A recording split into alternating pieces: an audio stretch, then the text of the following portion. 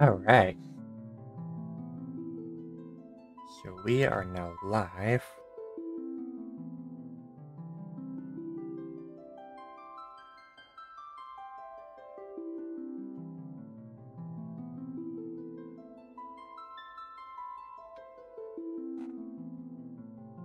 Oh yeah, and before I do start, I have to check something, so one moment.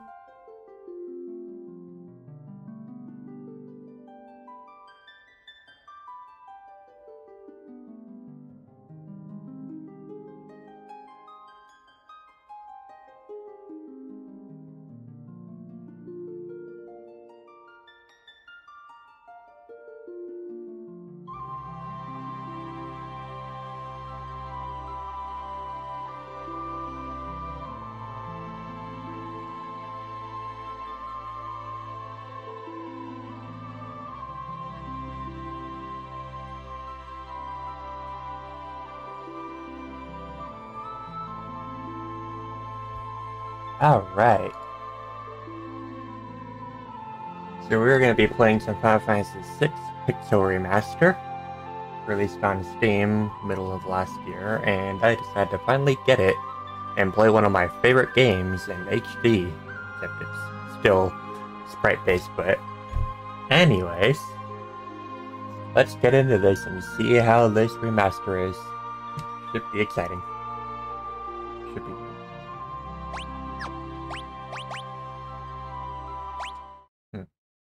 Oh boy.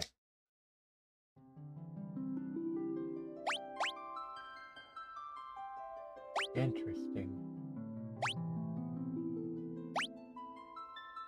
Alright. I'll check those out later on.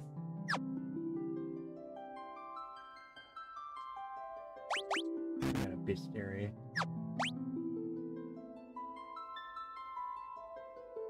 So let's start this game and see how it goes.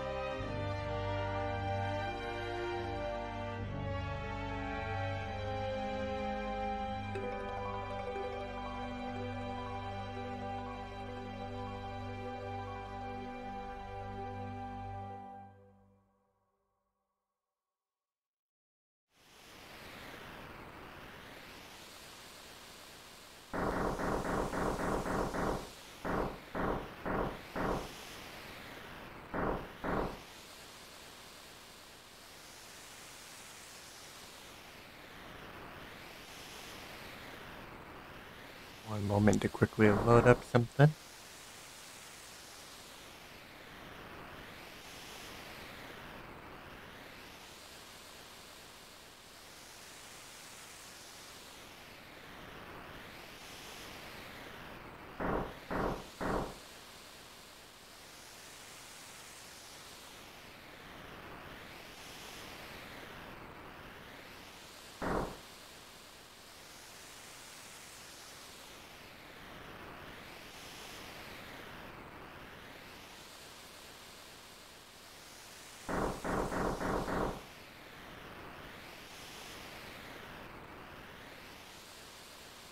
Interesting how the dialogue goes on even when you don't do anything.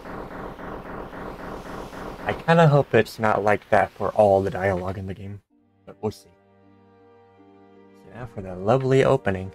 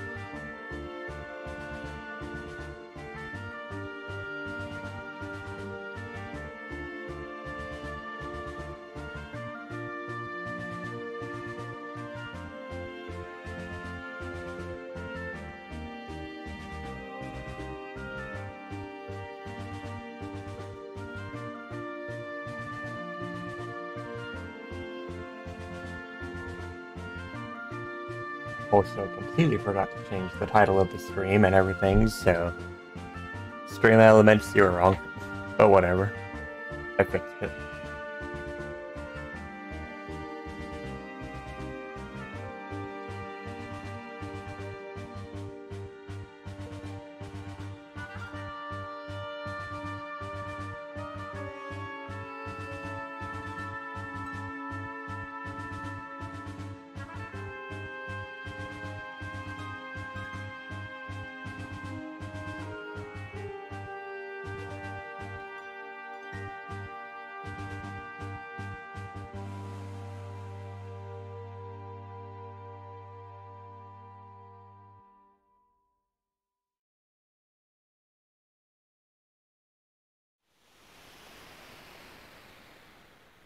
And here we are in the mining city of Narsh. Or Narshi, depends on how you want to say it.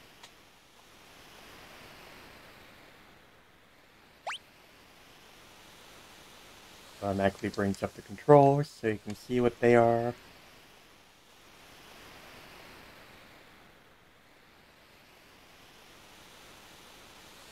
So X turns on auto battle. Alright.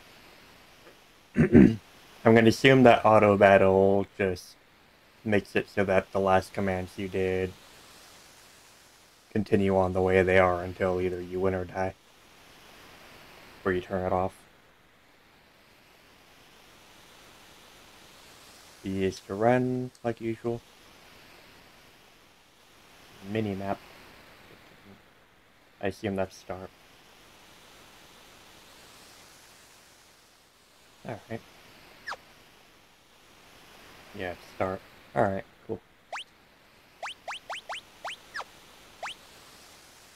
Alright, I'm gonna have to change this around a little bit.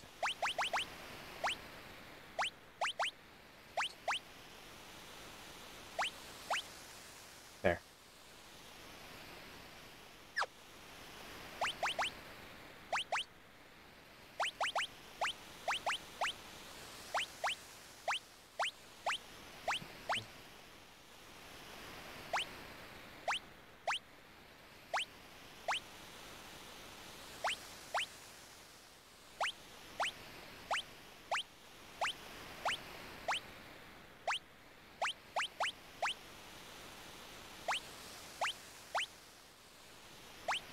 Always active. I never play on wait mode. So there isn't a,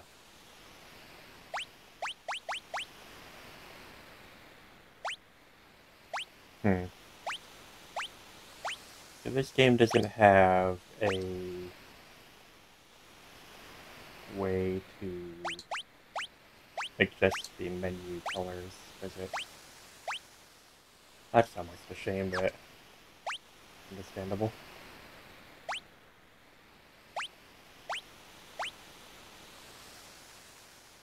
Alright.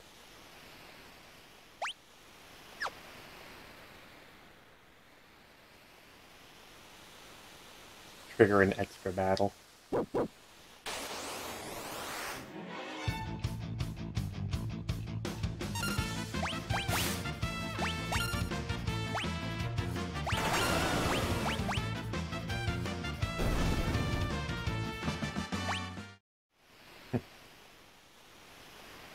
You can't go over there, so...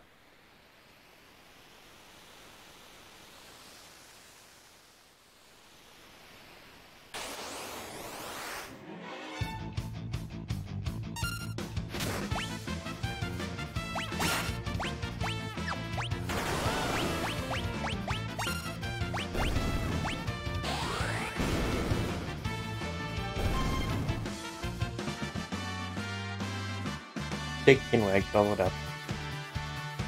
Our recurring Star Wars characters are now higher. 96 skill, 96 experience.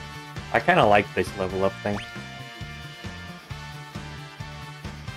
Shows you what your stats are. That's pretty neat. I like that. It didn't do that in any of the previous Final Fantasy VI versions.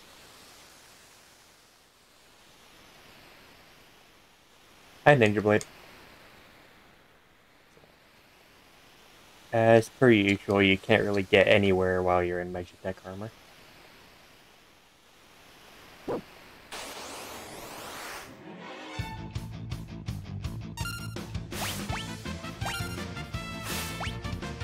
gonna take you that. Cool.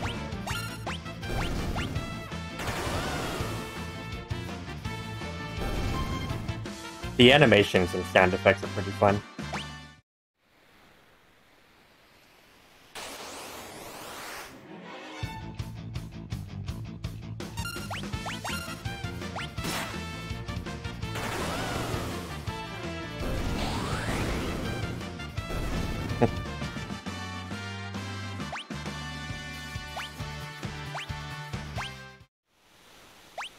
How much does Terra have? Oh, I'm sorry. How much does our unknown girl have to level up? Oh, more. Oh, she's already level 3. Makes sense.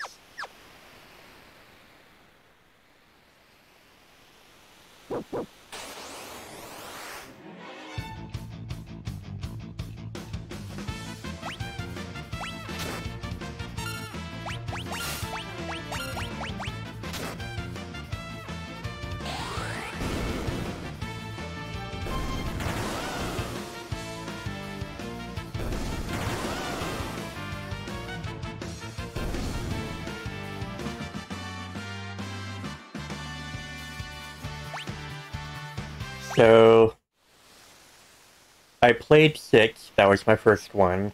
I played it when it was 3 on the Super Nintendo back when I was 8, and I beat that. And then I proceeded to beat 6 on the Game Boy Advance 7 more times, 100% through, including rescuing our ninja friend and everything else. I played and beat 7. I played 8. My disc was scratched and I couldn't get past the first mission, so I couldn't do anything with that. I played 9, got to the water cave, and kinda got bored, so I didn't play more of that. I played 10, got to Macalania Lake, didn't beat the Magitech, the Magic Nulling Magitech boss. Machina, not Magitech. So I gave up on that. I rage quit because I was like 12. And I played and beat X2. Played the hell out of that. I played a little bit of 13, but I didn't have my own PS3, so I couldn't play much of it. I just played it on a friend's. Oh yeah, I played 12. I got out of Remaster, got to the judge battle, and kind of got bored of the battle system, so I didn't continue with that. Um, I've played a little bit of 14. I have an account on there. And I played and beat the hell out of 15, both the original version and the Windows version, and all the DLC, plus comrades, and I watched the movie and everything. And I played a little bit of 4. So, yeah. I am pretty well versed in Final Fantasy. Also, hi, Corbin.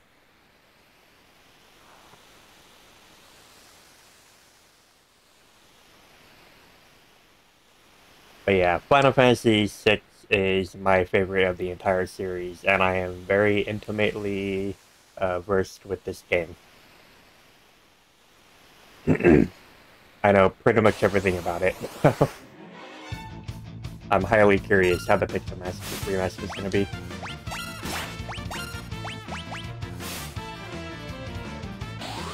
Of course, at the beginning of the game, when you're in Magitech armor, you don't really need to worry about anything, so you can just kind of bum rush the entire start of the game.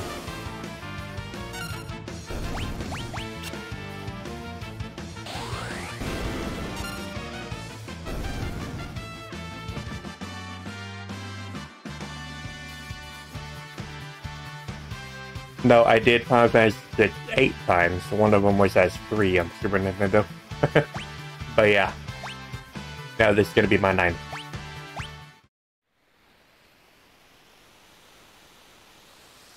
Oh, they improved the music super well. Like, it's now fully orchestrated and everything in this game.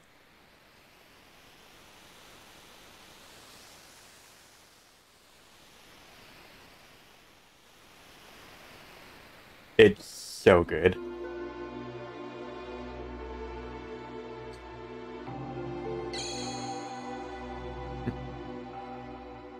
Now I know about save points. But sure, let's learn about them on stream. You can use tents and sleeping bags and also save the game. You can use the save and quick save functions anywhere on the world map.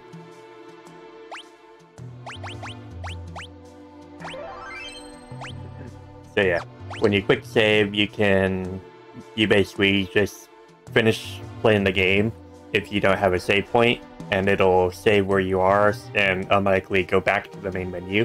And then when you start again, it'll delete that quick save and start you where you were.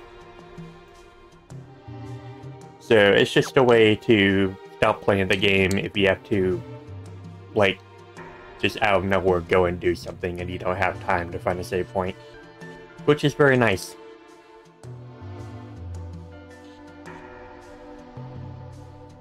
And PMD2 also has that, I think.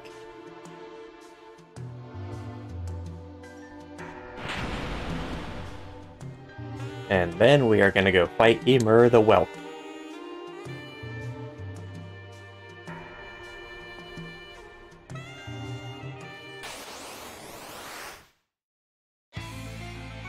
And here's the awesome new boss battle music.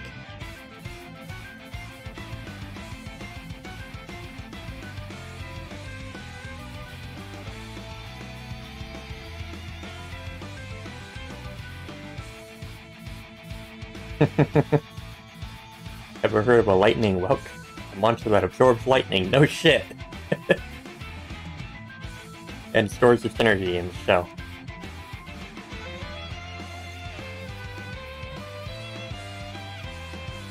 So whatever you do, don't attack the shell. So yeah, pretty much just use 3 hits and then wait, because it's gonna pull its head back into the shell. And when it does, you don't want to do anything, otherwise it's gonna gigavolt your ass and kill you. Probably.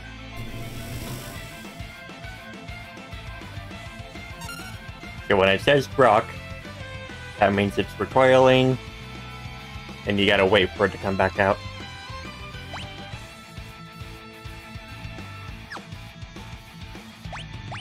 Might want to heal a little bit. Might want to heal a lot more than a little bit.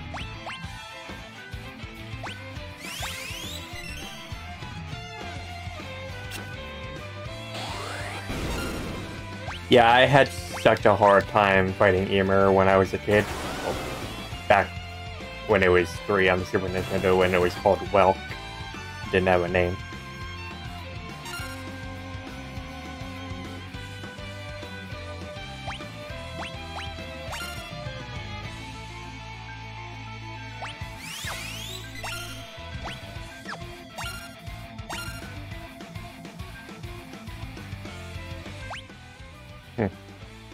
You can do that in here too. It tells you all the controls. That's pretty neat.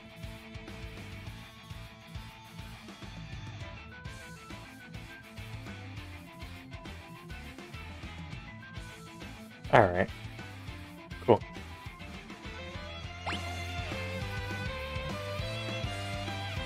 Oh, I use active. I never use wait on Final Fantasy 6. That just makes it way too easy.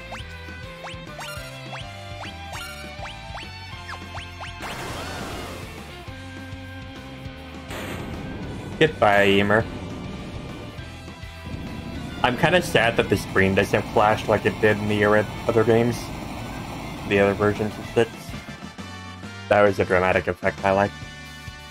You don't get any experience for this fight. Huh. That kind of sucks, but oh well.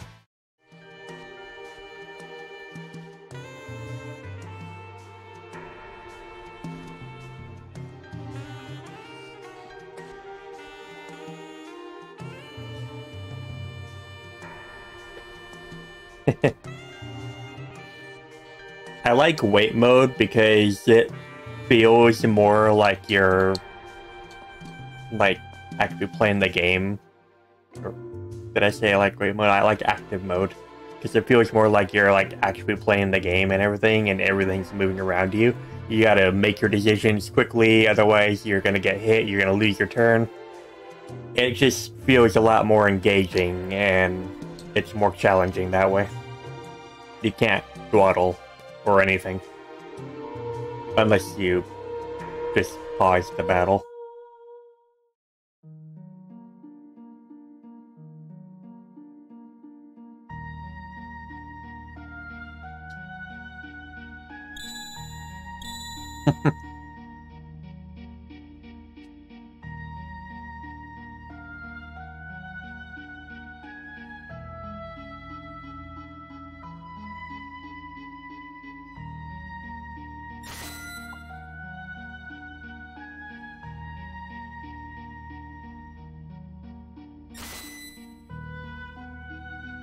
Goodbye, Biggs and Wags, our beloved Star Wars characters.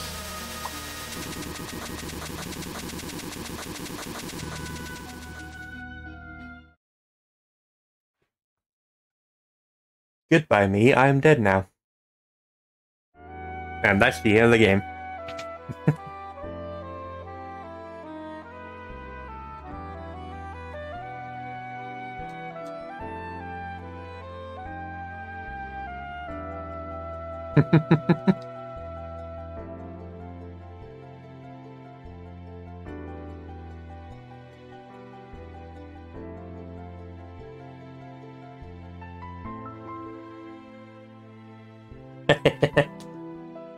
Yeah, I haven't played 6, have you, Ninja Blade?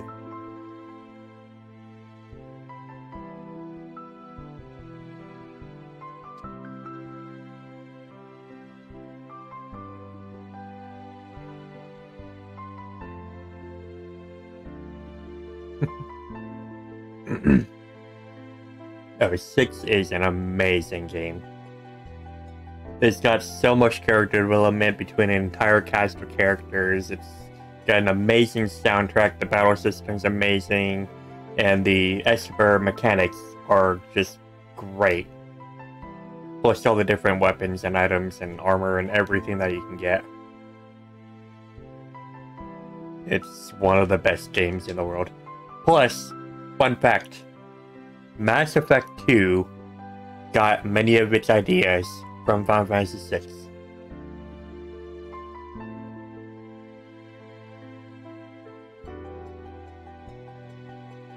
So you can actually type on here.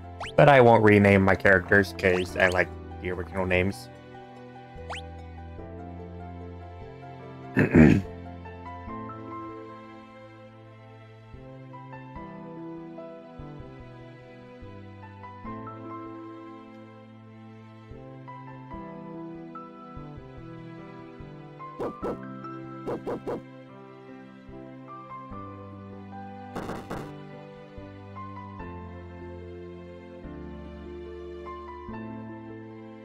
Also, do you like my little Latios avatar? Very different from Glacialis, isn't it?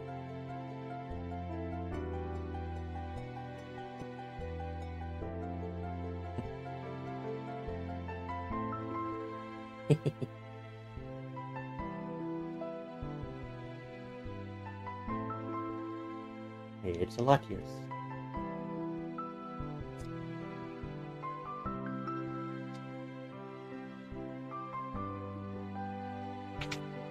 Wait, you can actually move diagonally, huh? Interesting. Okay, that is gonna change a lot of things. The fact that you can move diagonally.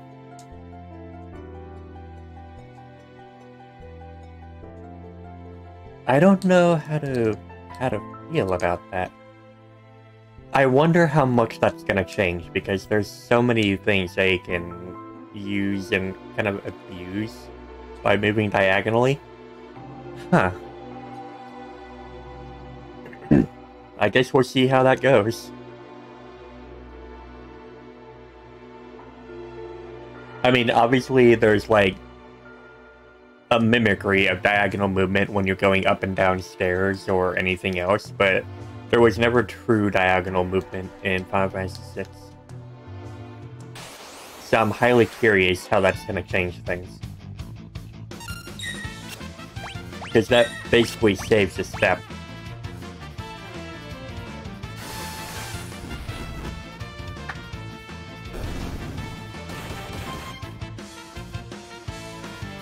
probably don't want to use too much magic, and god damn, my agility is awful. Maybe I should have done some grinding in the mines. You can technically grind as much as you want while you're in the Magitech armor, and just keep using Healing Force whenever you get low on hit points.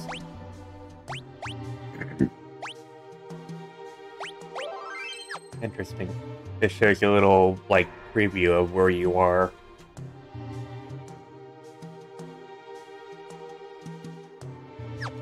Yeah, and another thing too is, like, there's a certain puzzle when you're returning to Narshi as during a Lux scenario where you have to follow a little star that runs around. And, like, certain controllers, it's very easy to accidentally move diagonally.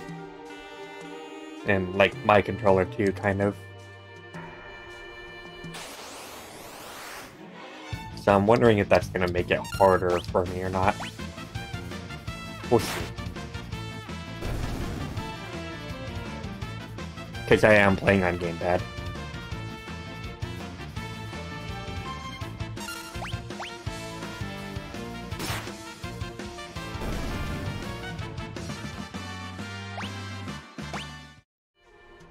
At least I'm getting a crap ton of potions for this.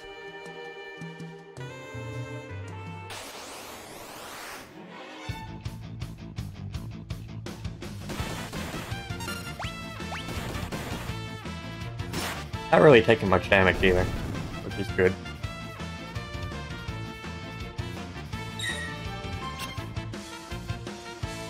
Decent evasion.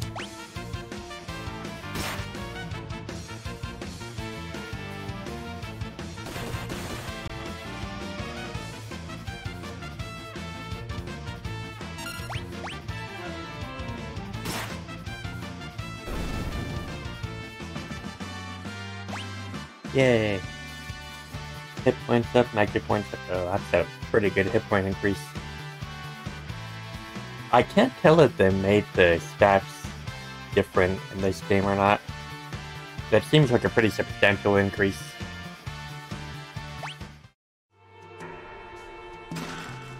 Phoenix down.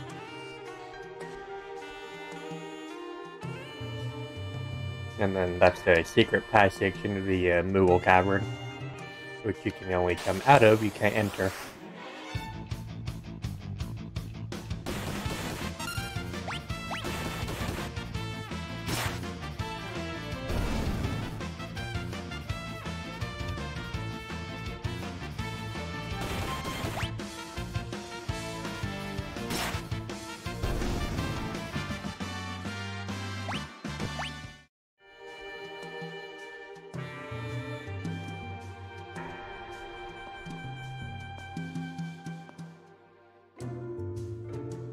Huh.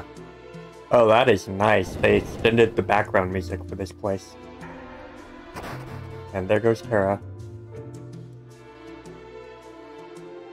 So they added a second loop to the background music that's different for Narshi. That is cool, I like that.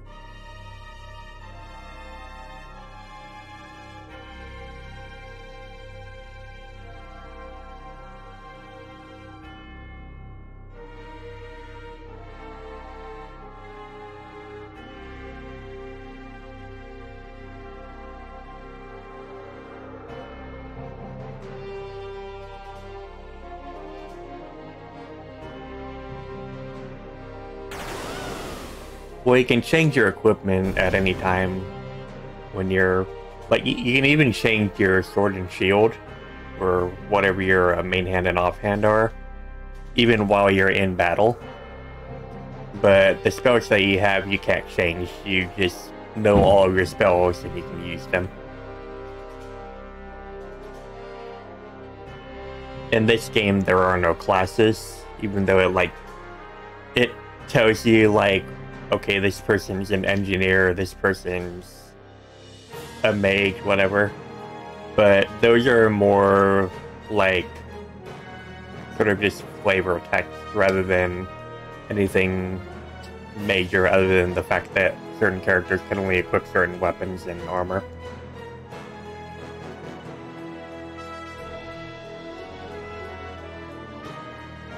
But there's also a relic called the Merit Award that allows the character to equip anything. But frankly, it's not worth it because that takes up one of your 2 relic slots, which you could be using for anything else. Hi, Locke.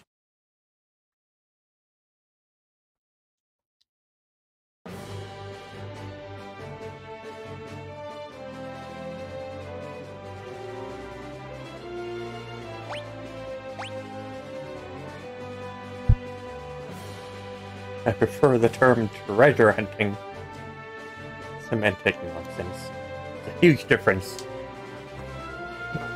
Locke is so great.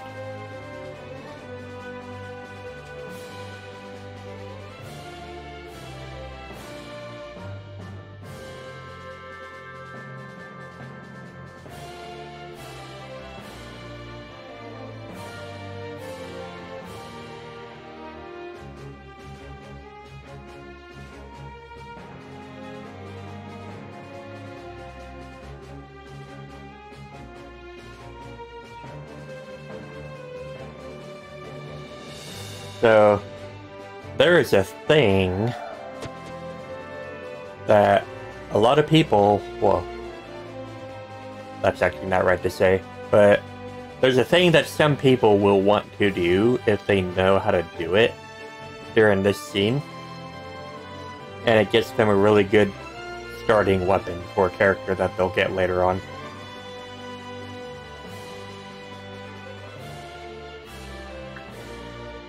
And I actually found this out when watching a speedrun of this game a while ago. Oh my god, the music is so good. But if you can still do it in the remaster, then I'll show you what I mean.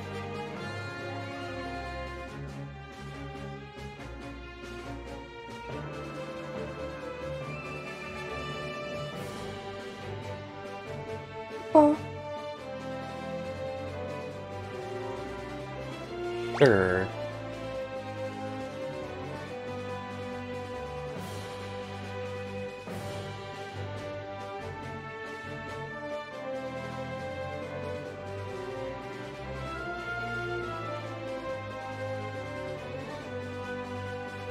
So which one has Mog?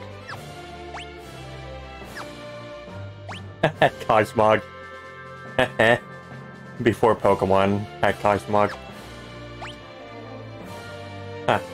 You can pull up the entire map. That's actually really cool. Okay. So you have Mog. You're the one I'm going to want to pay attention to.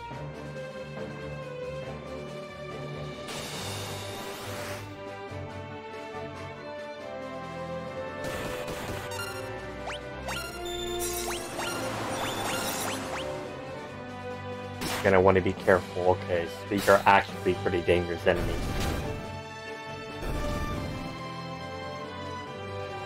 But usually the Moogles are pretty strong in their own right.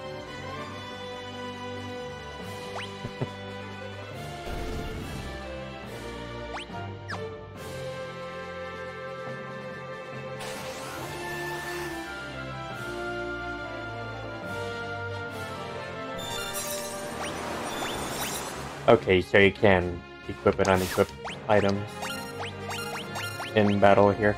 Cool. Yeah, the Moogles are no joke. They are strong as hell. You don't want to get on their pets. You're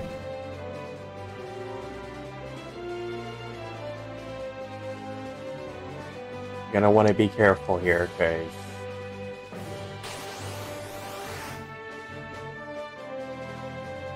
don't rush all the enemies with one party.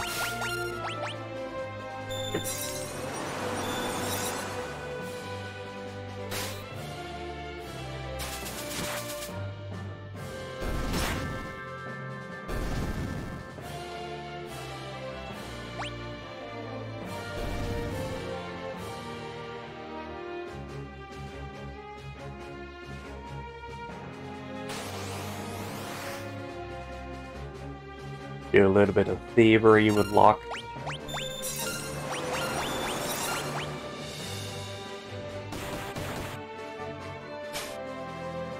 Potion, yay. Ouch, that's a crit.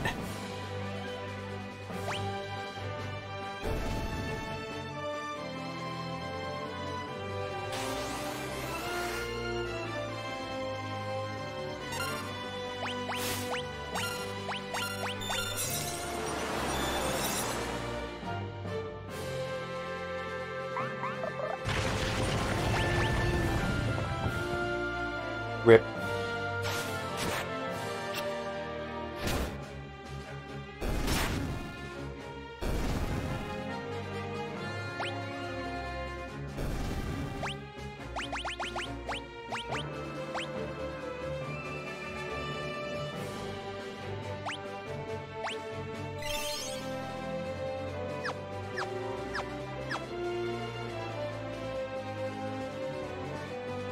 Do some more thievery, grab another potion, you know, the good stuff.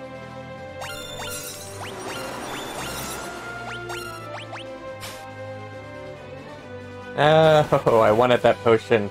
Damn you. You asshole.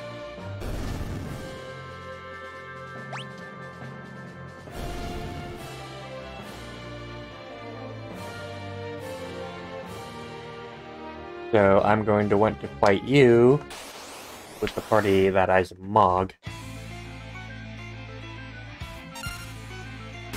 And I'm going to want to do something.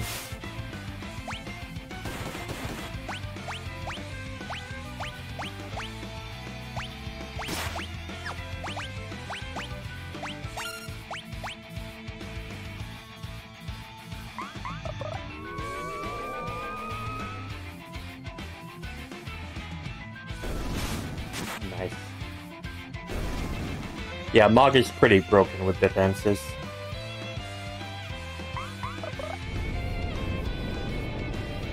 Goodbye.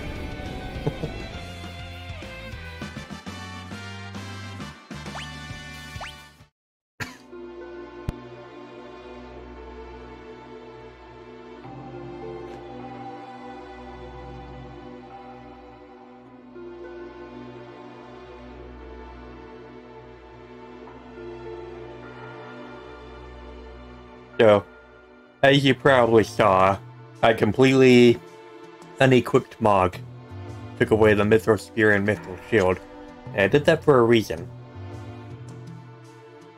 Because you can't go into the menu and unequip the characters that aren't part of your main cast. But they didn't think about that. You can still unequip them in battle. They didn't take that away. So there are a lot of NPCs that you'll find and be able to control that will have really good weapons and armor, and you can take that off in battle. And put that on other characters.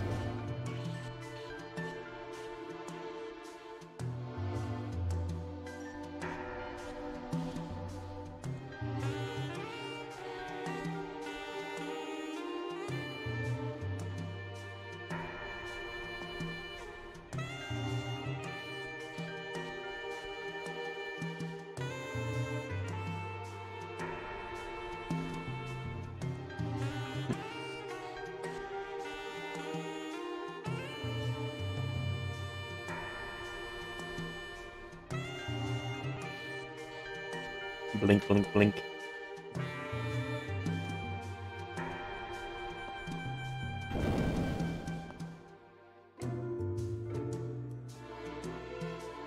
So obviously you can't go back in the city, because they'll kick you out.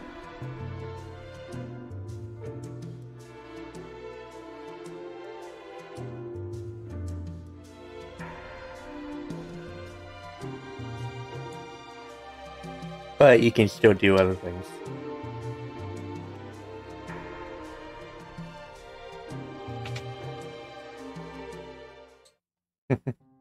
So, when you go into the school, you can get a free heal. This basically restores everything, your status, your hit points, magic points, everything. You get a save point.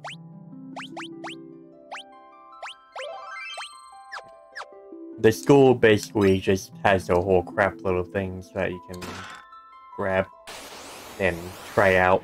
It just teaches you all the mechanics and things that you want to think about. Potion.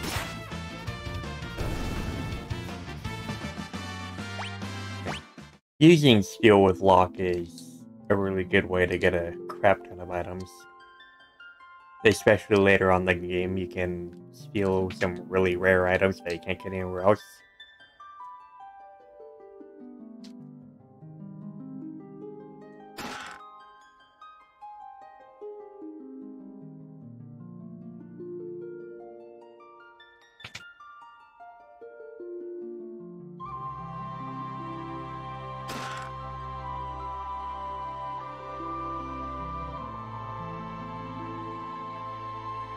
The music is so great. I love it.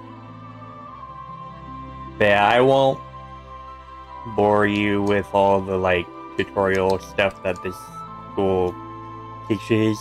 I'll just show it when it happens.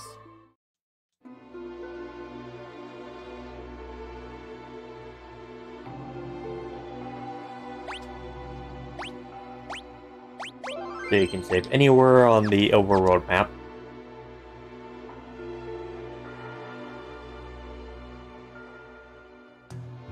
That's really nice.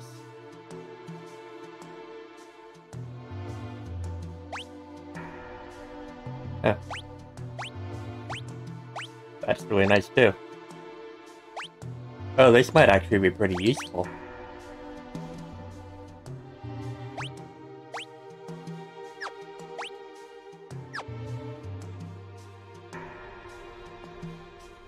Oh, that's neat.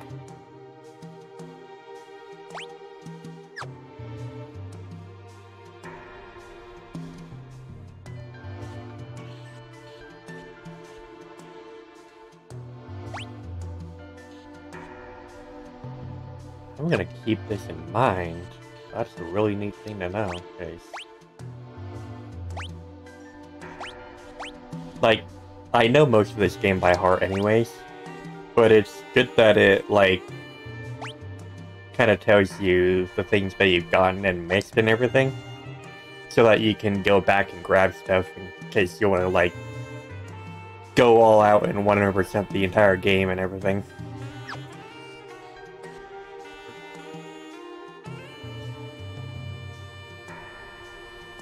So, 6 on the Super Nintendo, which it was called 3, it was great for its time, obviously, and it still is, but it had a crap ton of glitches and everything, obviously, on the Super Nintendo it would. Plus, back then, the US didn't really know very well how to translate Japanese. And so a lot of the dialogue was very wonky and not really well done or proofread or anything, and it was kind of a mess. The same thing with Final Fantasy VII, especially the famous line with the guard scorpion attack while its tail is up. Yeah, don't do that. But for the most part, the difference between the Super Nintendo version and the Game Boy Advance version is the dialogue is obviously not as well done, and the music was on a different sound font, so it sounded very much different. The Game Boy Advance, the music sounds a little bit more electronic-like, in a way. I like a lot of the Super Nintendo styles with the music more, but the Game Boy Advance is still pretty good. And the dialogue is a lot more refined. Plus, they added some post-game stuff and just a whole crapload of other things in the Game Boy Advance version. And I'm more than certain they added even more stuff in the Pixel Remaster. So we'll see how it goes. I should probably drink my tea before it gets cold.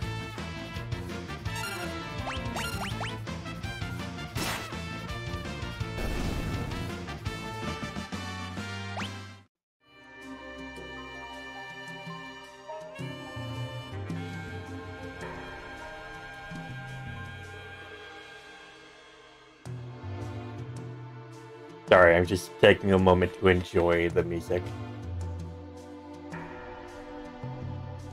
Also, you're gonna want to be very careful when moving around the desert, especially in early game, because desert monsters are literal death. They do not screw around at all. You want to be very careful when running around the desert.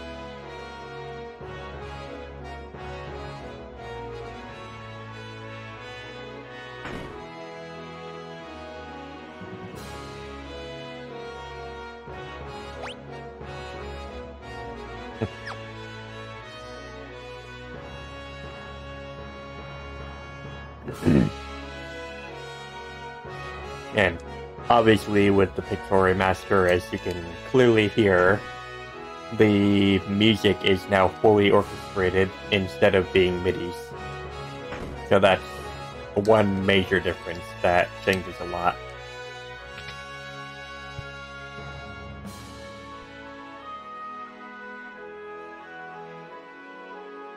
So walk the desert, yes. Do it. You won't. I'm just gonna steal your gold needle. It's okay, you don't need it, you'll never be petrified. Those are interesting door tiles. They weren't like that in the original one.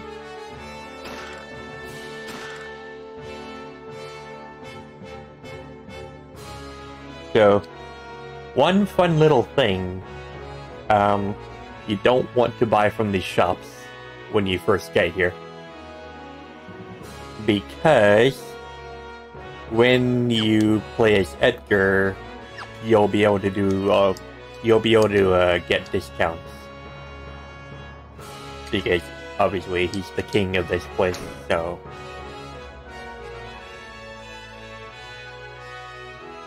you want to wait until you have Edgar in your party before buying anything, otherwise you're going to be spending money you don't need to spend.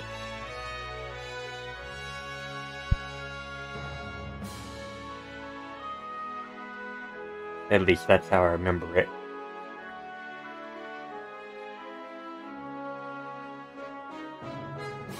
I could be wrong though, it's a very small portion of the game.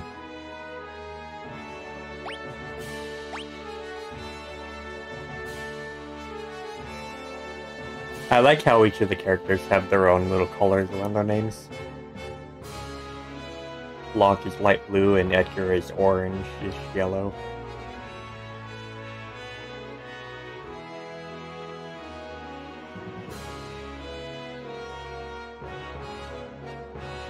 Paris green.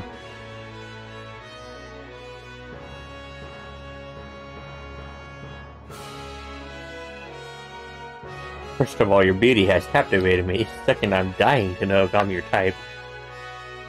And I guess your abilities would rank a distant third. So, fun fact, and it's never stated in the games, but the developers have revealed their ages. Tara is 18. Edgar is 25. Give that a moment to sink in.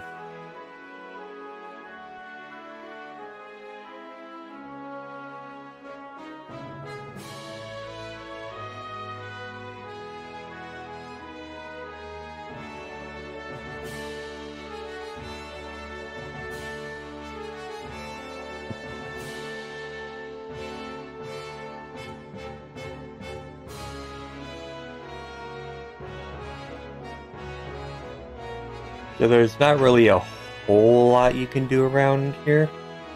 Like, obviously, there's some dialogue.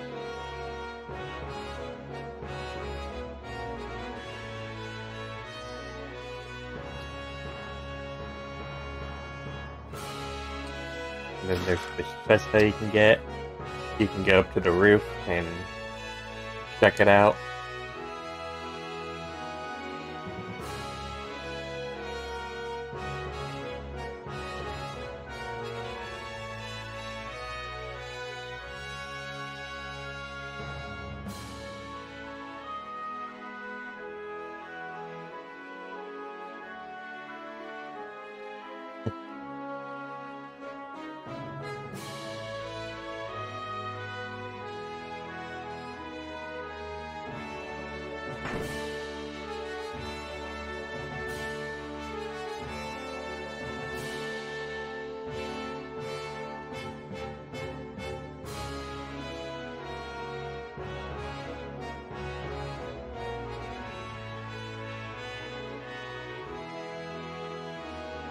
They might be wondering, how the hell are you supposed to progress? Where are you supposed to go? What are you supposed to do?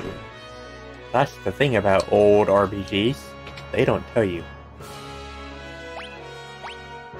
90% of the time, you need to figure out what you're supposed to do yourself, and that is usually by going around and talking to people, exploring.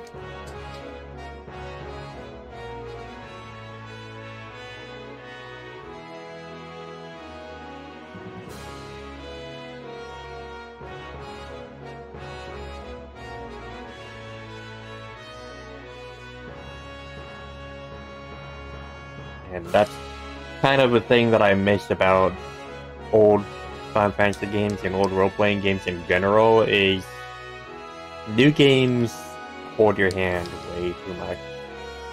And they don't offer much to explore or anything.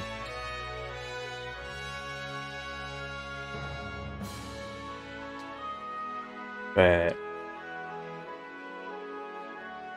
come on. Move out the way. I guess you're just not going to. Okay. Well, I'll progress with the story, so I'll talk to this lady.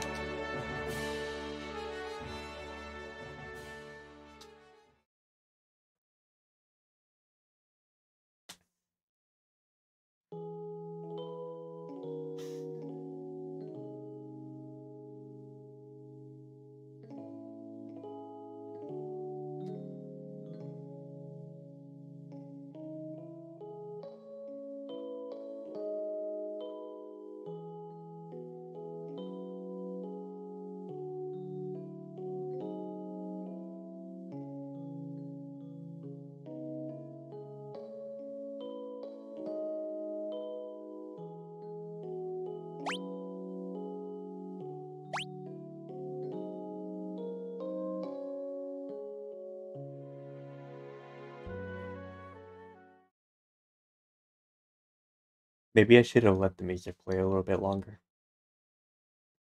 It's such nice music, all of it.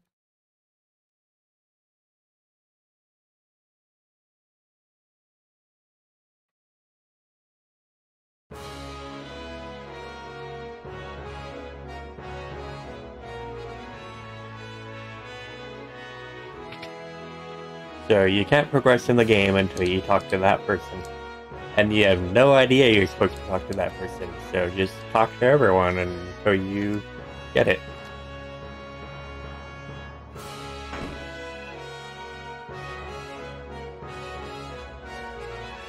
But, I'm actually a little bit wrong, because after you get Edgar in your party, there's... Okay, you do have one crossbow already in stock. I can grab one bioblaster. So, after you get Edgar in your party, this place will not be accessible for a good chunk of the game. So, the discounts that you would get from the shop won't apply until the next time you come here. So you might as well just get the items now instead of just waiting. Okay, some of them you're gonna need. The bioblaster is a pretty good weapon. Time for the iconic music.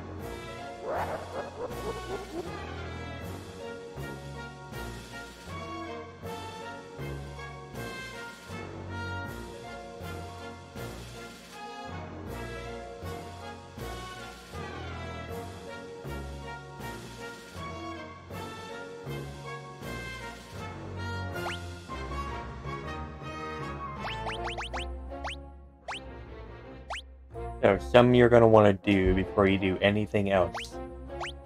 Give him the spear that you just took off of Mog.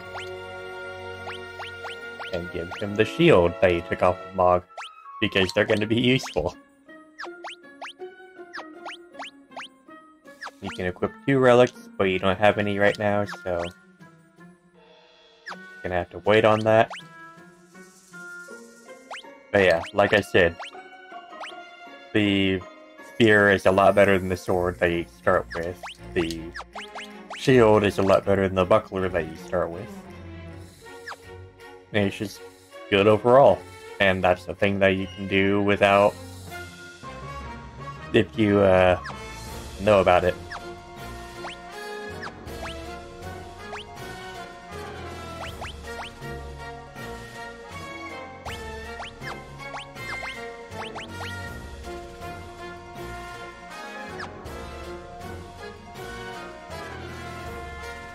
That's interesting.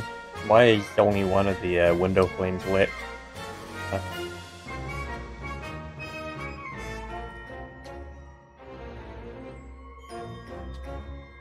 Oh, that is an interesting sound effect.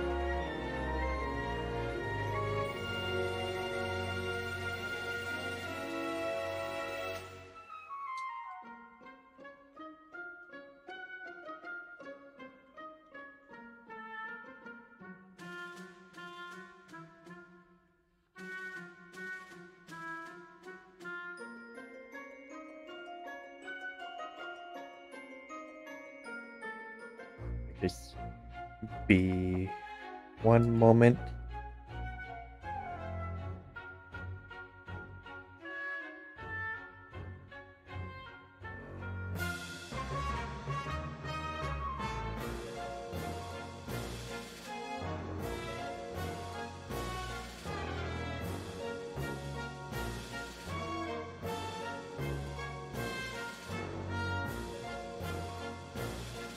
There are more crows here than Granny can the desert. A man can possibly keep track of them all.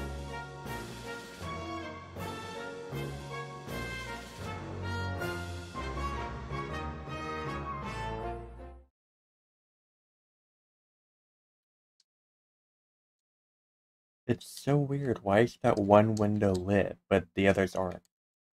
That's gonna bug me.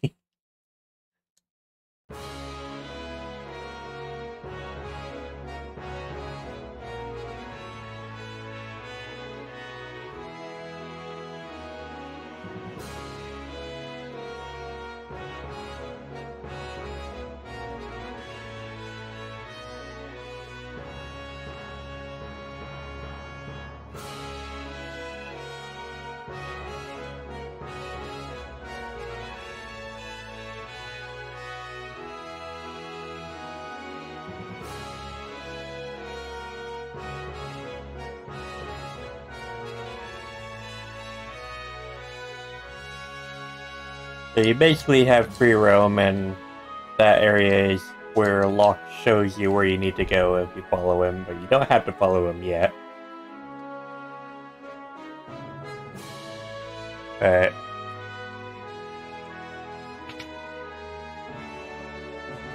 you basically just go to the one place that you can, and then come up here and talk to him.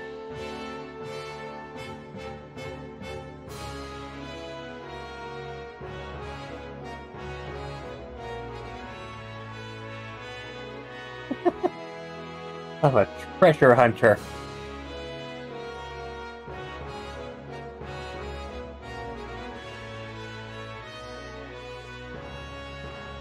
Alright. Night Ninja Blade.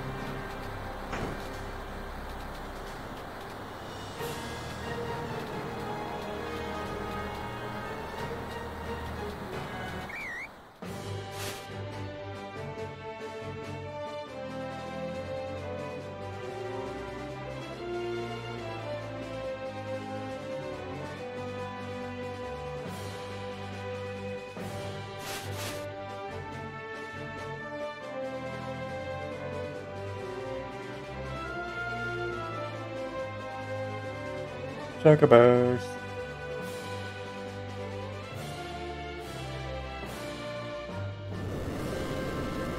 Also, I don't know if my mic was muted when I was saying goodnight to Ninja Blade. Hopefully it wasn't.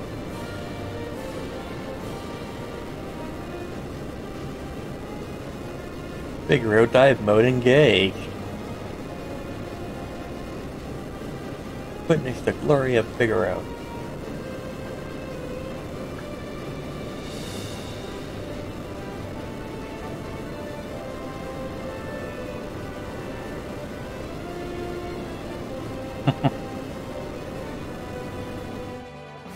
Yeah, get wrecked, Kafka. Go! Kill them!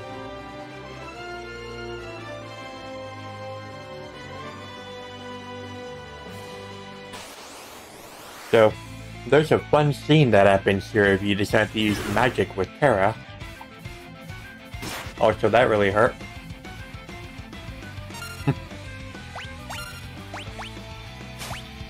So, you use magic. And watch what happens.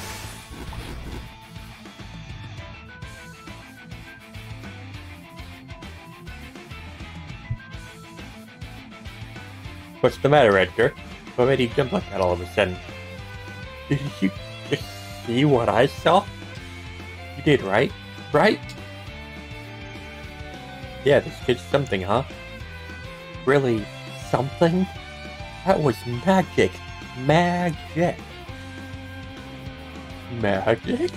She used magic?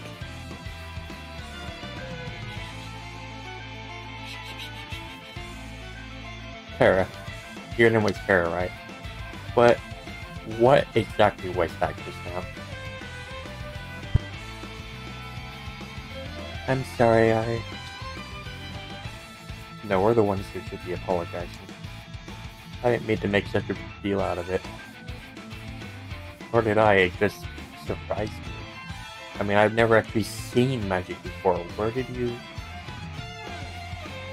It doesn't matter, does it, Edgar? Terra can use magic and we can't. That's all there is to it. The fact is, her magic can really help us right now. Thank you, Locke. Thank you, Edgar. Wink. The friggin' enemies are just over there watching swoon. Really?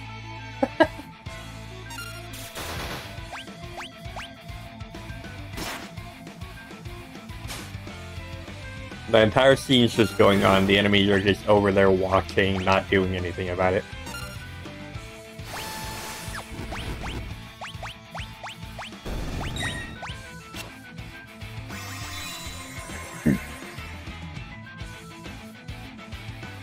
Don't hit lock.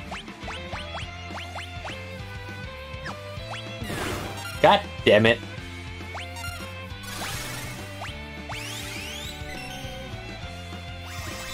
Fucking asshole.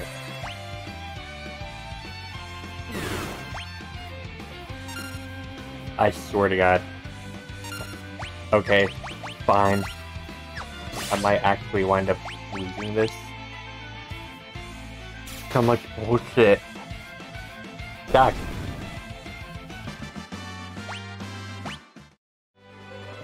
Terra didn't get any experience for that.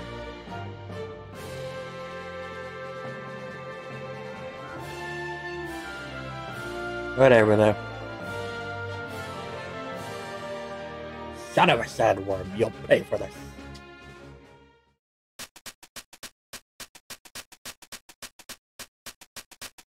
That's a bit of an annoying walking sound.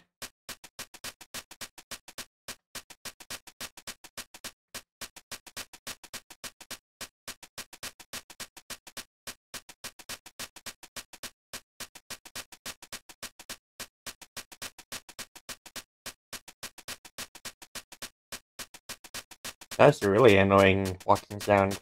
Jesus.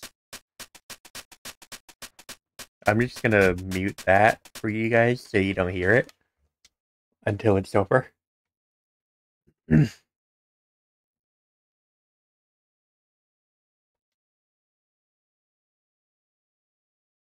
It's still going on. Jesus Christ.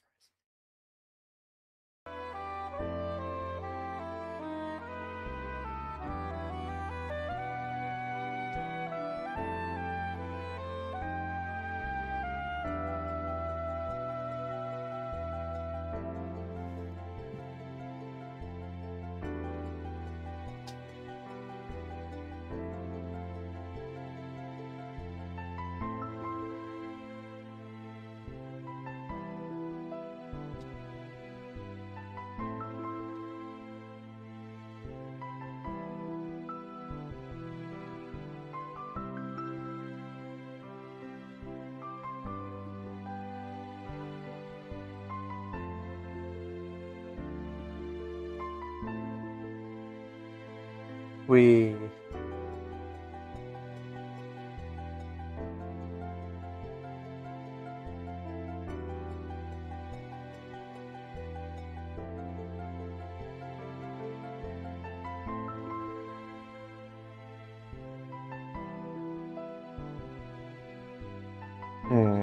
that's a little sus.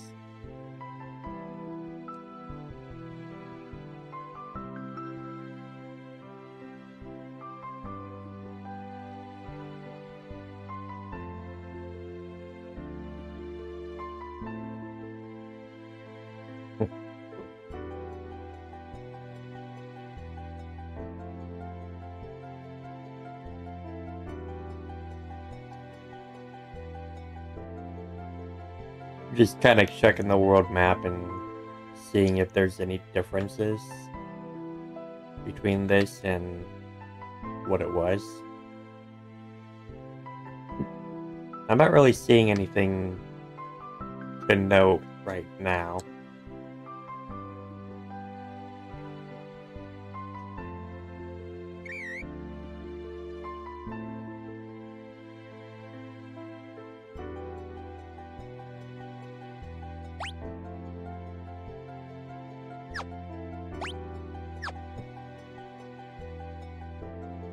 That's pretty cool though.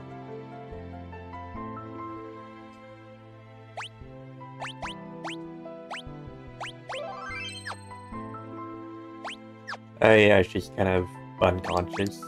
Could probably fix that. Except I don't have any way to fix it, so that kind of sucks.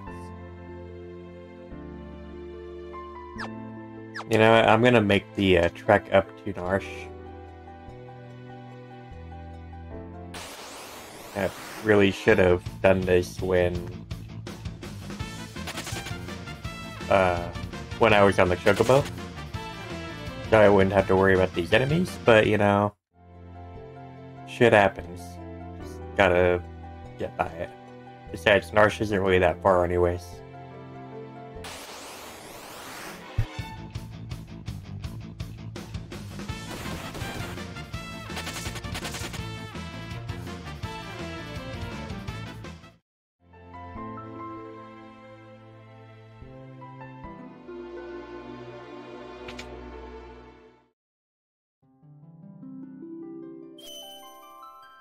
Healed. Get my free heal. Huh. The music restarts when you leave. Before, if you went to another place and then came back out to the world map, the music wouldn't go back to the way it was. It would just play the default overworld music.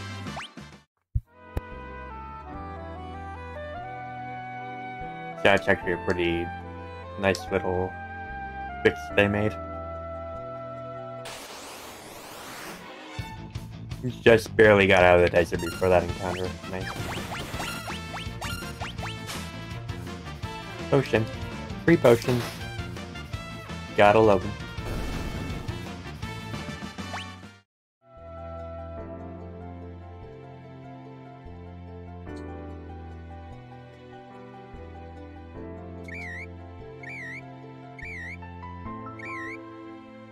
Chirpy chirp. What?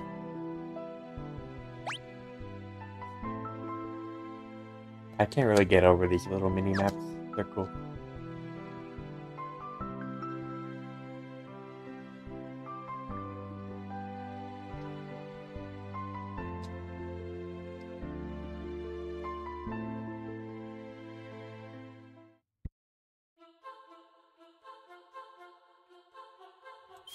course, I could have come in here and recovered too, but you know, I didn't think about that. Also, what that water animation, Jesus Christ. Definitely it wasn't like that before. So, something to know about this cave after I get out of this battle.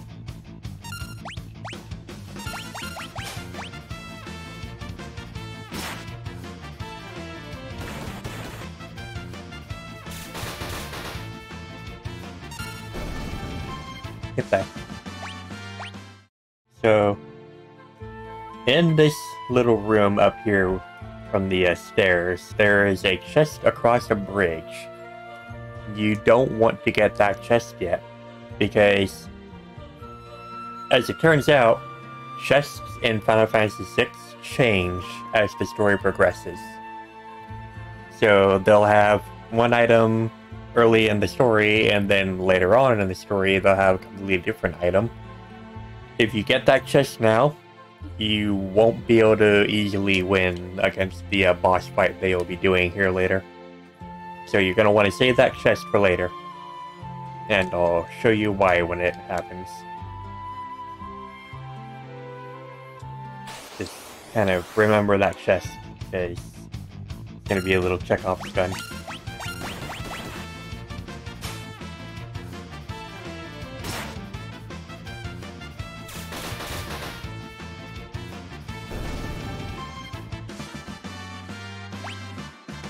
Yay. 20 more hit points, huh?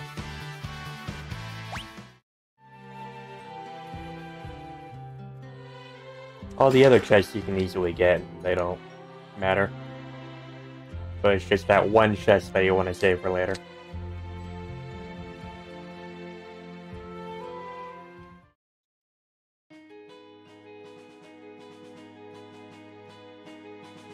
God, this diagonal movement though.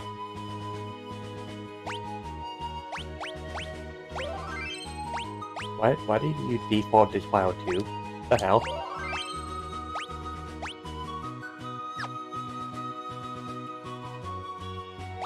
That didn't make any sense. So how many files can you get? 20? On the Game Boy Advance you could actually get 99 files, I think. But who would ever have 99 files?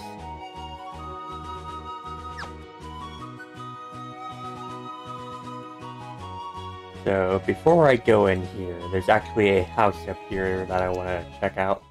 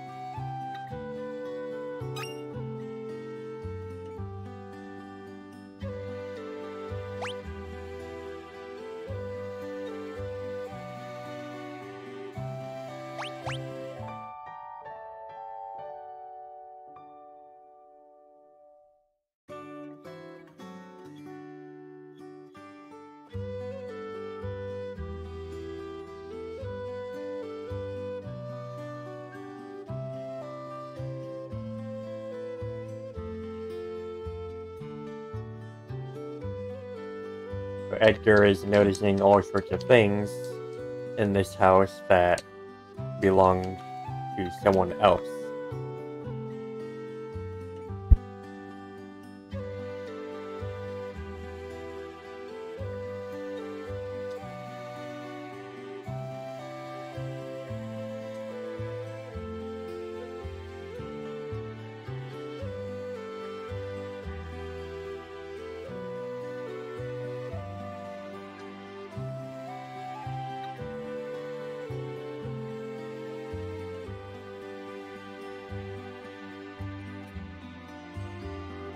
Goodbye.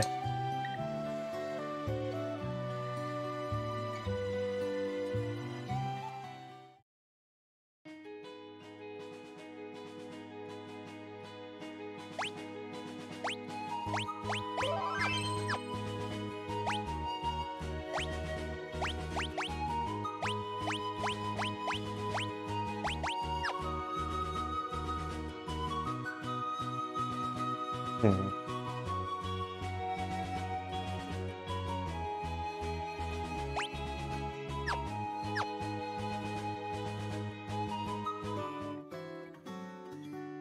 Oh hey, I wonder if I should be following this guy.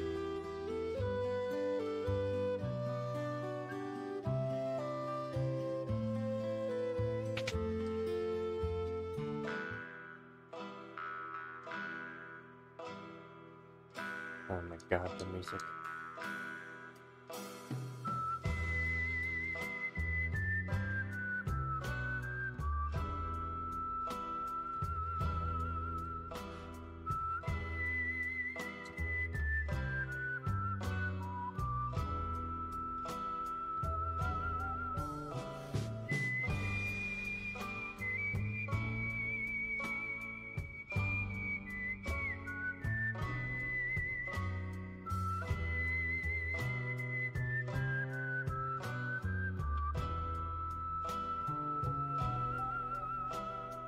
He comes and goes like the wind, swearing allegiance to no one.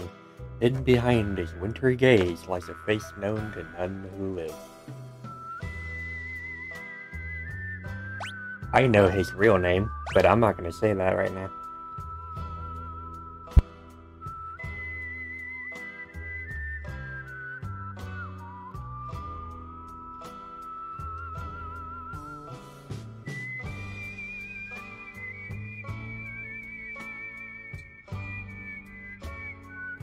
Leave us, the dog eats strangers. Oh, come on. I'm sure Interceptor will be fine. Besides, we don't taste good.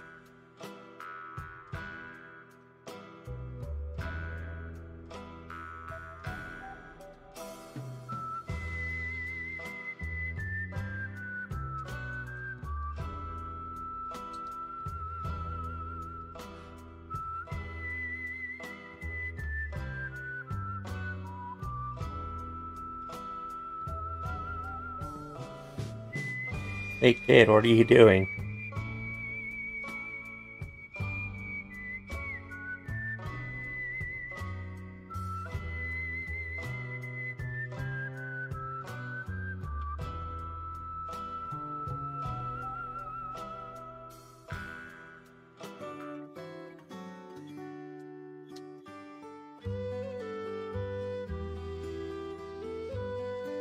So, that's a little fun thing you can do. Hey, sprint shoes, I forgot about those.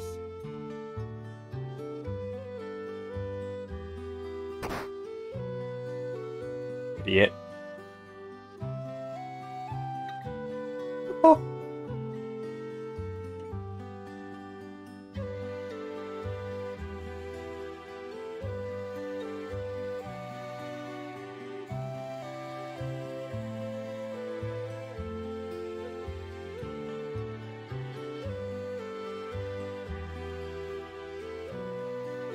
Person could equip 2 relics at a time.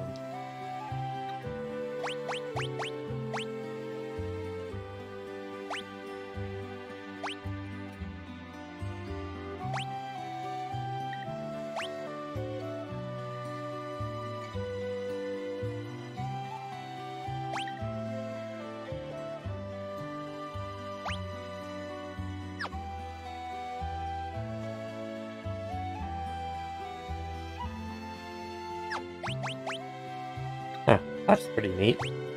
You can just go right into your equipment menu and put stuff on, take stuff off. That is really cool, I like that. That is a super good quality of life addition.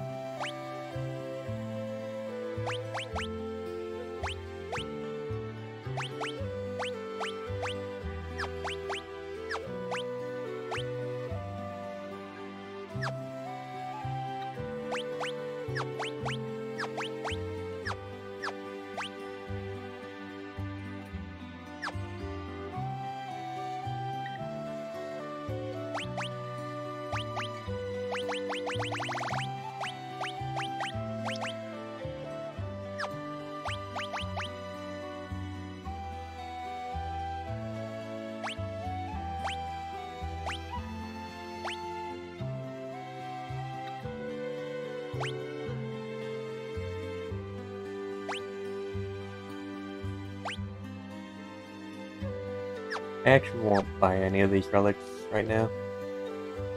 I don't really need any of them. What? Don't do that. I didn't realize that pressing down would have you go down the stairs. That I don't quite like.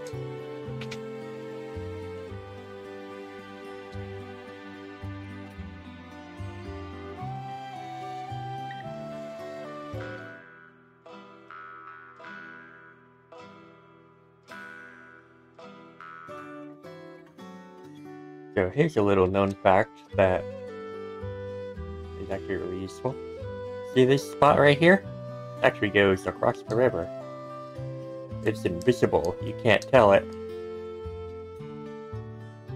But it's there. And it actually becomes pretty useful later on.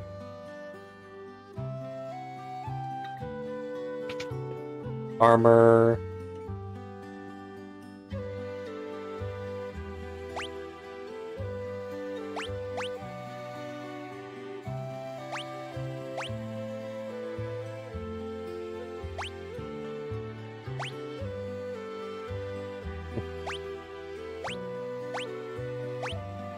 Alright, cool.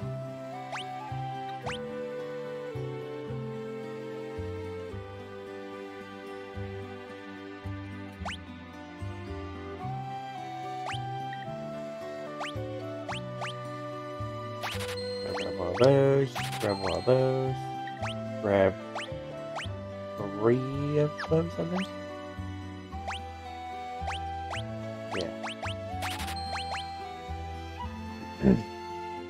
And grab 2 of these. Edgar already has the mithril shield that I got from Moggs. He doesn't need that.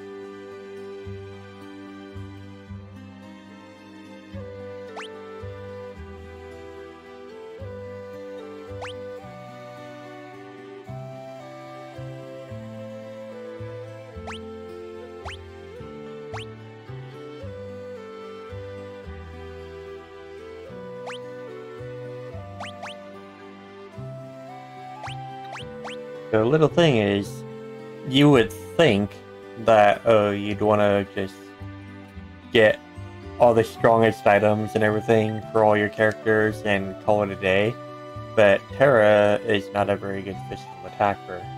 You're going to want to keep using fire with her. So, it's not really worth spending the 800 gil on a weapon that she'll very rarely use.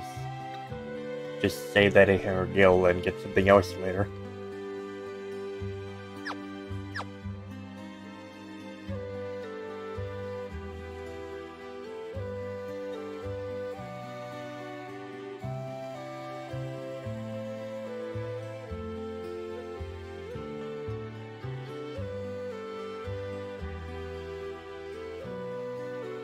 But yeah, there isn't really anything to do here except for exploring and that little shadow scene and everything, and just grabbing some items and equipment.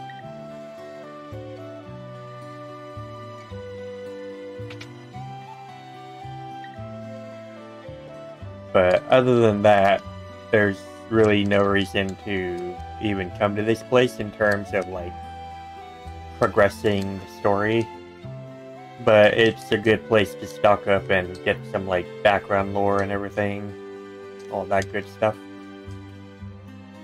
Also, they put a ridiculous amount of detail in like how far this freaking map goes. There's nothing up here, but you can still leave the map here.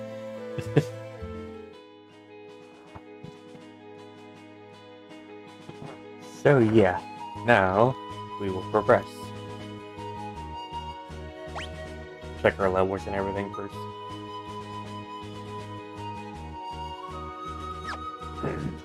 I actually will want to grind a little bit.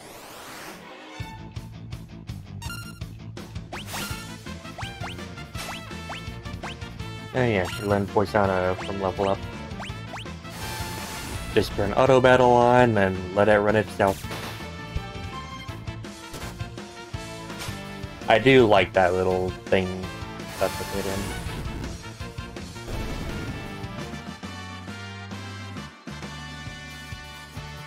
They can basically just come in here and let the battle run itself, and you don't even have to do anything, just grind.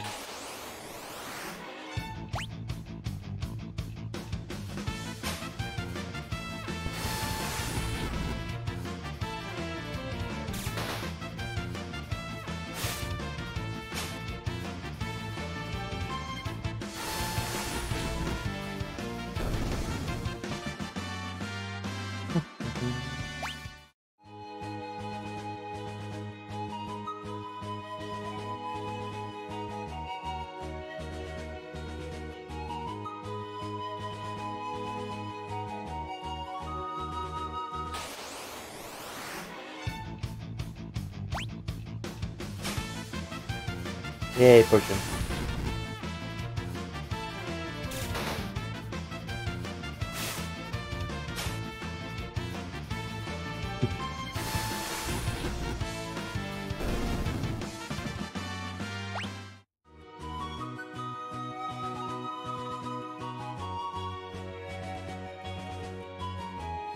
And I know I'm wasting a turn with Locke by having the auto run on, and then he tries to steal again when there's no items to steal, but it's not like it really makes that big of a difference. Because even the fact that Terra is using extra magic points to use fire a second time, there's literally that bed in Sabin's house that you can go and sleep in and restore all your hit points and magic points and everything.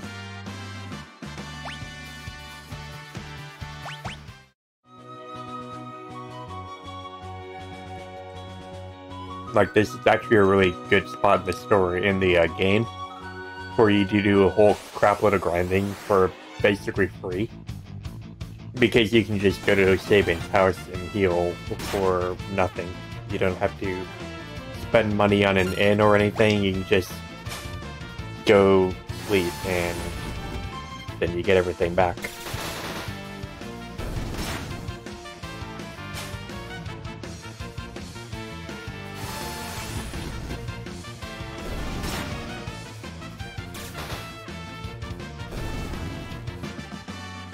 Whee.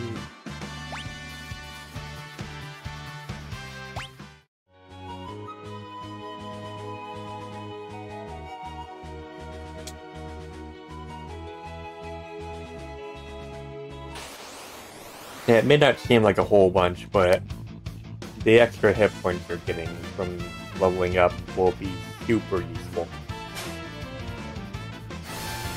Even if you're not gaining any extra stats, because that's actually not how stats work in this game, you're still getting hit points and magic points, and that's going to help a lot.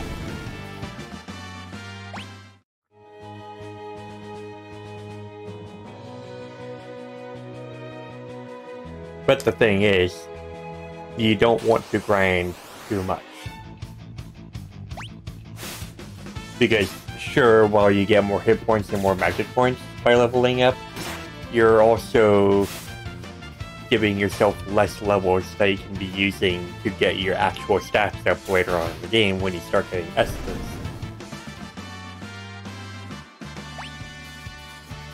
because equipping espers will get you certain stat boosts when you level up. That's how you increase your stats. And you don't get espers until pretty well into the game.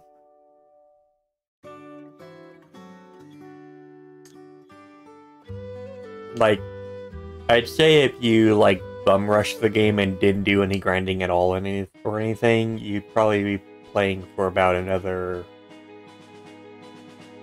3 hours, maybe, before you finally get the first espers.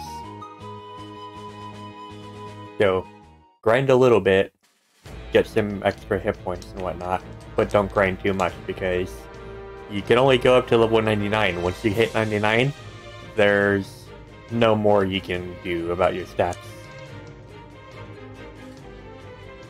Now, granted, I'm being a little dramatic in that case. Also, there's a guy up there that just walked away. But I'm being a little dramatic in that case because most of the time you're not going to wind up being level 99 when you get to the end of the game anyways. Unless you do a crap load of grinding, but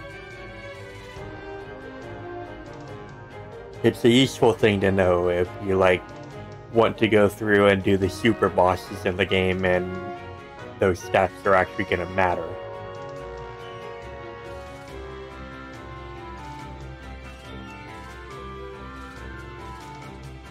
Also, there's a hidden item over here that you can get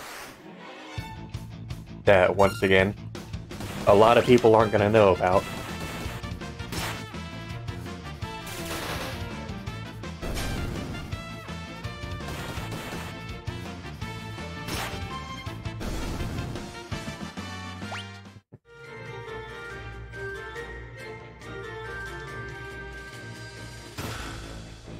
So I got the Giga's Glove.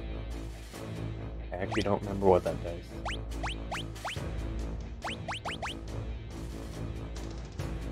Boost the word physical attack power.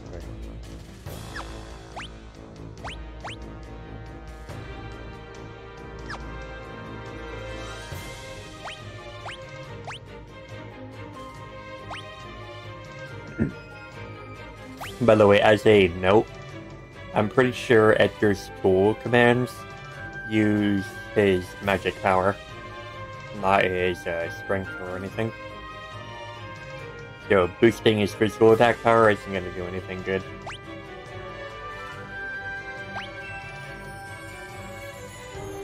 I'm actually going to set Terra with this because it'll help her a little bit more.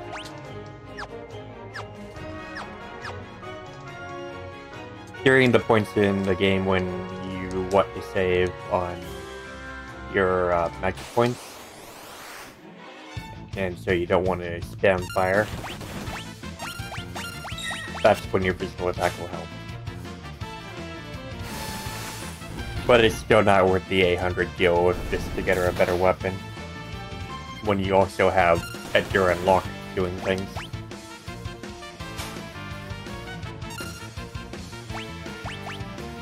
Fine then, you die.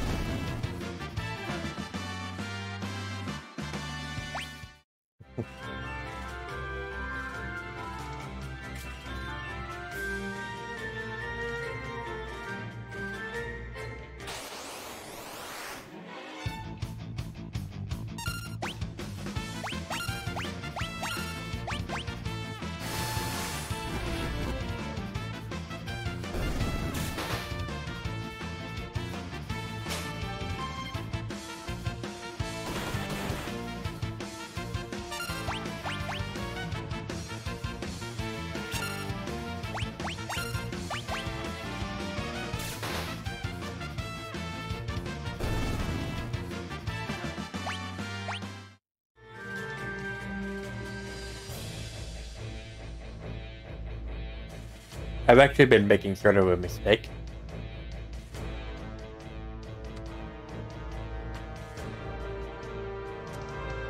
Because I should have been multi-targeting with my fire spell. That would actually make battles go by a lot faster. So I'm gonna start doing that.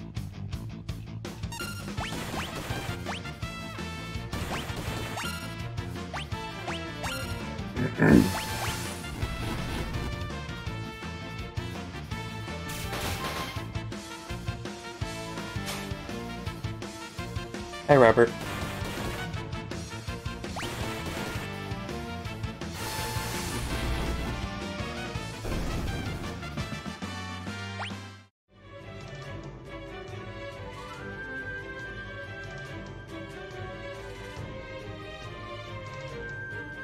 Yeah, so there's actually an item back here that I want to get first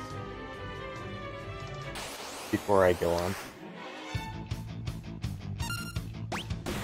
Always want to get the items, because even if you don't use them, you can sell them later.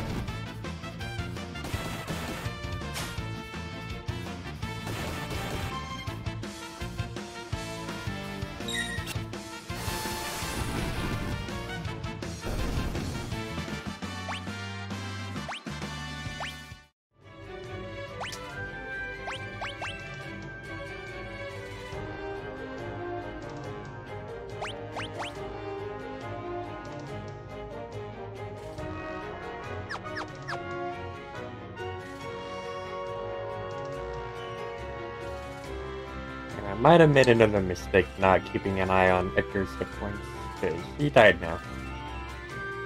And that sucks. But we got a 10, so we're going to be using that as soon as we get to a save point.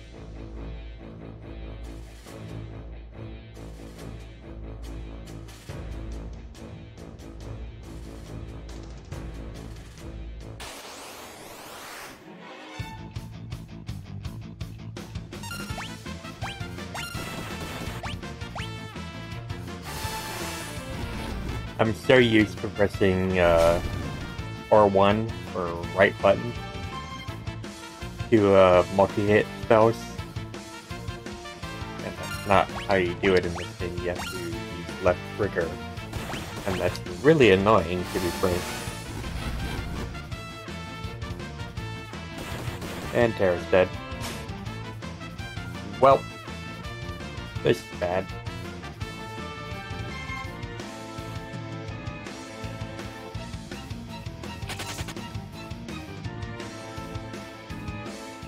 That's very annoying. And there's no way for me to heal until I hit that save point. Yeah, I probably can.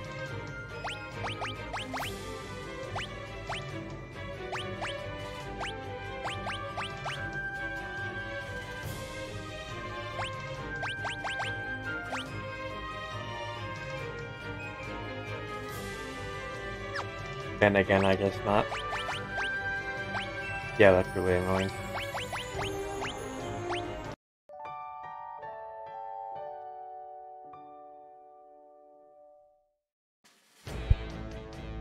So everyone's healed. Just in time for the big boss battle.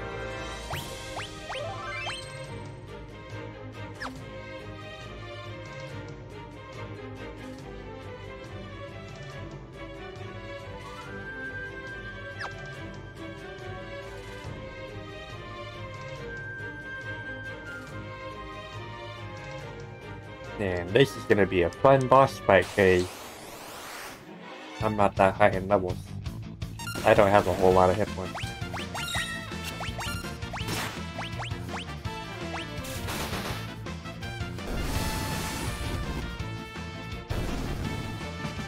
And Luck's poisoned, great.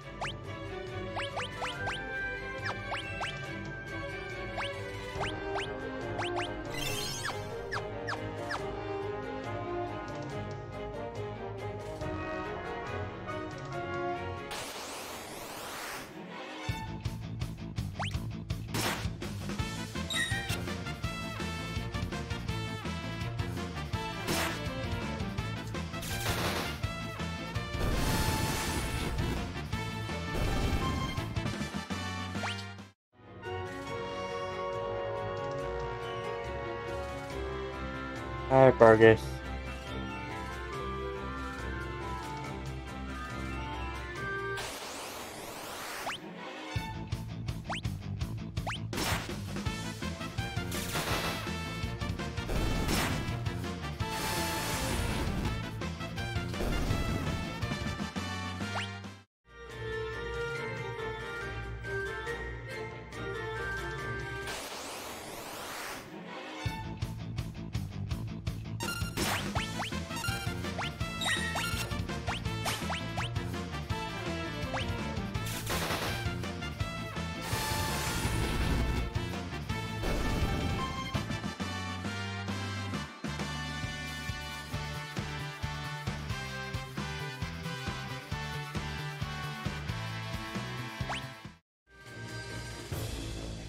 Yeah, but what can you do?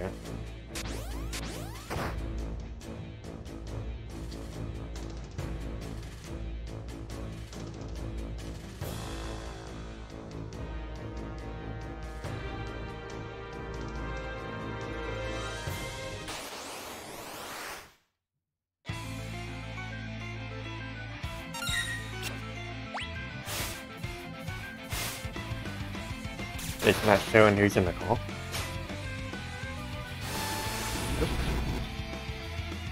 What the hell?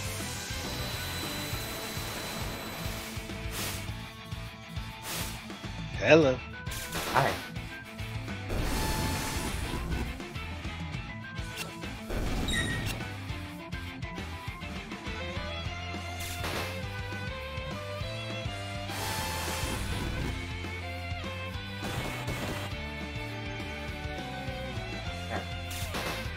I had the entire overlay over the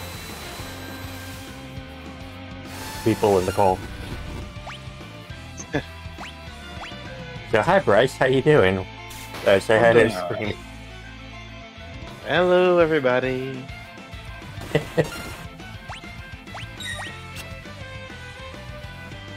I'm doing alright. I've been busy. Nothing. I'll send you all to the great beyond.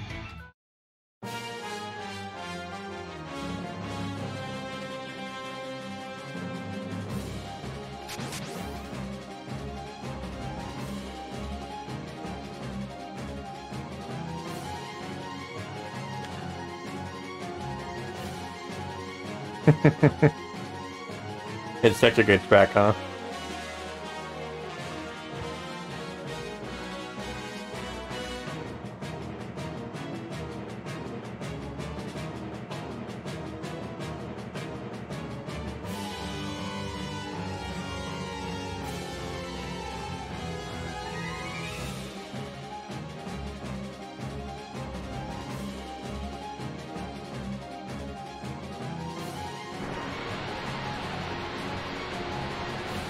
Also, I like how I just had the battle going in auto run while I was trying to figure out the overlay issue.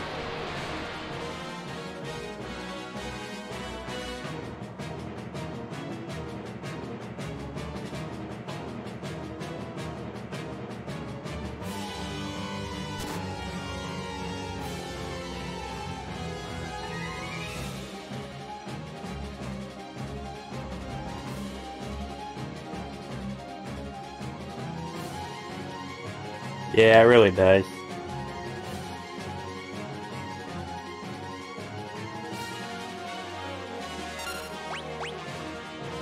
Oh wow, you can actually... Oh yeah, I forgot you start out with... You start out with the first three Blitz techniques. But you have to use Raging Fist first. Usually. Unless they change that.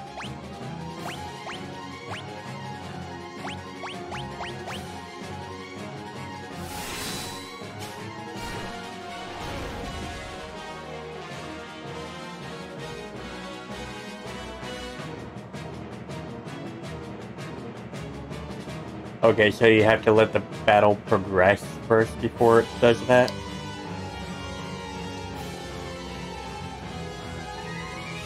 I mean, I know how to use Blitz, but I already did that.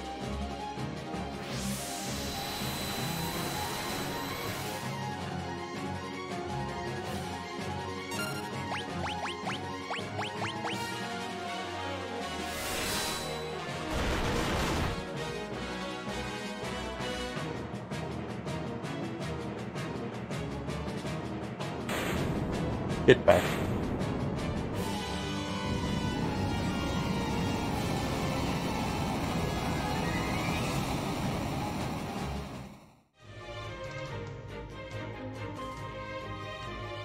Also, Bryce, if you want, you can watch the Discord stream to get more in real time.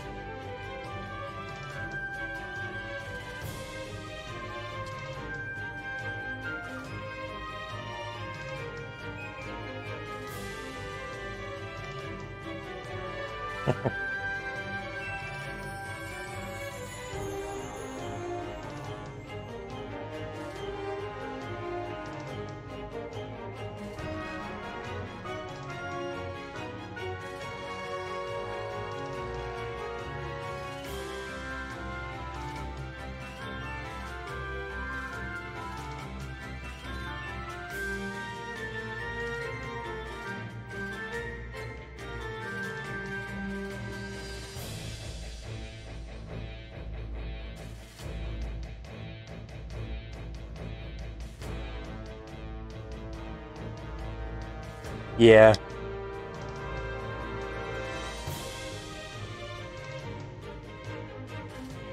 And I think it also gives you a chance to actually execute the commands. And if you fail, then it doesn't screw you up. But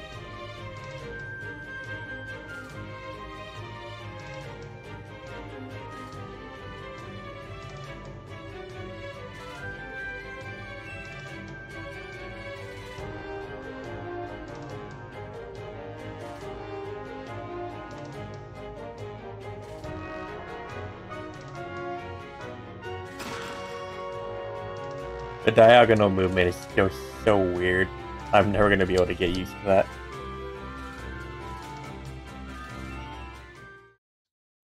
So how was rating, Bryce? Ended early. Ended early. Kinda felt that. Yeah, one of our members didn't feel too good. That's sucks.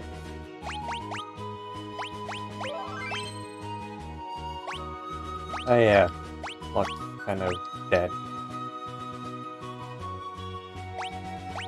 I don't quite want to use this. Guess I kind of have to.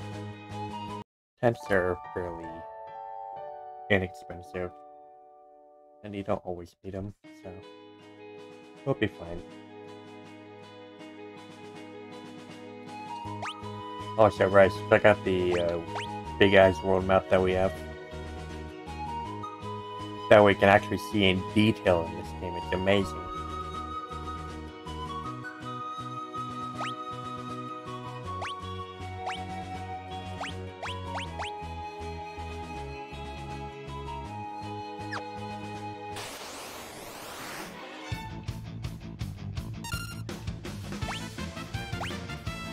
I wonder if you can auto queue up lists.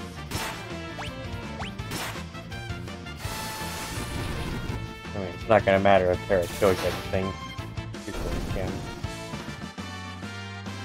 You probably do. No, I'm just distracted. One moment.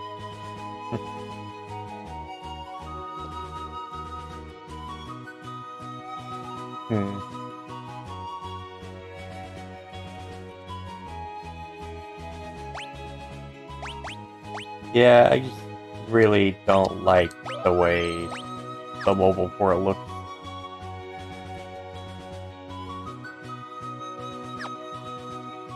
Like, it looks so...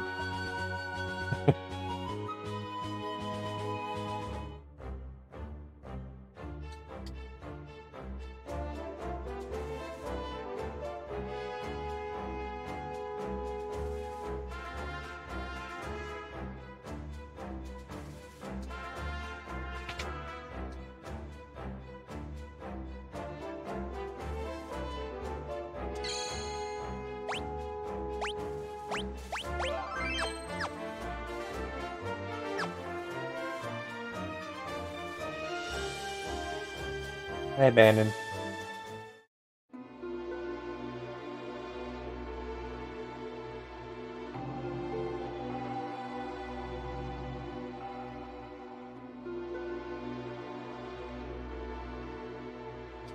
Hey, Bryce.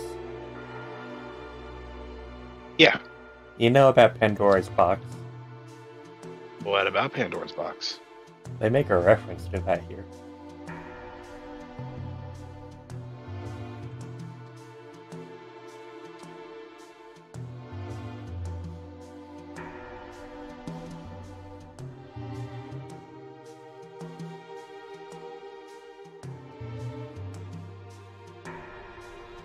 Oh, I see.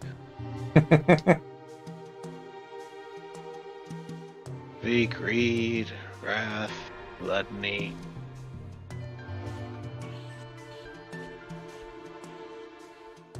Pride, envy, greed, wrath, gluttony.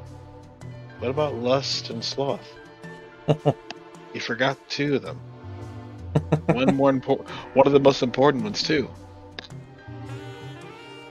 It's only like the second ring of hell. You know, nothing important.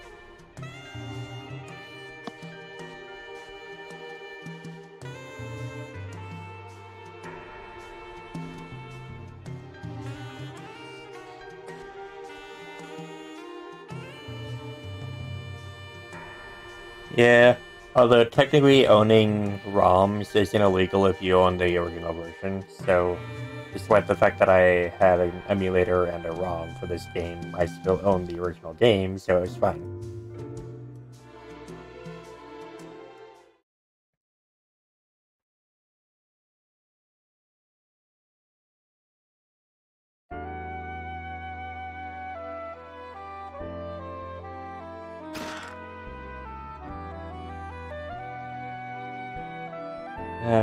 Poor Rachel. Then there are the games that are just that freaking hard to find and get a hold of. Yeah.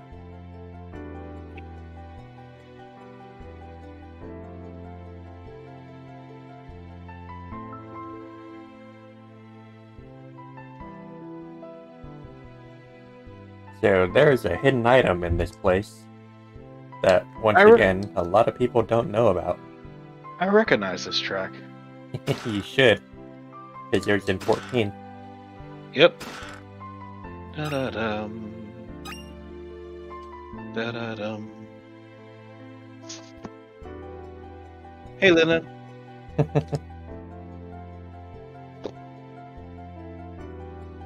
Yeah. Oh, hey, it actually shows you the hidden path.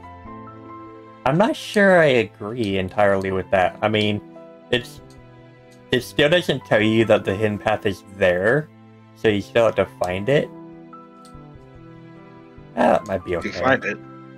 If you find it, then it shows you how to get through it, but you still have to know about it, or at least search around for it.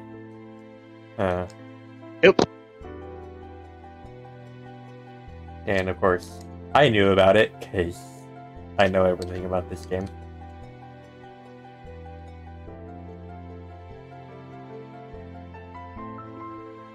But yeah, it took a little bit of work to get the controls and everything where I wanted, but started out pretty good.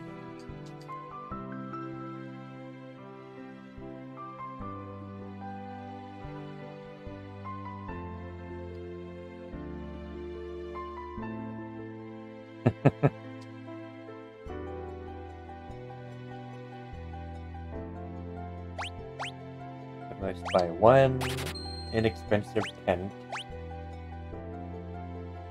We don't need any potions because we've been stealing them off enemies basically the entire game. That's all I've been having luck do.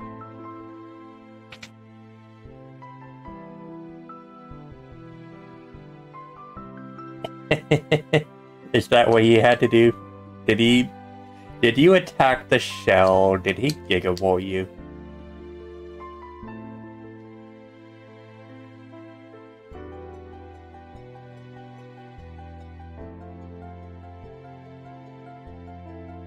Remember, you gotta attack 3 times and then wait. Because if you attack a 4th time, he'll pull back into the shell and then he'll kill you.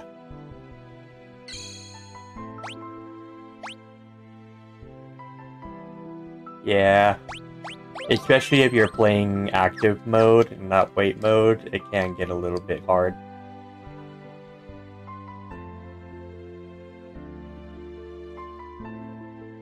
Search for games and official ways.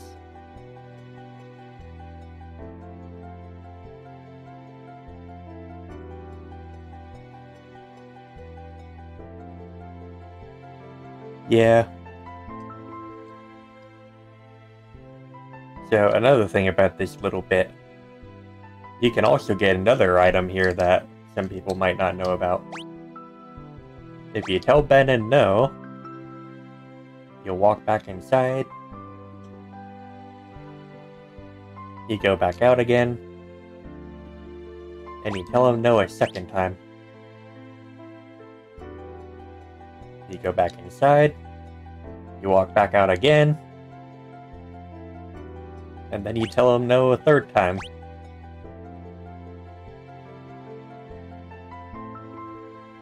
I don't want to be helped. So if you tell him no 3 times, then it'll trigger a different scene. Where Terra continues to doubt herself. But then some happens.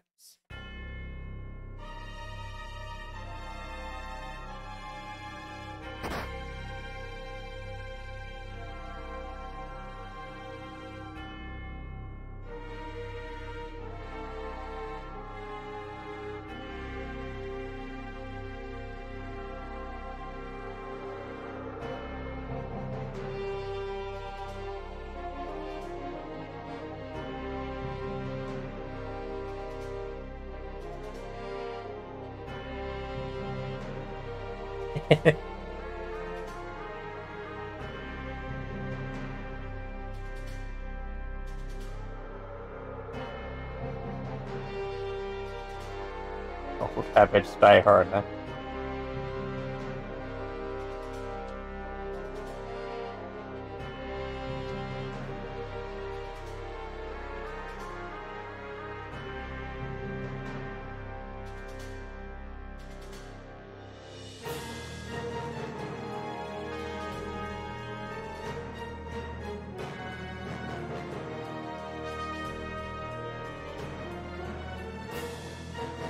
So, this is the reason you say no 3 times.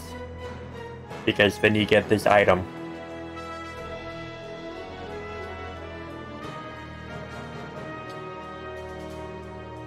If you don't say no 3 times, you don't get that. And it's a very useful item. Huh.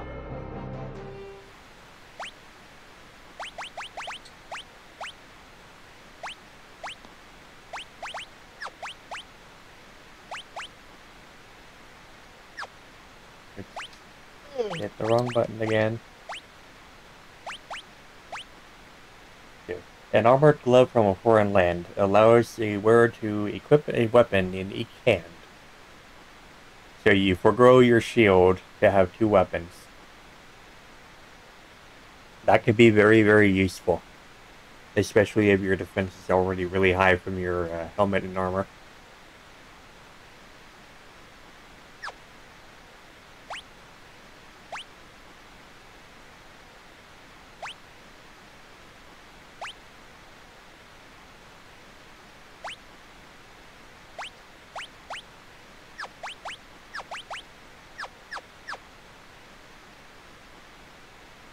Hydrate time. Thanks, Robert.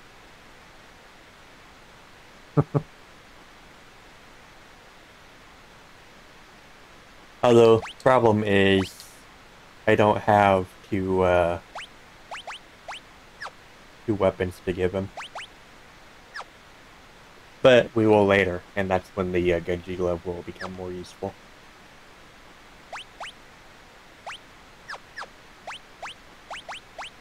So move Terra in the back. They all should have been in the back to begin with. I don't know why they were in the front.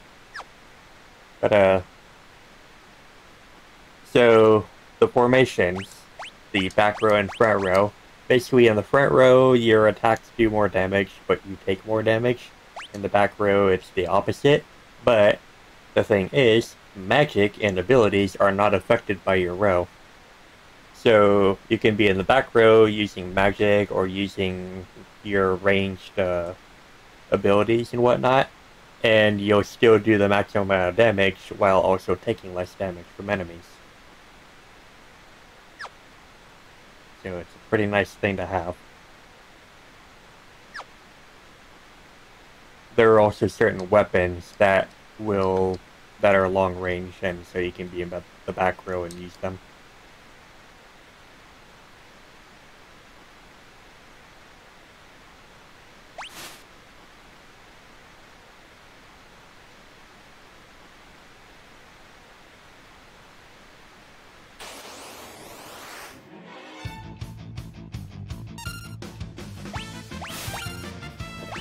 Always pray with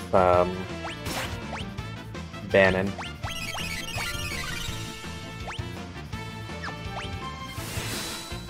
And we're just gonna attack with Terra for now, because we can already do plenty of good damage with the others. That we don't really need to waste her magic on using fire until we get to the boss battle.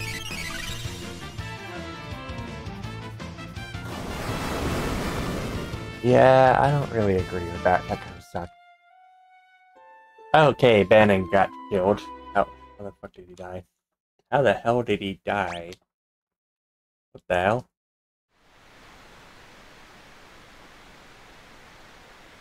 Okay, I'm gonna need to pay more attention. The fuck happened?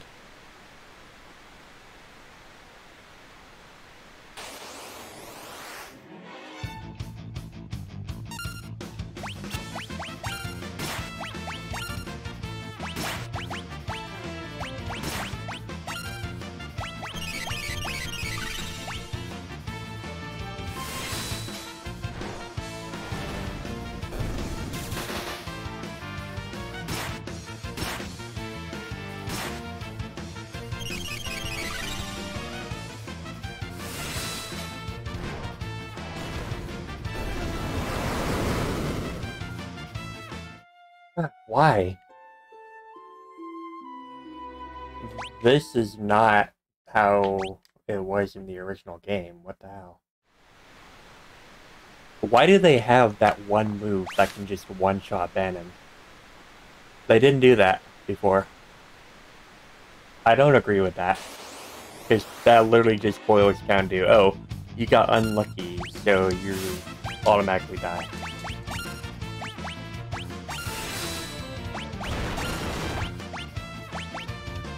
Because that does more than the maximum amount of damage that Bannon's hit points can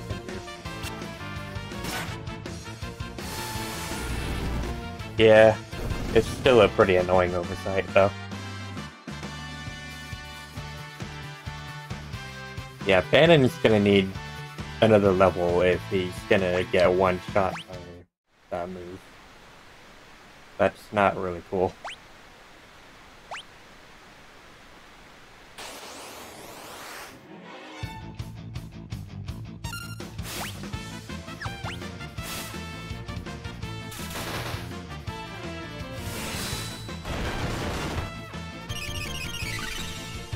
He's self-healed.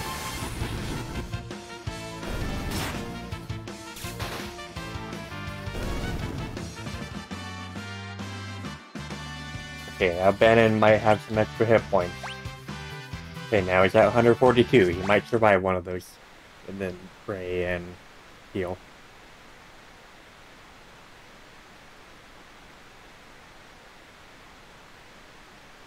That was bullshit, though. Just losing because you got RNG screwed over and they used a move that does more than Bannon's maximum hit points. That ain't right.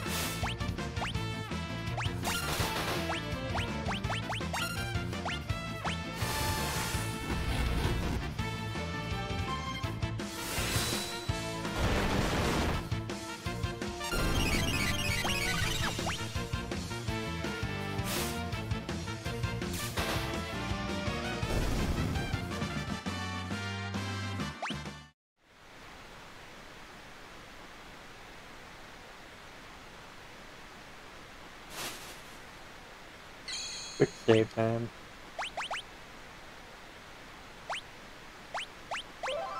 Make sure everyone's still in the back row.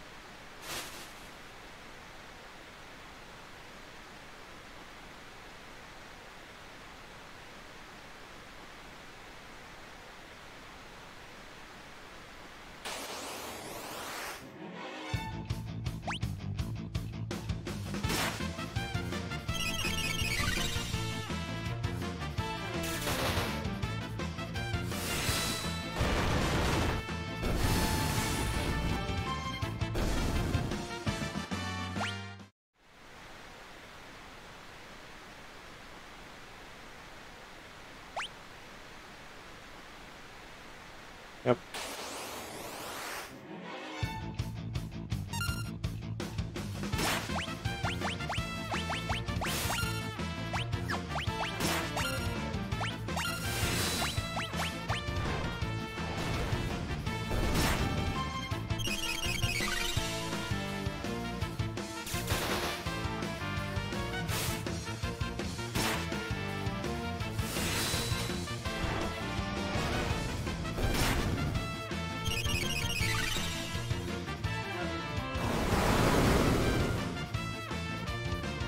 Okay, Bannon barely survives now.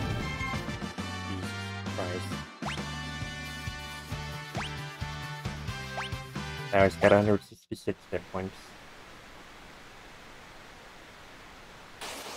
Yeah, I knew I was supposed to go left. Don't attack Bannon. Thank you.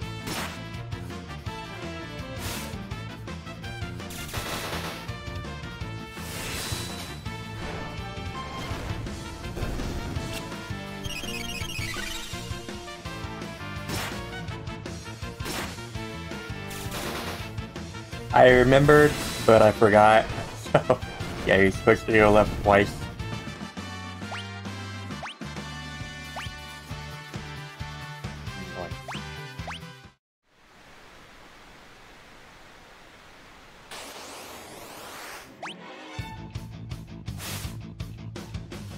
And just the bottom battle play itself, take a sippy of some tea.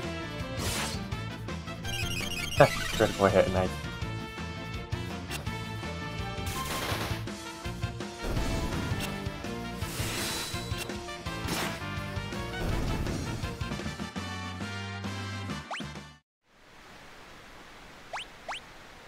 Left.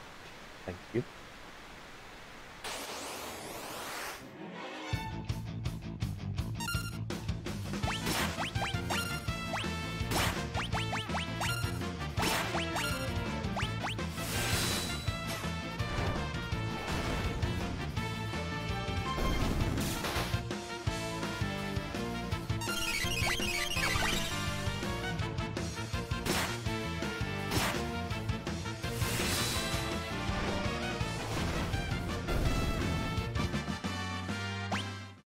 Bannon's about to level up again. He's gonna have so many hit points.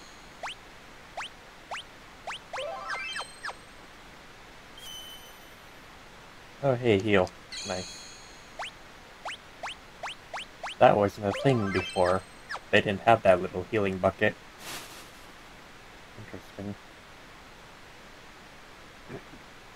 I was like, that's new. Why is that there? Is that an item? No, that's water. Take a sippy.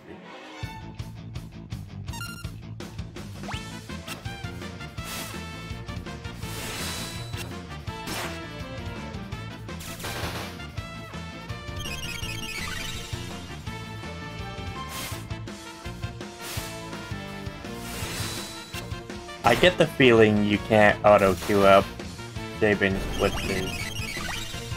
Oh wait, no, they're flying enemies. You can't use Meteor Strike on them. I'm an idiot.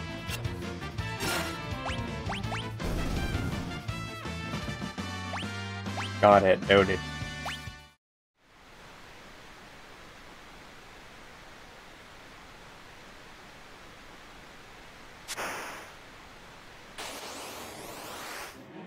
Yeah.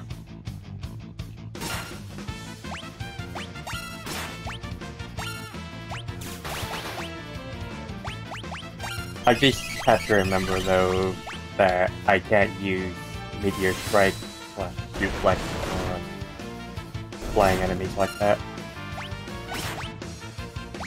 Same reason you can't use Suplex while you're falling on the waterfall. Because there's no ground to suplex them onto.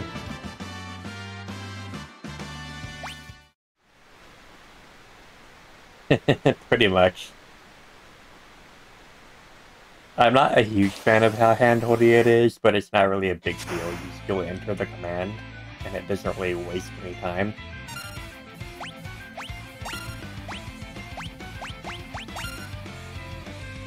Plus, me already knowing the commands, I don't even have to look up there to enter them.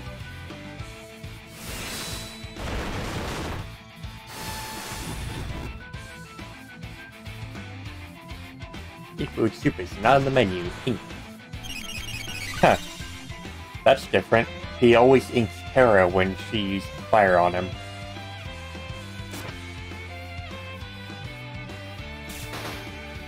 He's not attacking the people he's supposed to attack when those scripted attacks happen.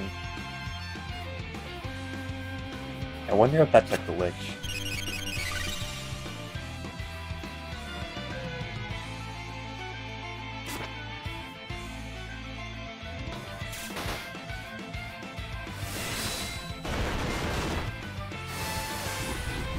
Because usually when he talks about muscle heads, then he attacks Sabin every time.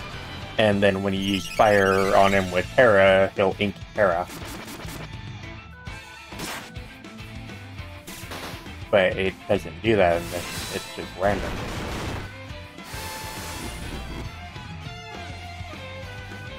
Ultros is such an iconic character. He even appeared in Final Fantasy 13 Lightning Returns. Or a Blast is pretty good. I just mostly like Meteor Blast because of the memes. The old suplex memes.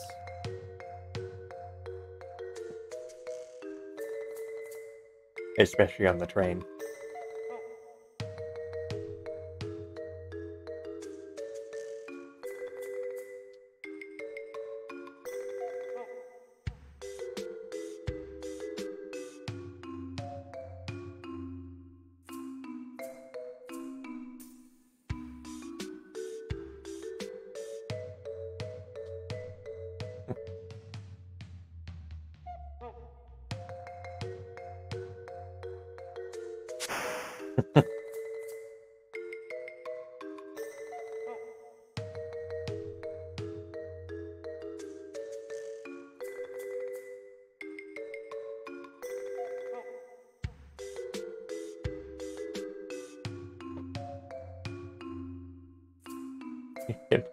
She's telling her he's gonna have to teach your place.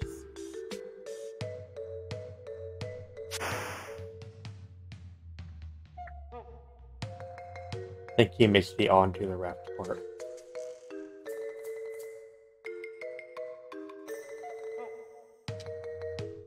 He'll find his way back.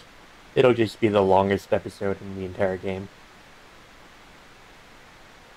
And also one of the most emotional episodes in the entire game. And also the episode with the biggest meme in the entire game. It'll be great.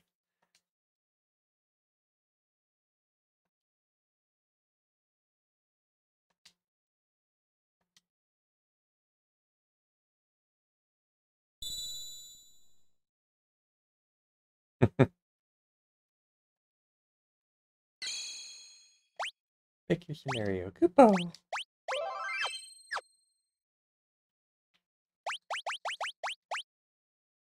He still has no equipment because I took it all.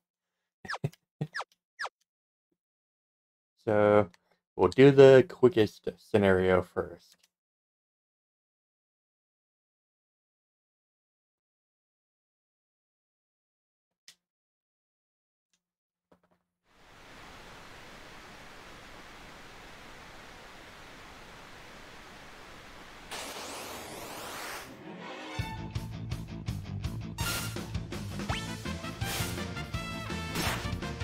I'm hoping too that if they actually give this game a proper full remake at some point, that they won't just have you do one scenario and then lock the other two behind DLC like they always do in modern games.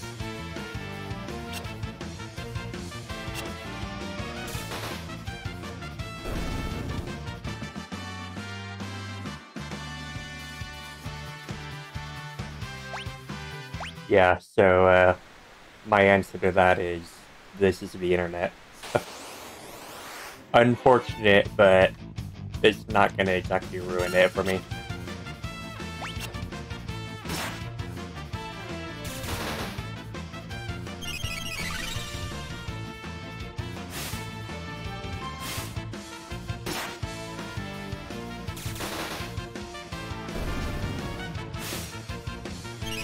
I mean, it's a great theme.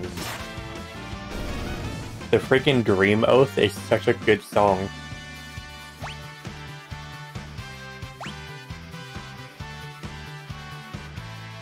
Oh, Maria.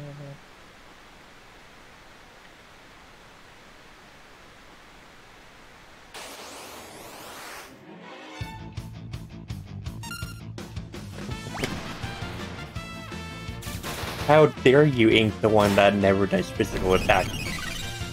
You asshole.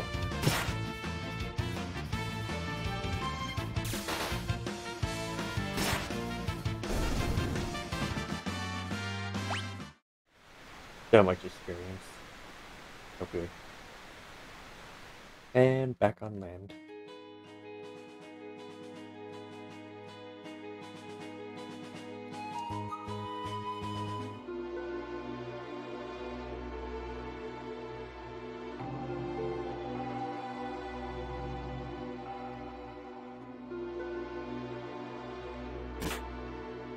Wow, punching an old man.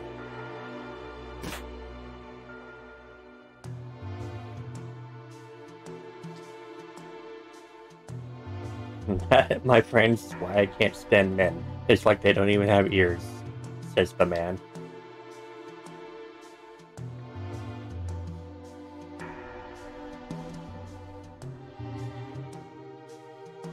Do a quick sippy.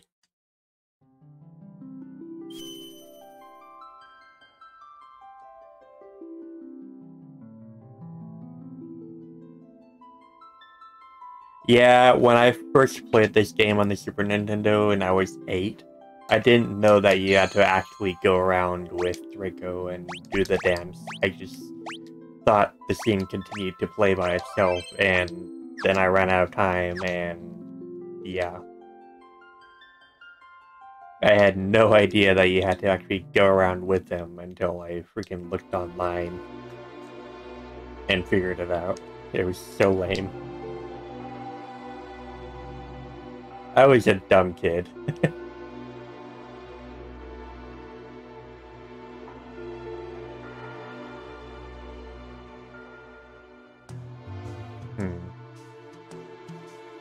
They also censored one of the scenes when Celis first appears.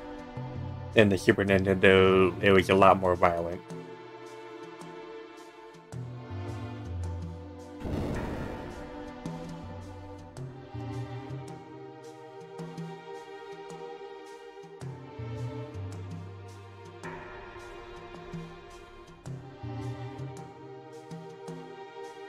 Only this for the original game where vision affects nothing, so you inking. Yeah, I remember that.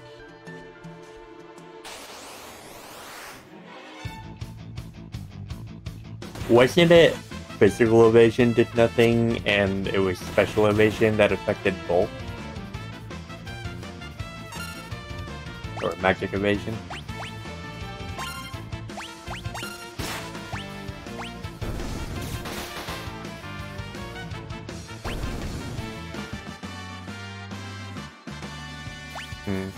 Yeah.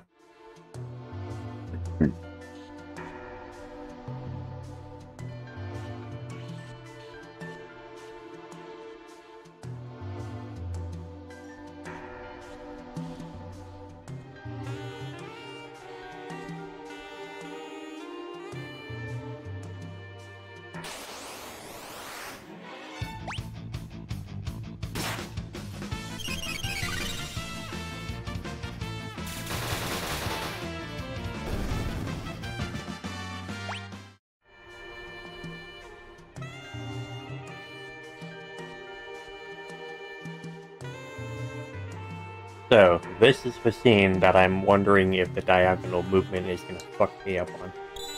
Because I remember how to do it, I just don't know if I'm gonna fat finger the buttons and get screwed over.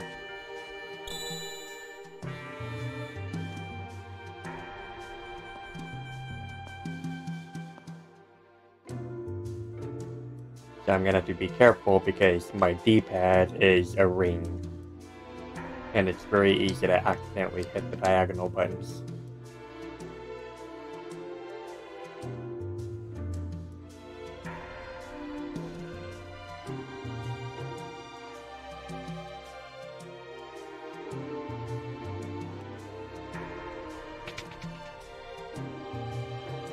I remember this game by heart.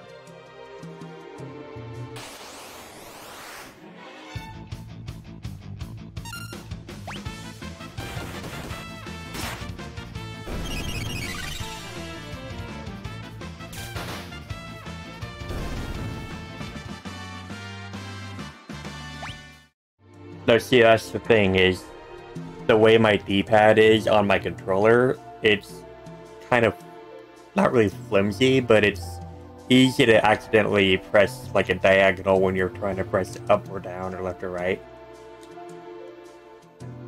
So if you fat finger on the D-pad, then you might hit a diagonal and screw up the puzzle. Yeah. Especially since the monster you have to fight, if you don't wind up hitting the gold trigger, I think it's kind of bad. And then you get thrown back to the beginning.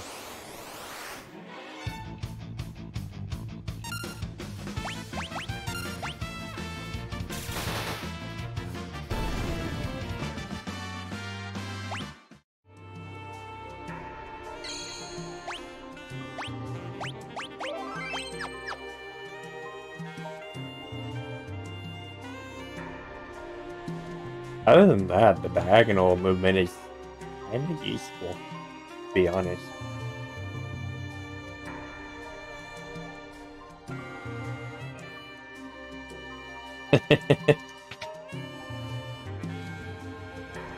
Why is this music so good in the remaster?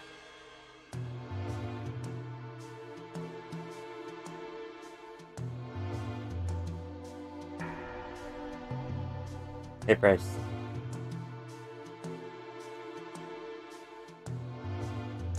Did the Bryce fall asleep?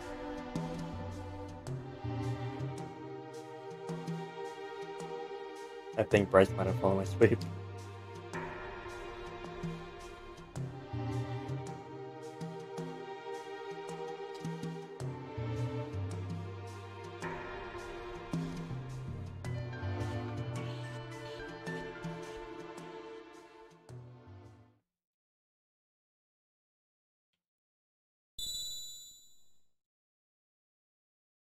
Oh yeah, Bryce fell asleep. He's away.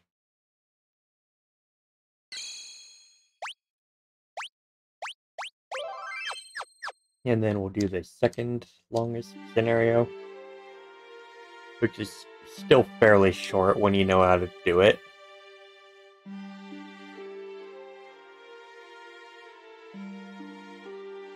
But it can be complicated if it's your first time doing it.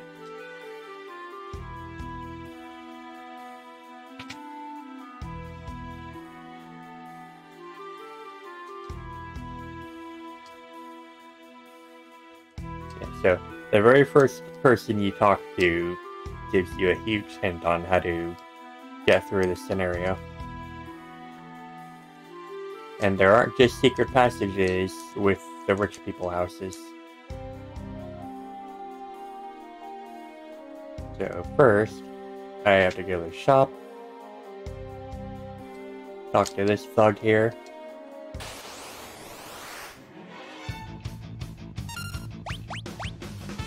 Steal his shit.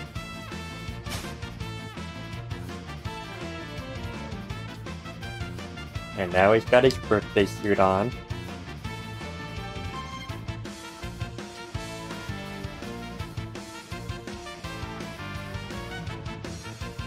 Goodbye. Thanks for the clothes.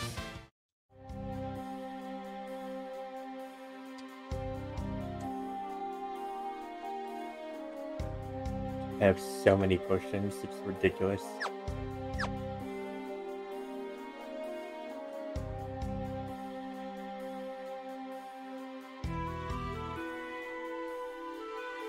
Yeah.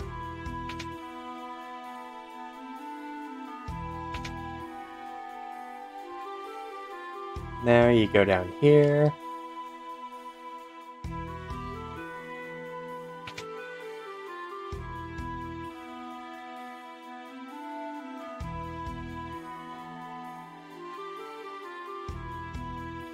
And normally you would kind of like have to sneak your way around here and everything, and like grab the Imperial elite clothing, and then like convince this guy to move out of the way and everything. But there is a secret path right here that you can take, and you can just not have to do any of that. Hi, Artie. Artie, come to your call. Unless you're in Mako stream.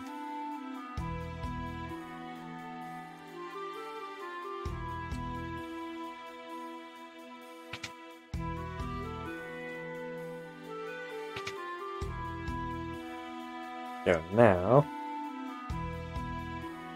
you have to go downstairs here. Talk to this guy. Steal his shit again.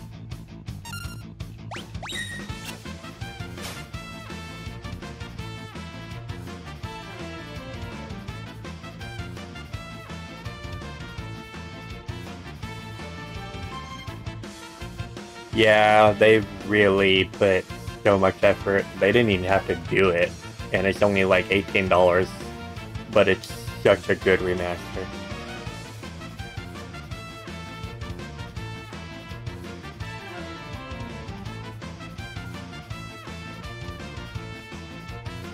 I don't really mind the font that much. I mean, it's a little bland, but it's alright.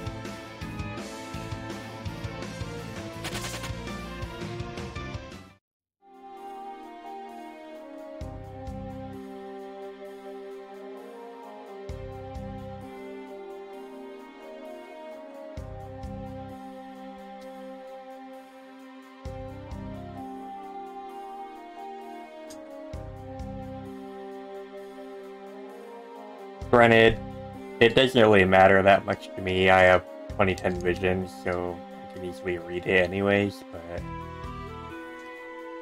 I can kind of get where some people are probably coming from.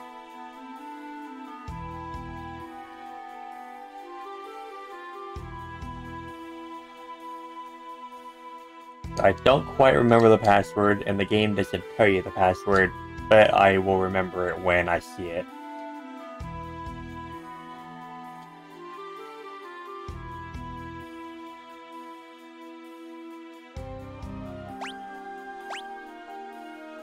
Yes, courage. See? I knew I'd remember it when I saw it.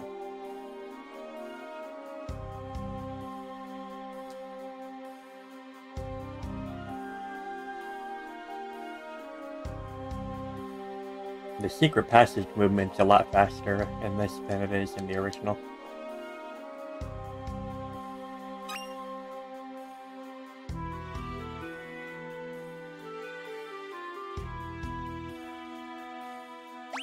I really do like the little mini-maps that they give you. They're way more detailed than they need to be, and it's great. Secret items that you find when you look at the exclamation point.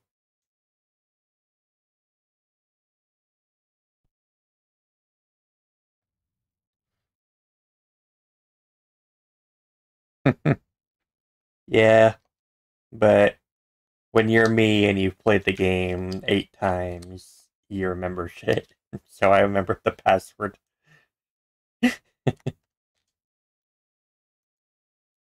So there's a nice little detail in this game. Wind the clock, wind the clock. She just kind of blurts out what you're supposed to do. That was just a jump rope rhyme.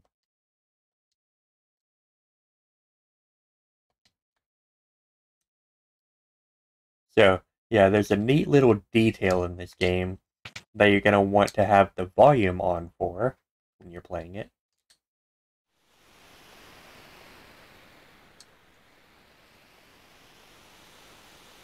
Is that when you enter this room, it starts playing a wind sound, and it gets louder as you approach the little secret passage.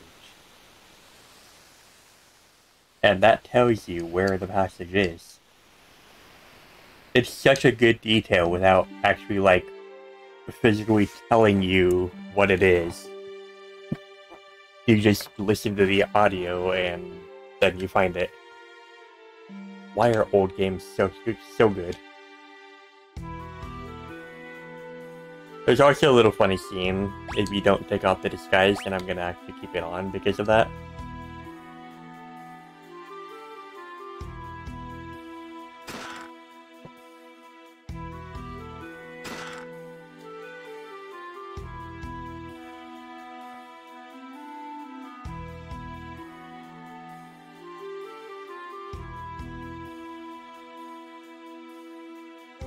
Yeah.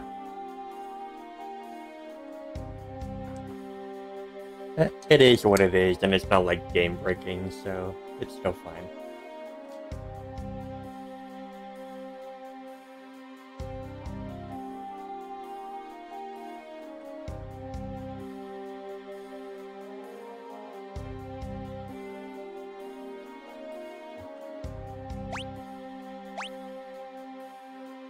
So, in the original Super Nintendo version of the game, when this scene started, these Imperial troopers were actually beating the shit out of Celis.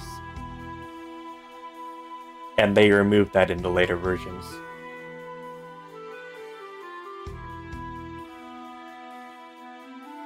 And like, okay, like, I'm pretty sure they did that because of the whole, like, feminism thing where, oh, why would they have a guy hit a girl? But I think that, like, this is dangerous territory, but I think that excuse is really not good because she's a fucking general. Like, they're gonna do what they're gonna do whether you're a guy or a girl, so it ain't gonna matter. But they don't want to show it on screen, whatever.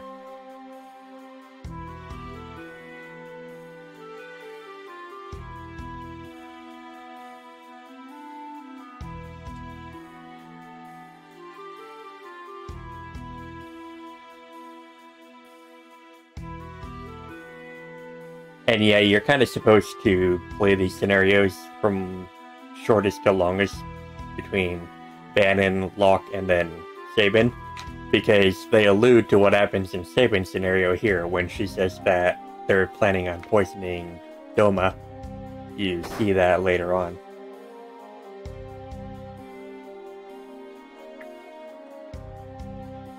So, it's my idea that the canon way to do this is you play the Narshi scenario, then Locke scenario, and then Sabin's.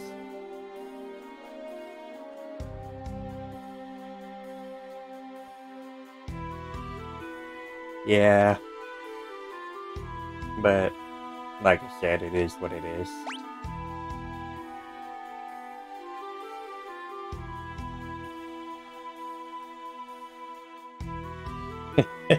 Oops, I forgot I was still wearing these clothes.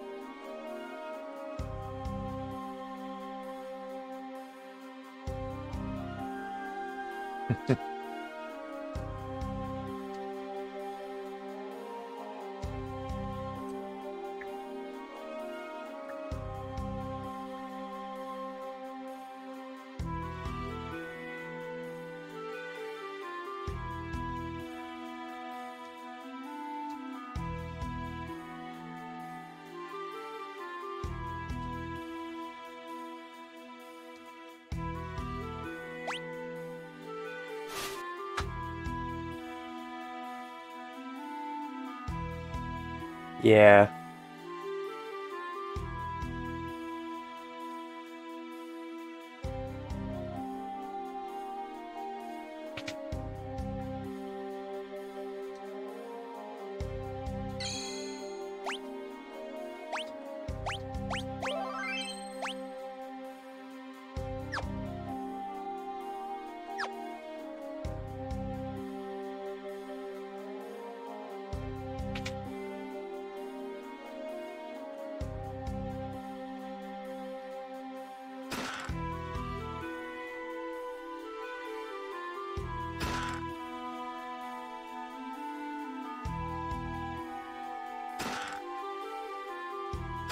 get so much money from here.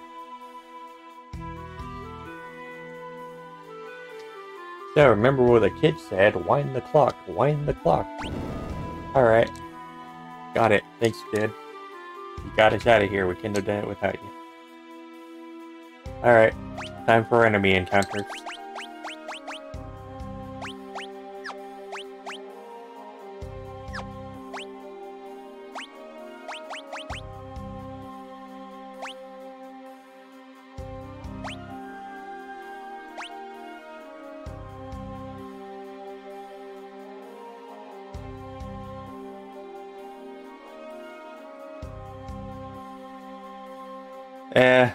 Some chests are just like that. They're just bait, and you go to them and they don't have anything. So it's just like, well, I got tricked. Oh well.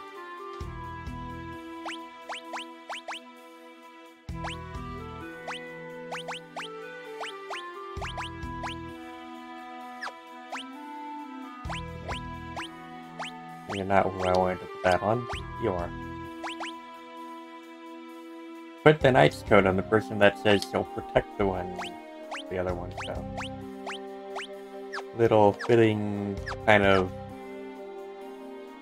thematic equipment.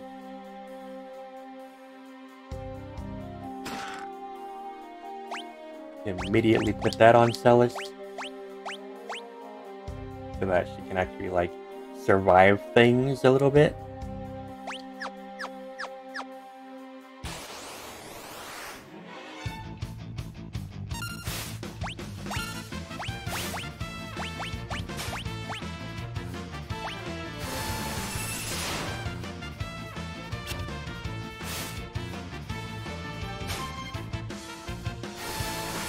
Wow, lock is super useful.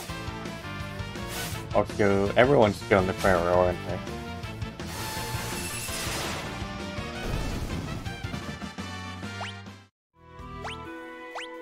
they? So annoying.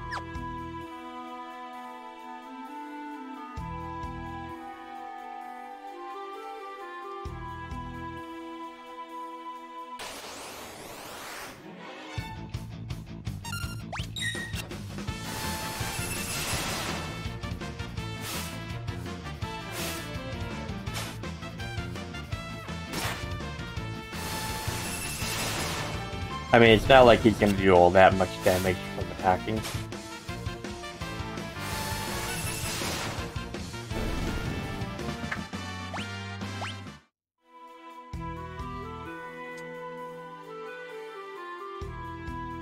Celis is gonna be the real damage dealer in this game, at least to this point. Until I raise Lock Spring with the Espers and then give him like the Thieves' Knife and everything. Pretty much stealing is all I'm gonna be doing with him. So might as well just get a bunch of free potions and whatever other items that I can get with him.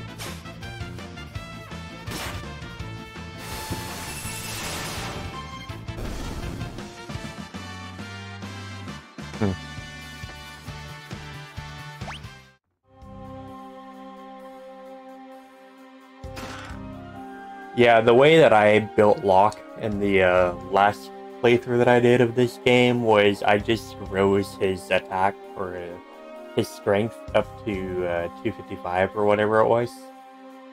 The max that I could get that actually mattered. And then I gave him a what did I give him? I gave him a Genji glove and then the Master Scroll so that he could attack 8 times and gave him 2 of the strongest weapons in the game.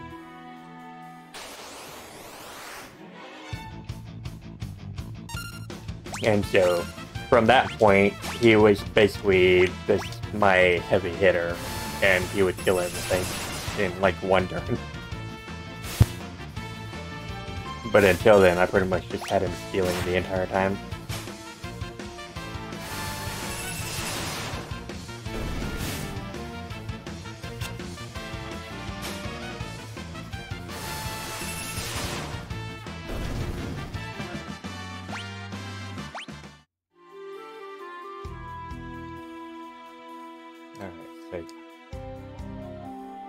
have some chests up here that have some stuff for Celis.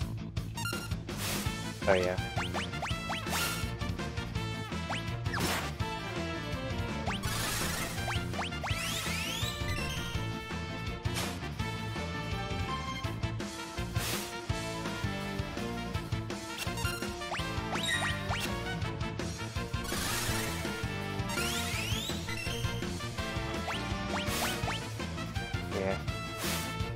Anyways, I might have enough.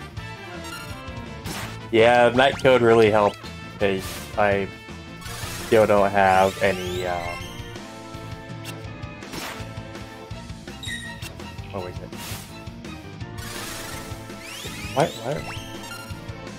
I did not have that on here. What are you doing?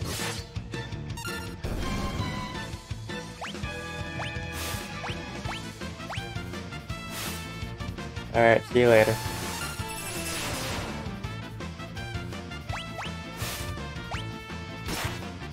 But yeah, night code really helped because I don't have any human stats.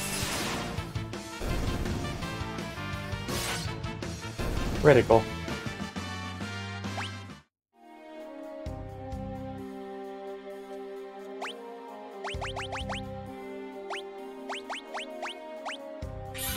You have either, it's good.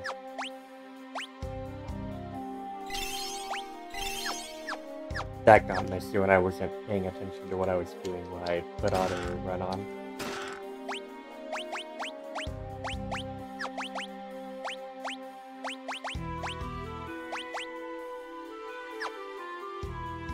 Alright, now Celeste can actually do shit.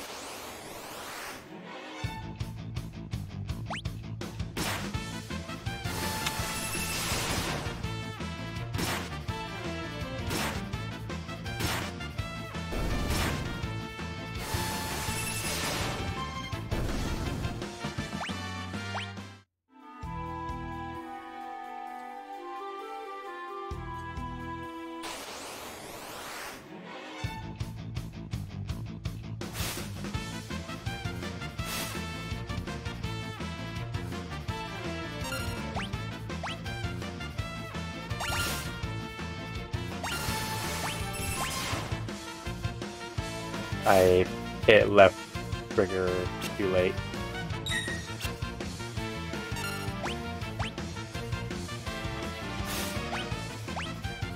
That's so dumb.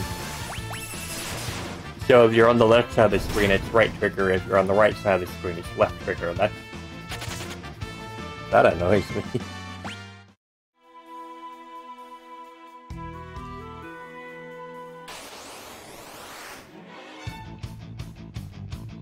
Yeah, I'm not gonna bother with these constant battles when I'm running around.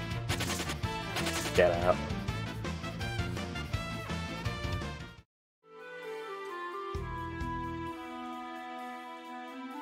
This leads literally nowhere, so I don't know why it's even there.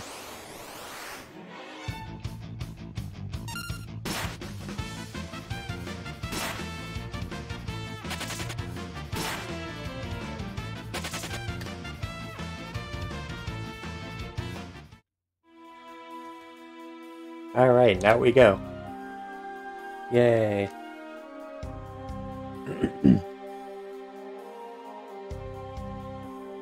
And we don't even have to use the tent. Because if you remember where we are, there's a certain house up here we can go to instead.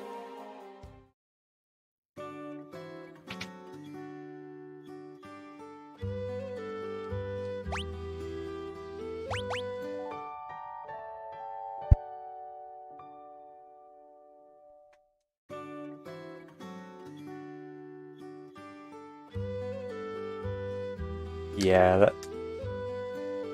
that's a little irritating. Granted, you're usually going to be on the right side of the battle, but that's still really aggravating.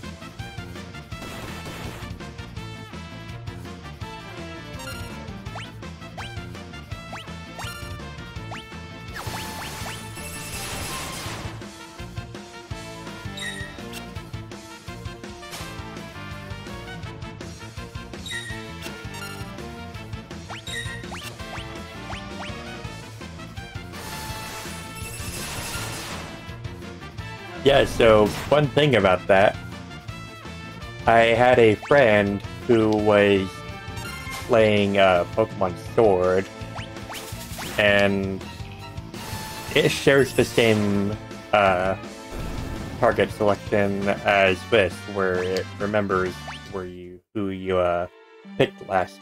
Well, they used a healing move on a Pokemon, obviously healed it, and then they went to use an attacking move and accidentally selected that same Pokemon, so they attacked it.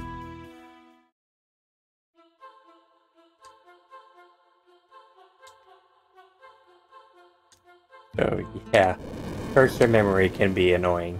Also, rumble, rumble, rumble. And now we are going to see the fruits of our labor, or rather, our lack of labor for not going over to open that chest before.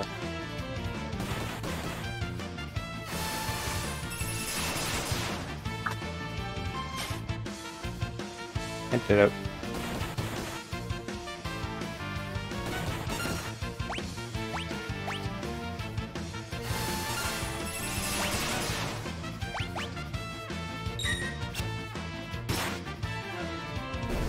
Yeah, a little bit.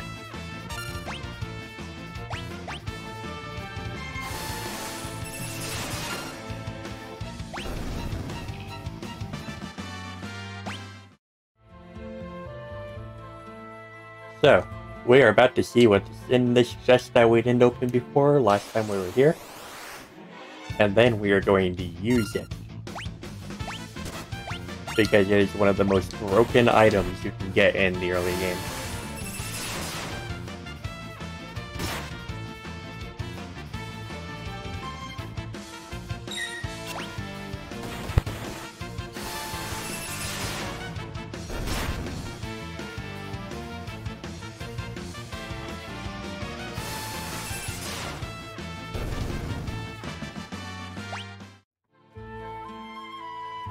So are we ready for this?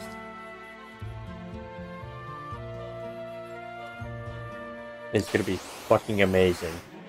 Just completely trivialize the boss battle here. Just all those mechanics that it's teaching you where you have to runic and everything so it doesn't kill you with one magic attack and everything else. Nah, we're not gonna do that. We ain't got time for that.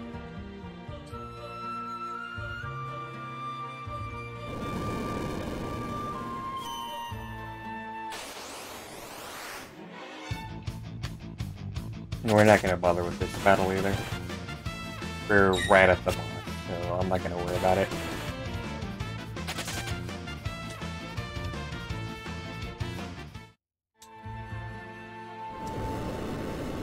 Alright. You ready for the most trivial boss in the entire game?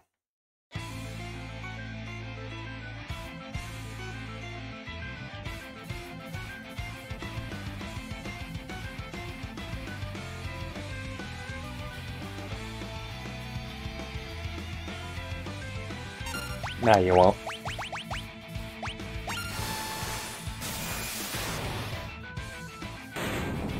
Goodbye.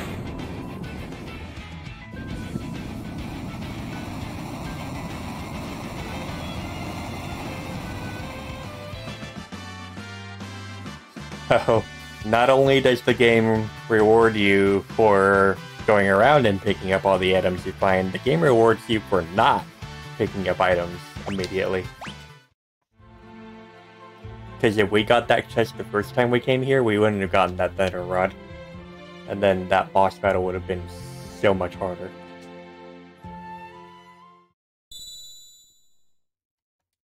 And now for the longest scenario.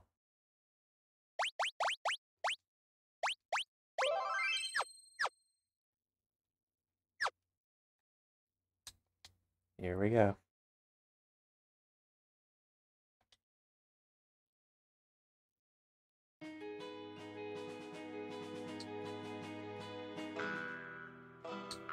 Hey you, give me shurikens.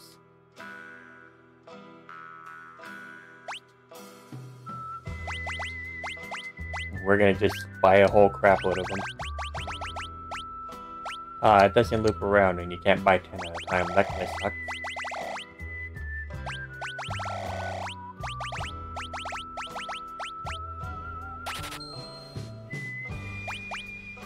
We already have one of those, so we don't need another one. We've stolen so many potions, that's why I've been doing that. We don't really need anything other than Hurricanes, because they're super broken when you have Shadow in your party. I'll try magic with my Runic Blade. Okay, kills it immediately. It's so bad, but it's so good too.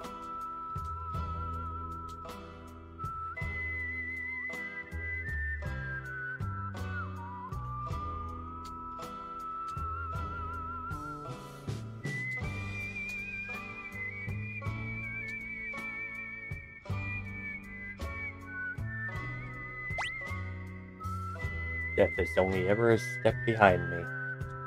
Shadow is so good. You may call him edgy all you want, but he's such a good character when you actually know what he's about.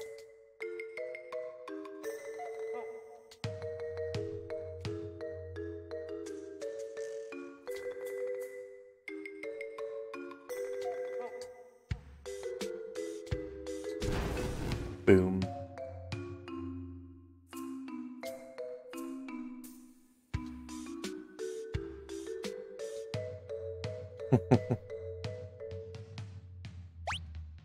Yeah, so imagine if that actually, like, did damage to you or burned you or whatever.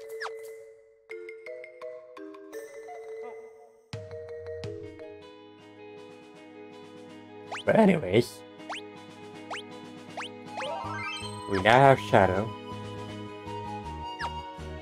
And we're just gonna abandon this guy who fucking chucked his kid on the belt. This is an asshole.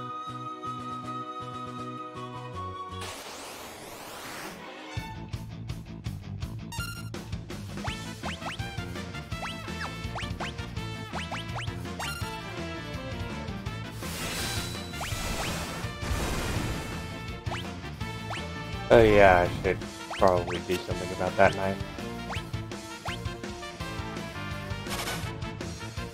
I should have put that on lock.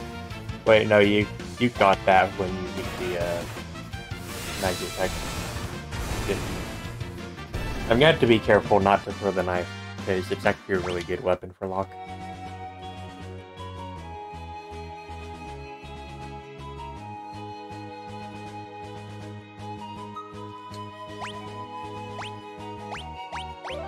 Oh my god, the music is so good.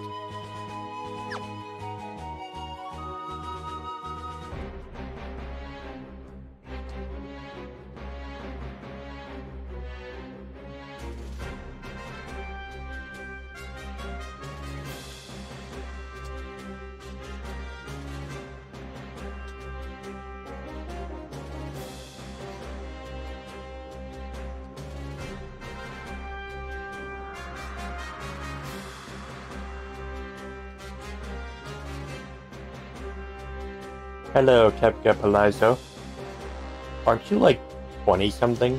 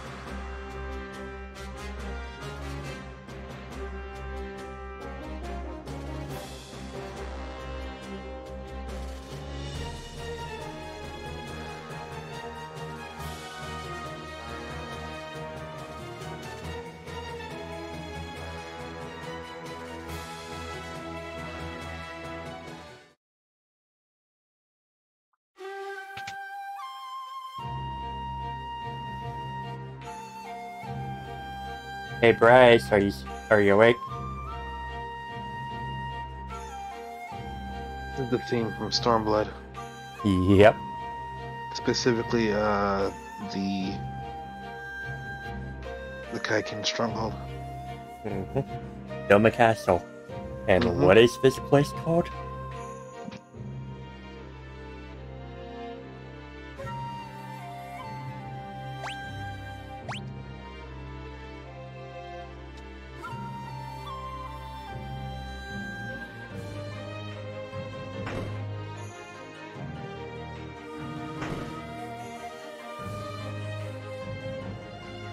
Doma Castle. This is the original Doma Castle from 6. Holy shit. And no, given my earlier sleep schedule, I went ahead and just took a quick nap. It's fine. Stay asleep. I've been listening. Just rest my eye for a bit.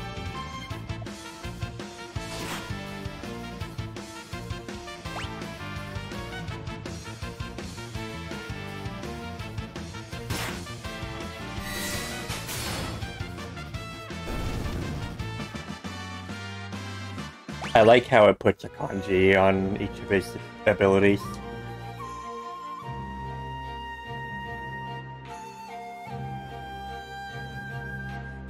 Really just showed that this is Bushido. It is very much Japanese. Yeah.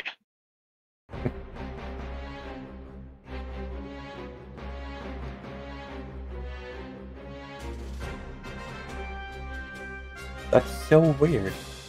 It actually lets you walk down that part instead of just teleporting you down there after that scene.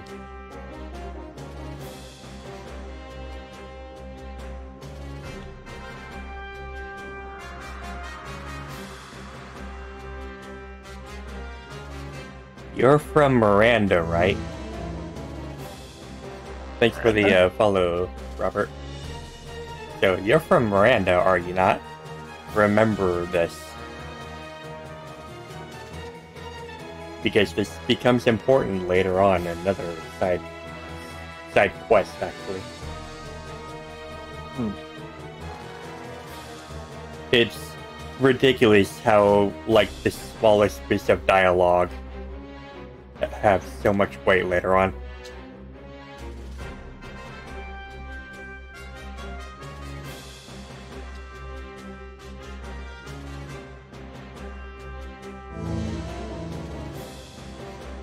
I still don't know why Twitch does their sound notifications twice.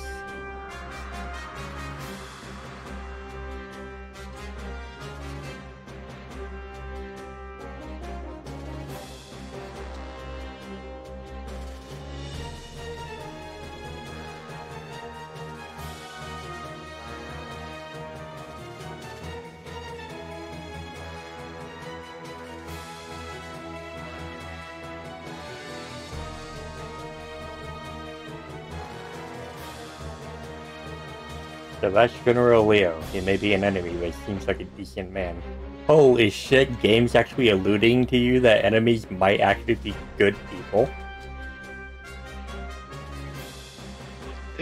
What day and year is this again?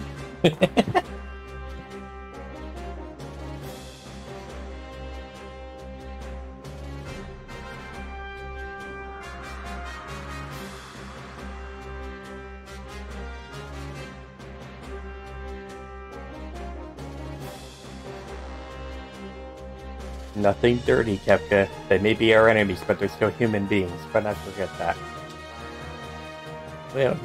We need to show mercy to those who side with the returners. Which is good, because I never seem to have any of this stuff.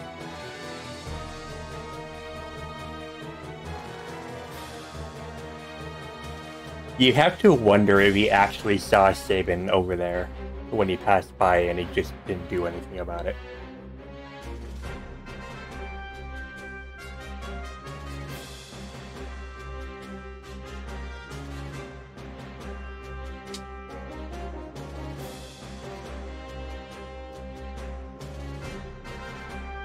Some of our people are being held prisoner inside the castle. If they were to drink any of the water, who cares? They're the ones stupid enough to get caught by the enemy. Doesn't even give a shit about his own people.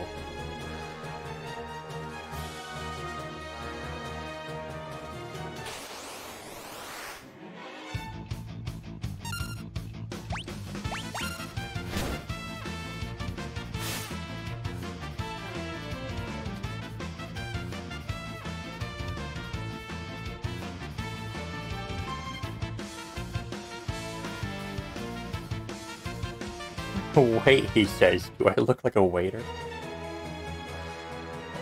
Night, Robert.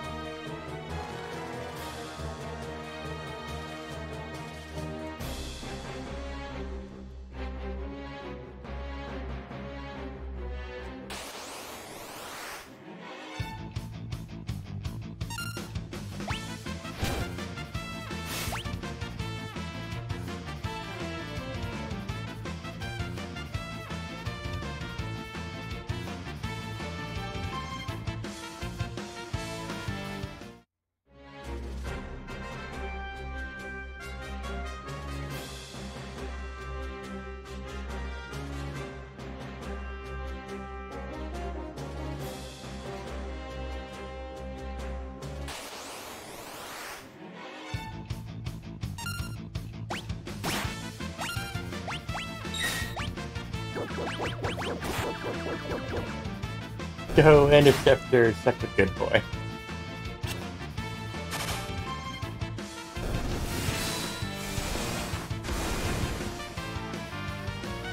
Hadouken.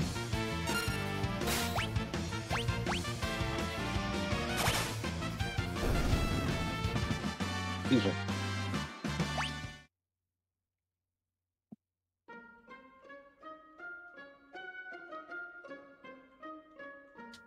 I wonder if his aura cannon is actually Hadouken in Japanese.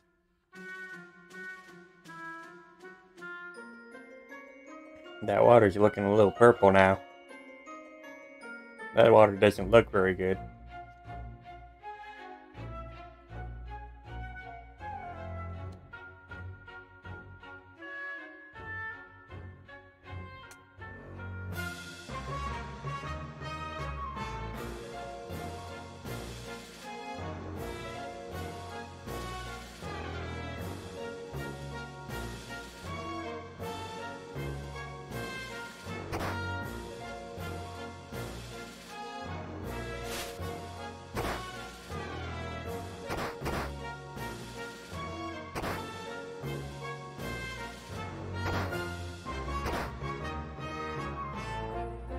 You should have fell into it.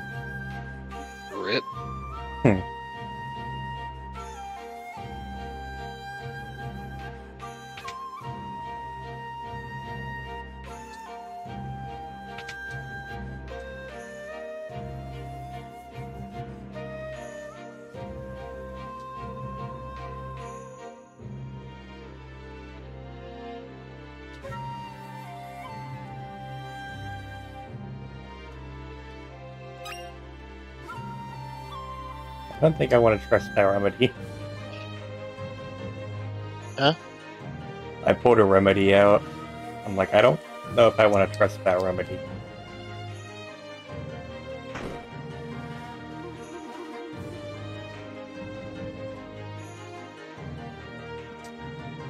Oh my god, the remaster of this music is so good.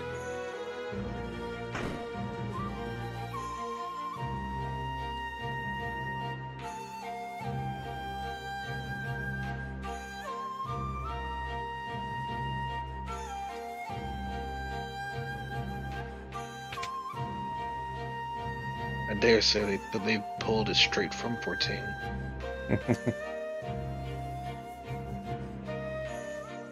And now for the big bombshell.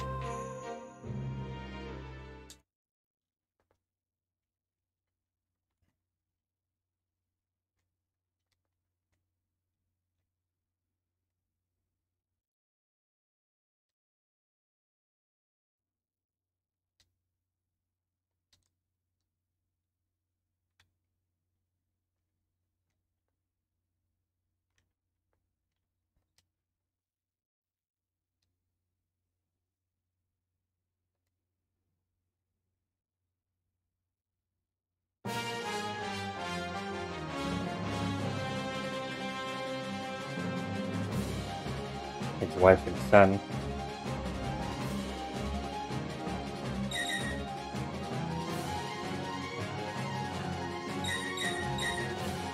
So, what happens if you get between them?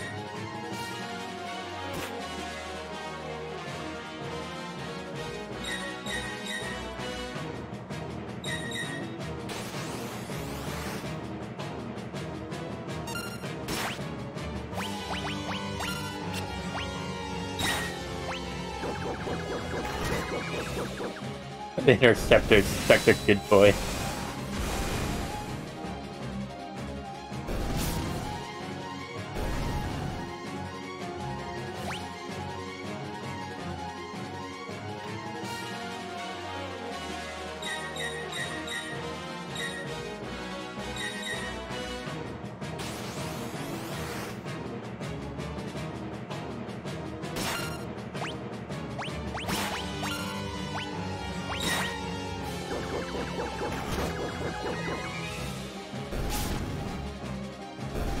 Go, doggo! He'll block moves and then he'll retaliate. Interceptor is Shadow's dog.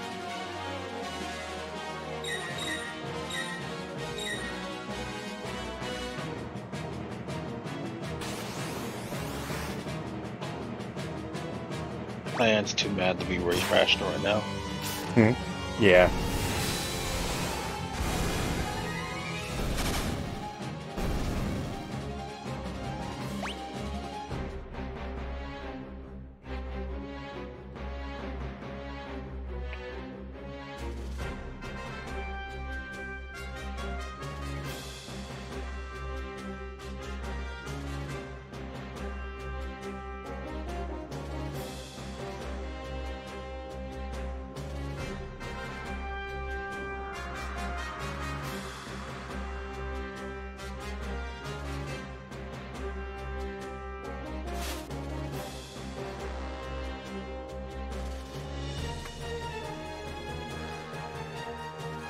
I can't even start to talk like you.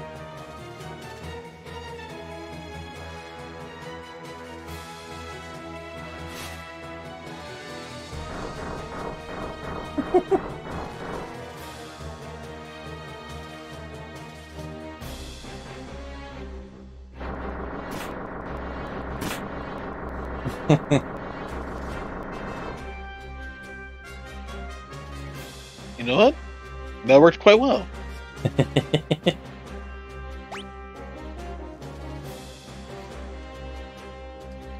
Such a good mini-map.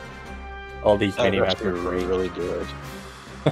Oh, I can see where your inspiration for maps come from. Holy shit, that's good.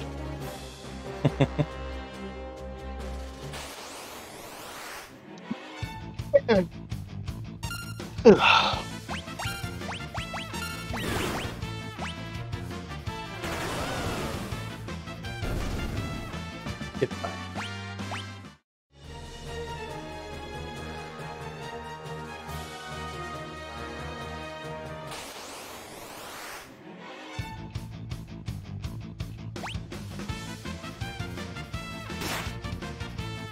I hate pincer attacks. I've yet to see a day where people prefer them.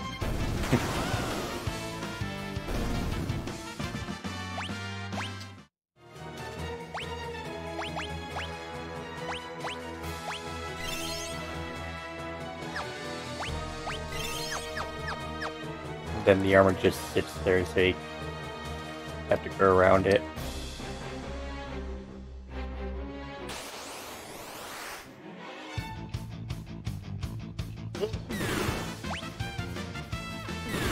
Whee! RNG, gotta love it.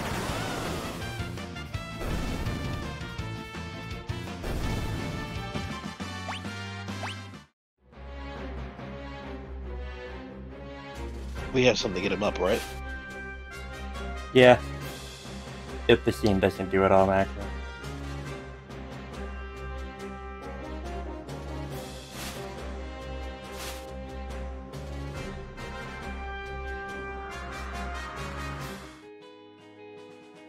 So, you can go to Doma Castle if you really want to. You're not going to be able to get in.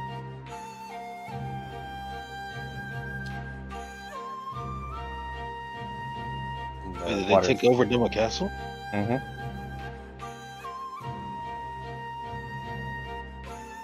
Yeah, Doma fell. Right. The country's gone now. Yeah, no, it did fall. Not gonna worry about these battles. What's the holy shit? Pincer attack fleeing is so fast. So we still gotta get Sabine up. Yeah, I know. I'll do that in a minute.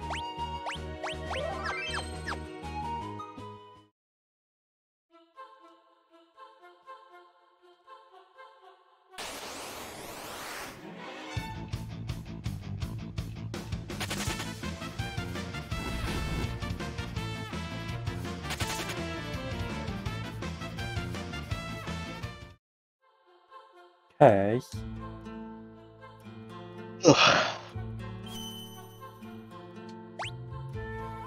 Now we're up. Nice. Yeah, that's why I wasn't worrying too much about using a Phoenix down or anything. Fair enough. So, this forest is a huge maze if you don't know what you're doing. If you do know, you get through it really quickly.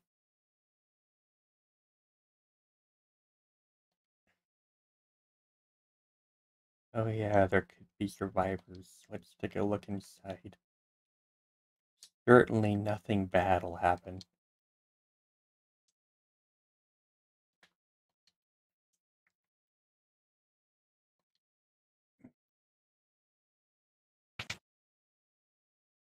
Diane knows what this is.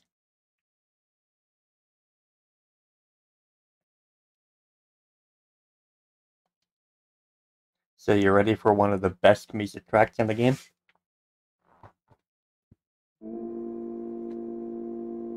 Yep.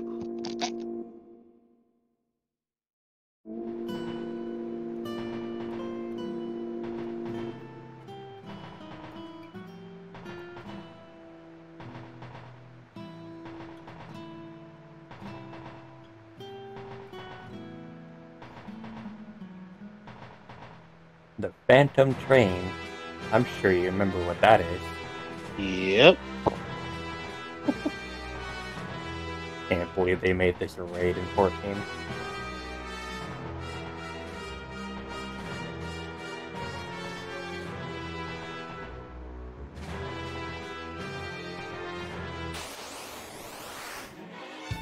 Listen when you had the chance.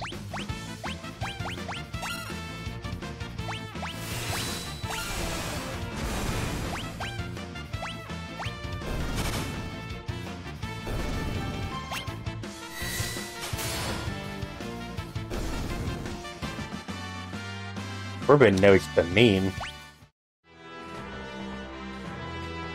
You ready for the meme, Corbin? Yes, Corbin.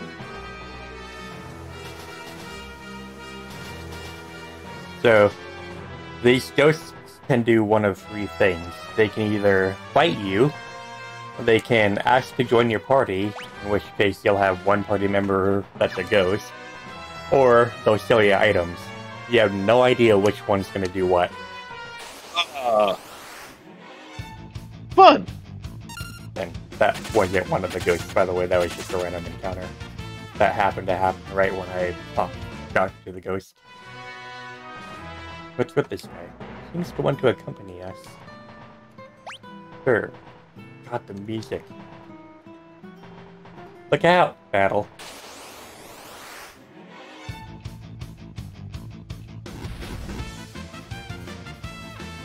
So, what can you do with a ghost in your party? I wonder.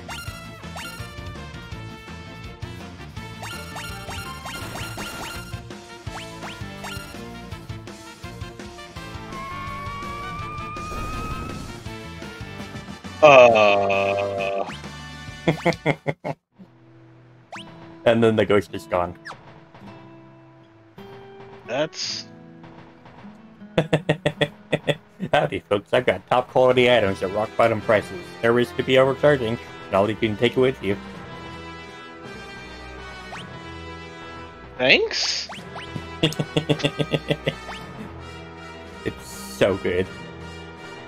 See, this is why we don't have ghost types as shopkeepers in the campaign. We don't know what the fuck's gonna happen.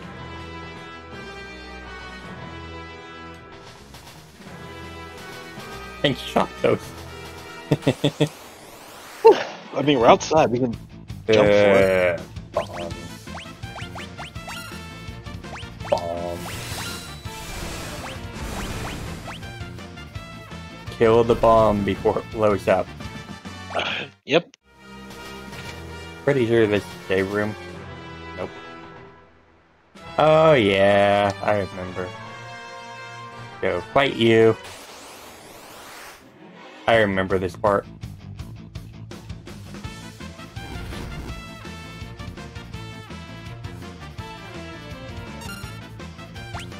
We can actually just auto run.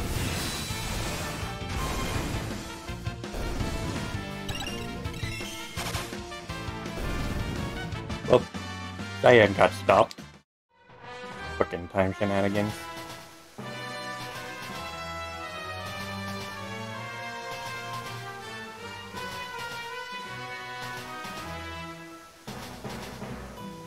Oh.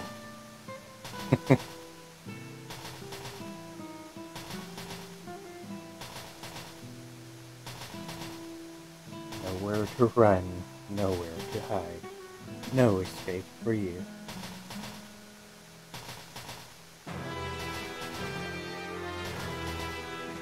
Nowhere to run, nowhere to hide. No escape for you.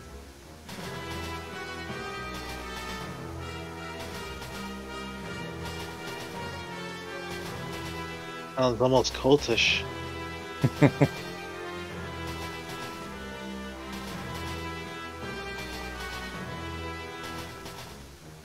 Passed out an idea.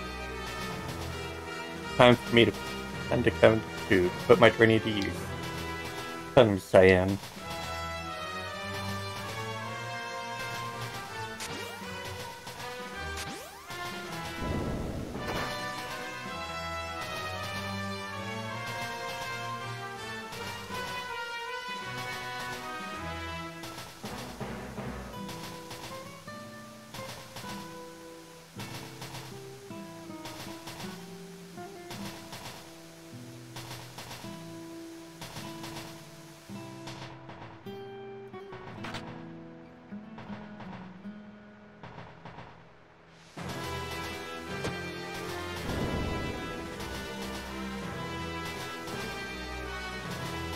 Well, there's a few dozen souls that'll never reach the afterlife. I mean, on one hand, that's unfortunate. I mean, for all we know, one of Cyan's kids could have been on that. Hmm. One of my family members, anyway. Same time. Well, they were trying to take us with them. It's for the best. Yeah, I hate undead monsters. And now Cyan's fucking petrified. But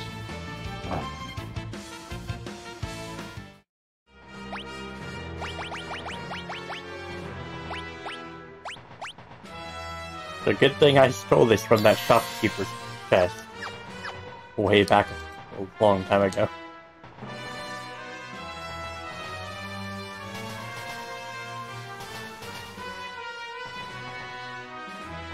This is a fun little scene. Please be seated if you wish to order.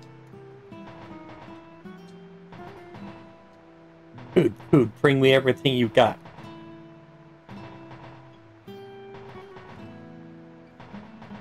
Is this strange food truly safe to eat? What are you worried about? Can't wait for an empty stomach.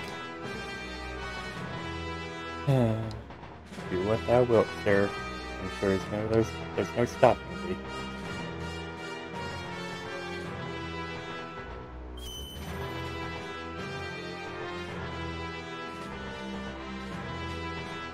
yeah, you could have done that without the golden needle. Yeah, true. I thought a little too late. No worries. It's fine, it was just one gold needle. Nope, we outie. Bye! Half my hit points gone. Why is your fleeing gauge so slowly loading? What is wrong with you, Cyan? Last time I saw gravity, that's an Astro move. Oh my fucking god. Move back.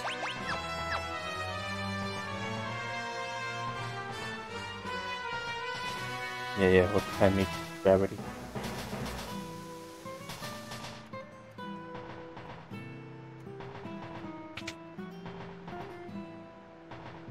Oh boy, it's this room. You know what? I'm not even gonna heal. I don't need to. Why don't I need to?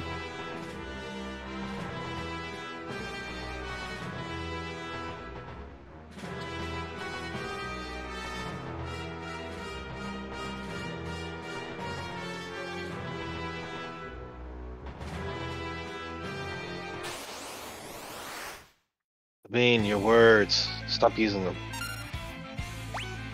So, I'm not even gonna use my moves. Oh. Buddy, you just triggered an Interceptor. You know what that means, right?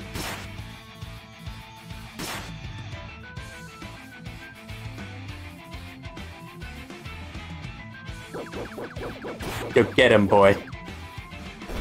Get fucked.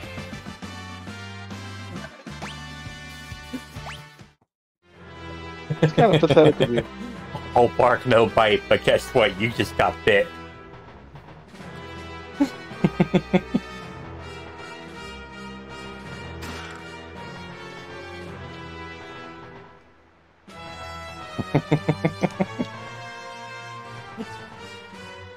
Such a scary boss.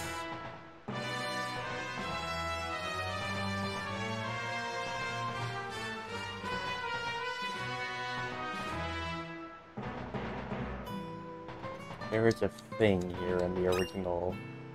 Not the tent, yeah. Hidden item.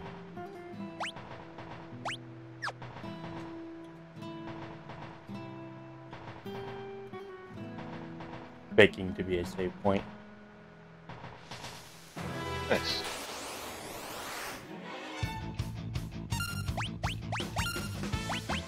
Look for a save point. I got a tent for you.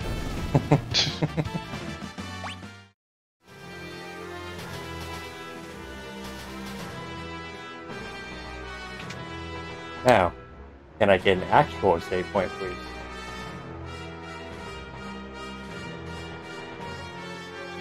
Doesn't seem so. There So in the original Final Fantasy VI for Super Nintendo, there was actually a hidden item up in the corner, but it seems they removed it. Yeah. He's Anyway. a conductor. Oh no. No, no, no, no, no, no, no, no. What's wrong?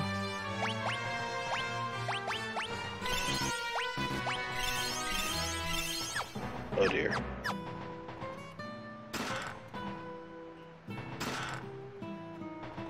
Which one was it?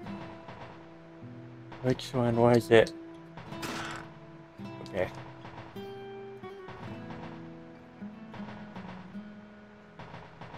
We are not touching the other one. I will take your word for it.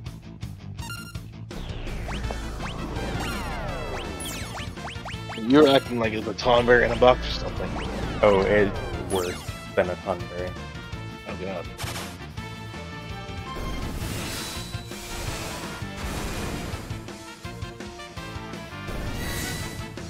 I mean, I could go save and then come back to show it.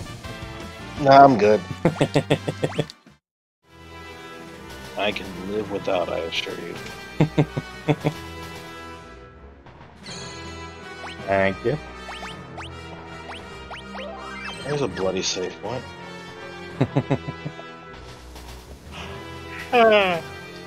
Okay.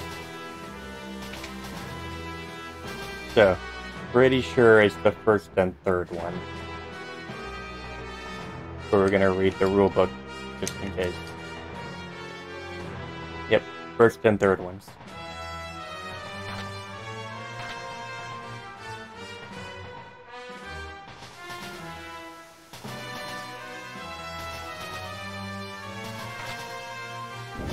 So you ready for the biggest meme in the entire game?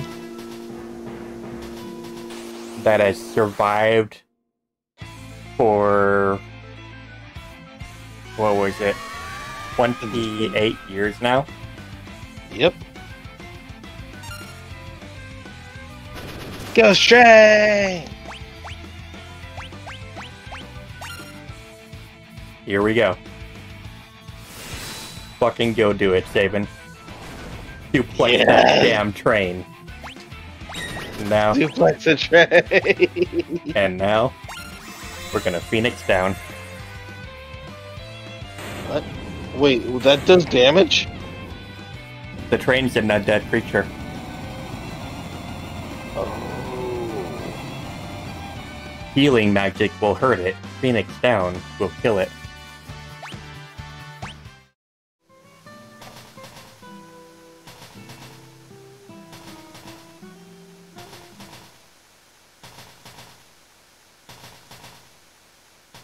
So there you go.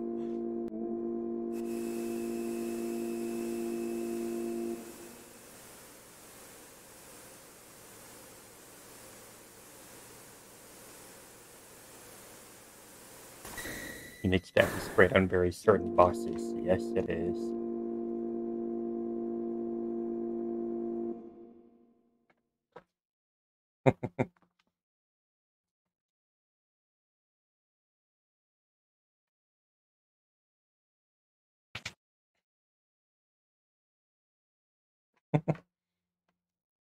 Alright.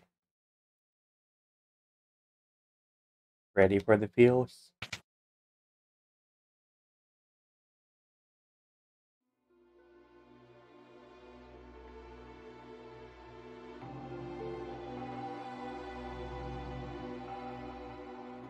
Oh, damn.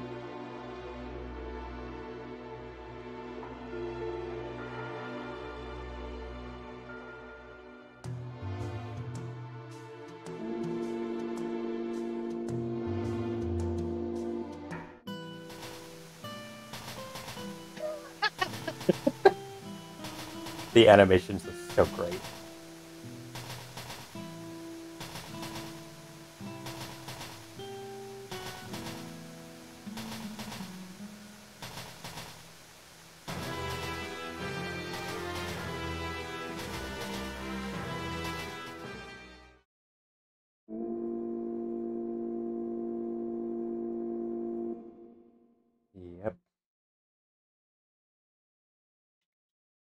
Well, if you ever thought that they would be woken up by some spell at the end of the game, now they go.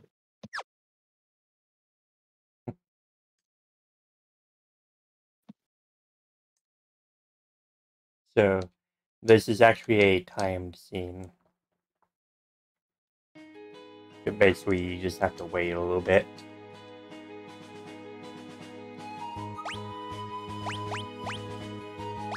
What the fuck? Hmm? Who's in your party? One moment. Also, by the way, the color of the tent and what's on top of it changes depending on who is in the front of your party. I saw something for a moment there that confused the shit out of me. Hold on.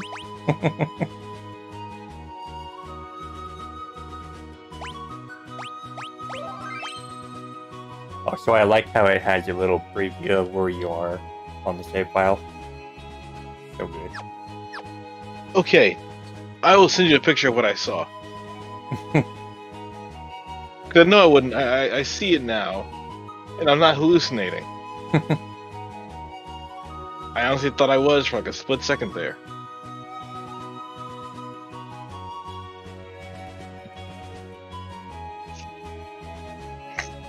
Oh, yeah, he was him.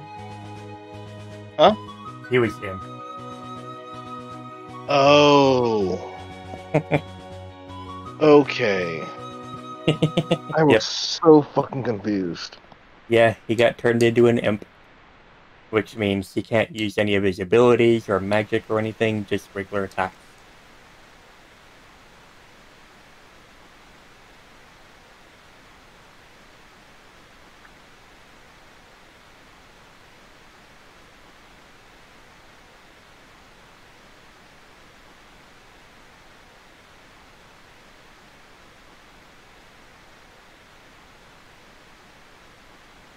Shadow. You're great and everything.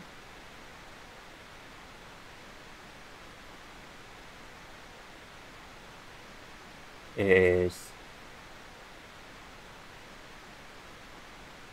so we Huh? ready for the fall of our life? I like Shadow though. He's such a good character. And he has such a history if you pay attention. So you remember our good old duplexing move? Yeah. Yeah, so there's no ground here.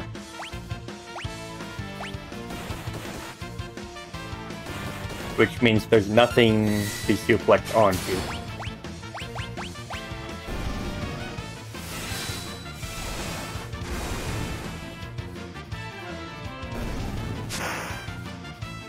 Oh god. Yeah, so these enemies will continue to respawn until the song loops once.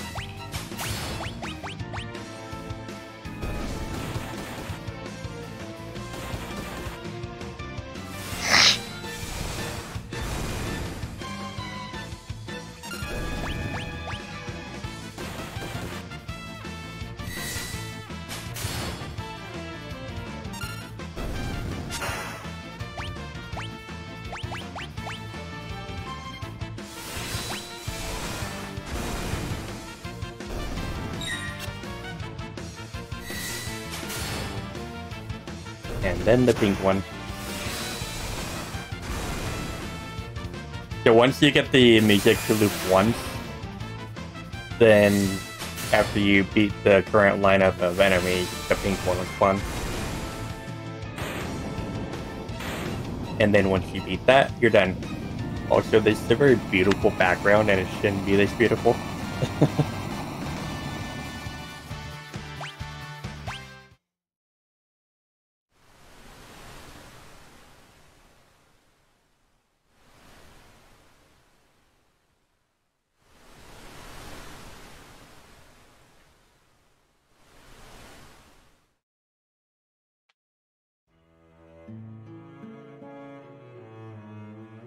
There you go. Sorry your dad hates you. And that you don't have a mom. Yeah, that water texture though.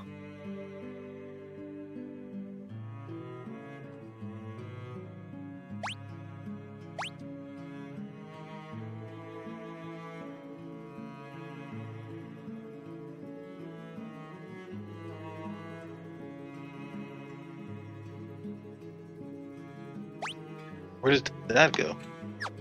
Hmm?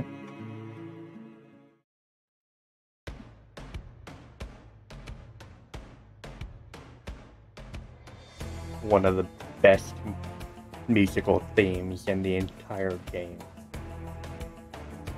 I'm gonna go buy something real quick and then I'll let it play. Also, you remember that soldier from Miranda?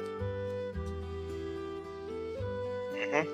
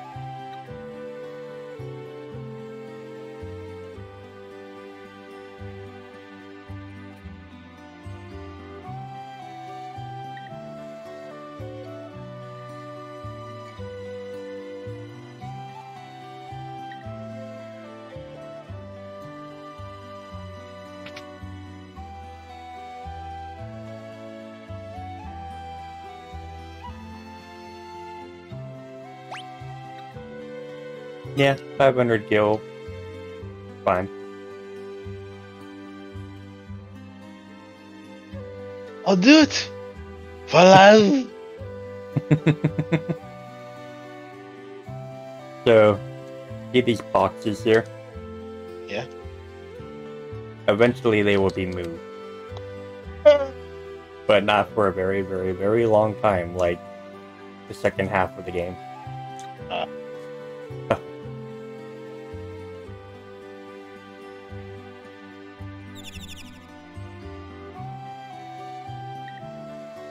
What happens to this town later is so heart-wrenching.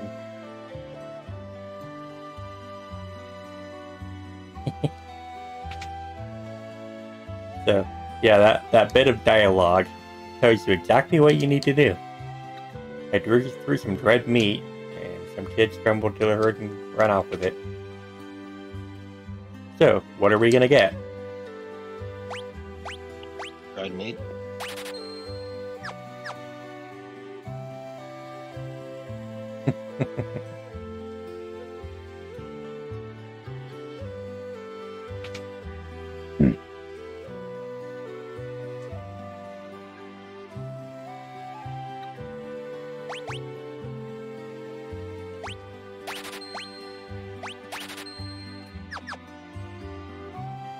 Wait. Get her that. The others are fine.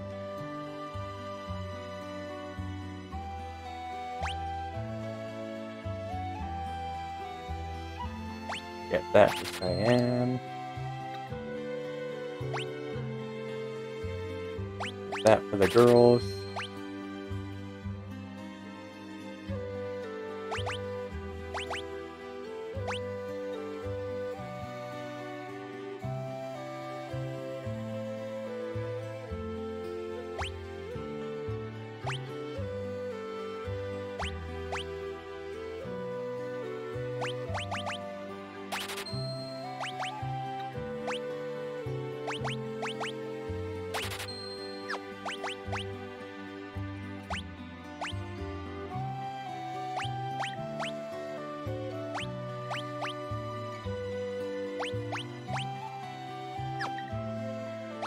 Oh yeah, okay, so Genji Glove you.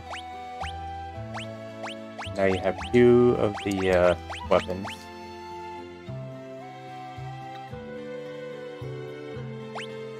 And black belt.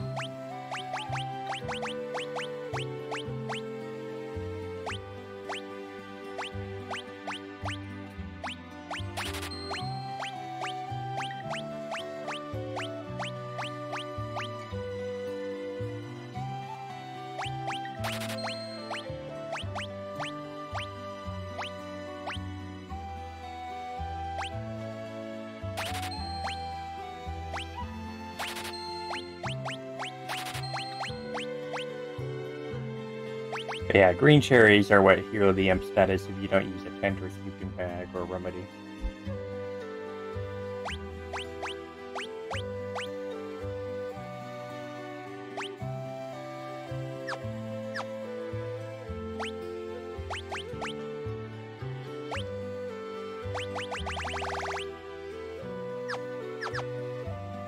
Alright.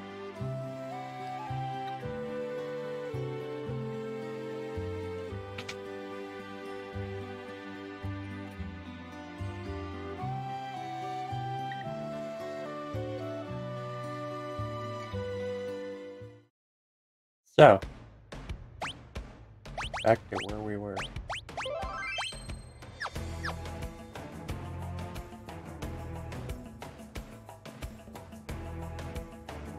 Not the ice VTuber, but yeah. And yes, I love it. And hi, Milo.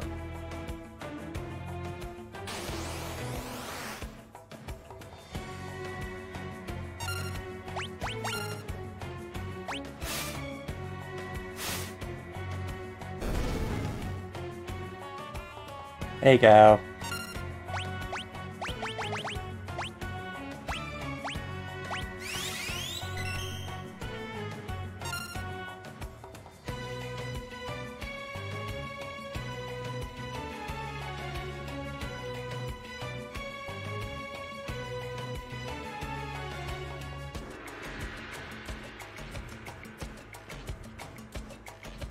What a peculiar child.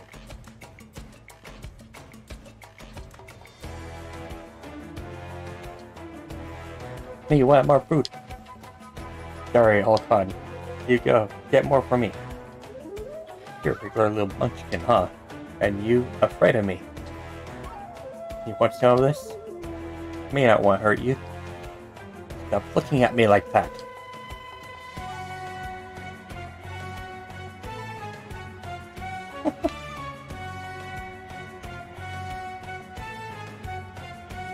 Pretty tough for a little guy. That's fun. He's strong.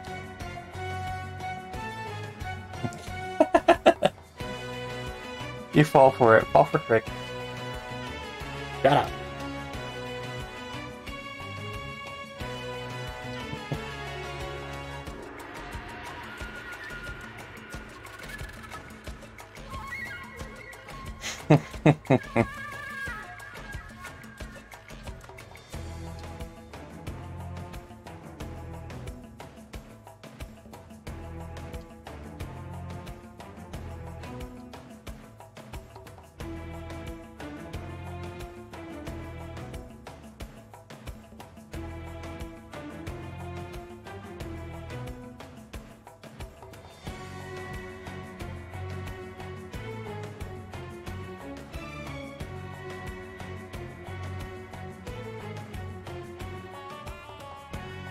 Water under the bridge. You mean poisonous water under the bridge? Oh, too soon.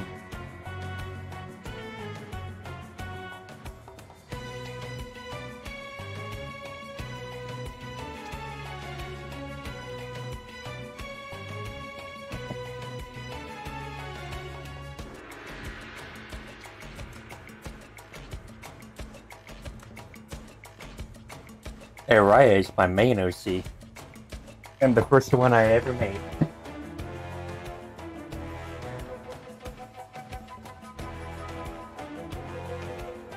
So, he's even older than Glacialis.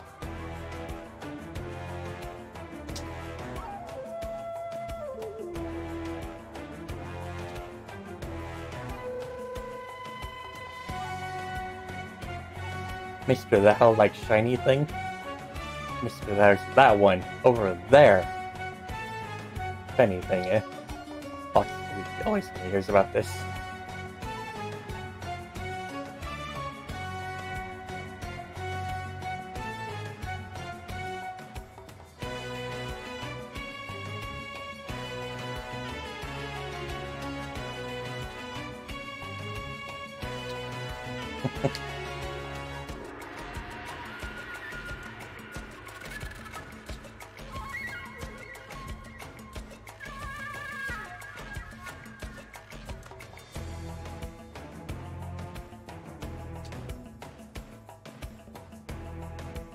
Oh, I'm loving the game. Like I said before, I played this game back when it was free on the Super Nintendo and I was 8. And I've beaten this game 8 times now. Once on the Super Nintendo and 7 times on the Game Boy Advance. And I know pretty much everything about it by heart. And this is the first time playing the Pixel Remaster. And I am loving it so far.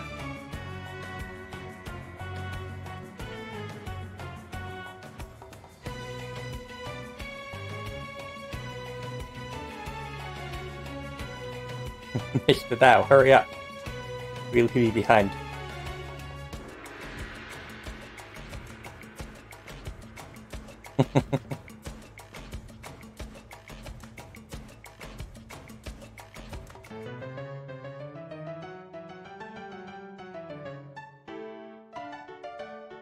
Johnny Seabad.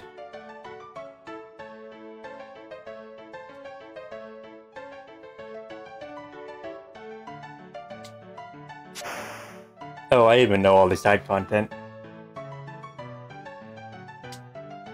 And how to beat all the dragons, and how to get all the espers, and everything else.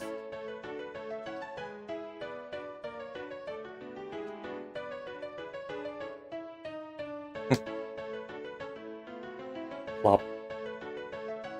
So that's the spread of an imp.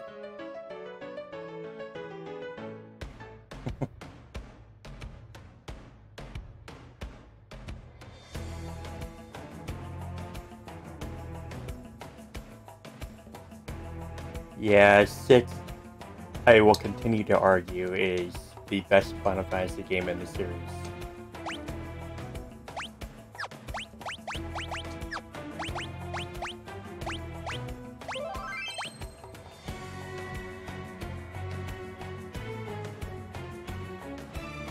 Yeah, the way Gao gets his abilities.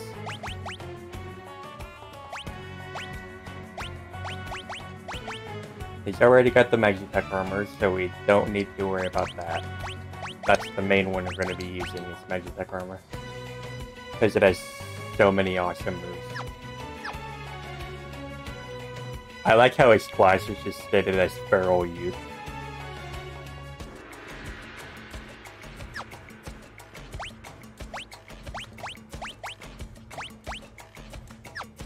Yeah, Gao is one of the few characters who cannot equip a weapon.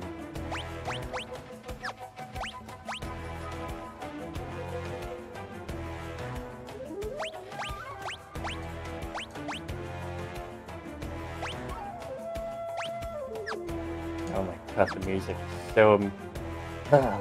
damn it.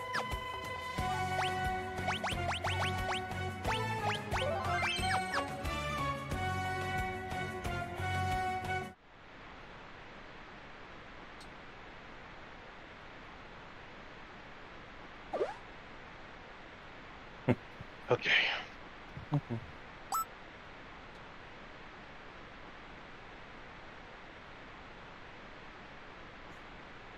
Hydrate. Thank you, Storm. Also, hi, Storm. Let me go and get my water.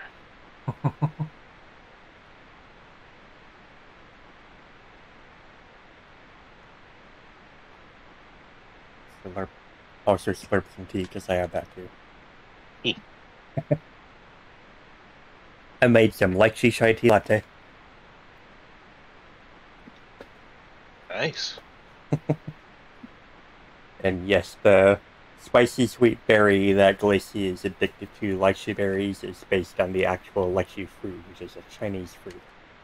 It is not spicy sweet, but it is still great.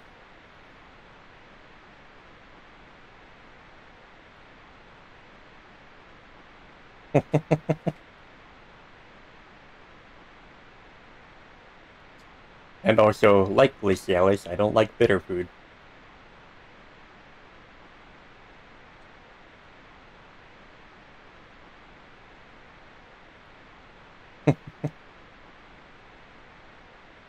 Milo says, howdy, Bryce. Eh? Oh, hey Milo. You have to forgive me. I'm half asleep.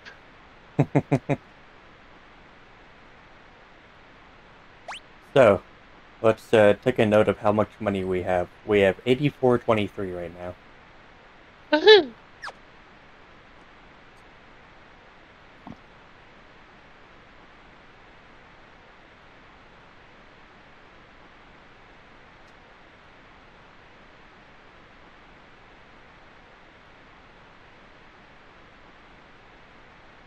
Together we can form one sleeping person.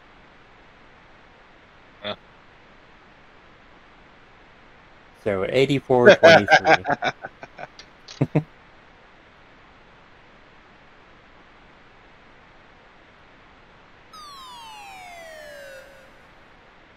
My money pouch, there was 500 gil in there.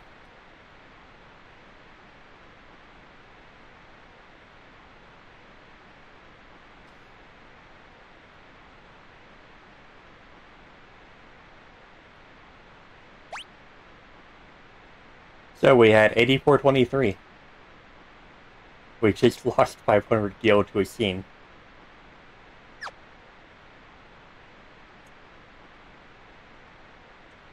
Honestly, the scene was funny, so it's kind of worth the 500 gil. But damn, that was brutal.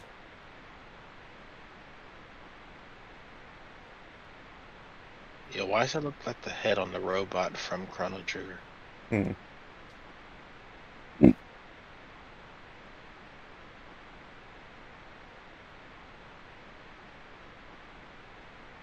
Yeah, why does it look like the head on the robot from Chrono Trigger? Well, it was made by the same people, and Chrono Trigger I, was made very shortly after this. you know what? I'm pretty sure that is the head, or at least a prototype of it. It might let us breathe underwater.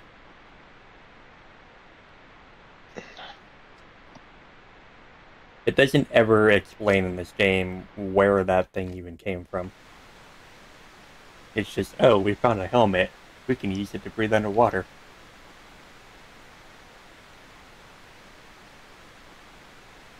I still need to play Chrono Trigger. I still haven't. And Mm, with how much I love Final Fantasy VI, it's a sin that I haven't played Chrono Trigger. I haven't played it either. Don't feel too bad about it. And then again, I haven't played Skyrim either, so Hmm.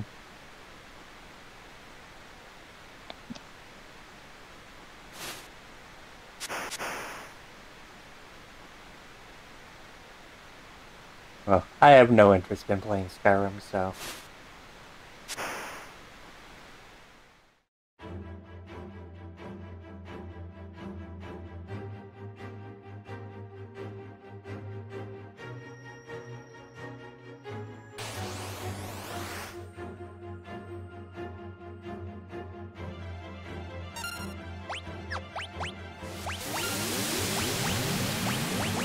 first of all, that's rude.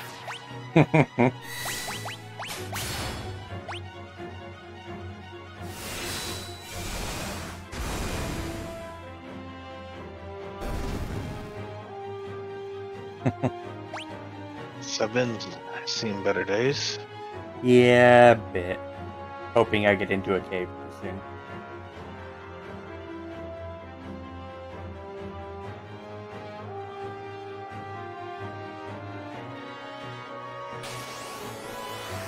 Up.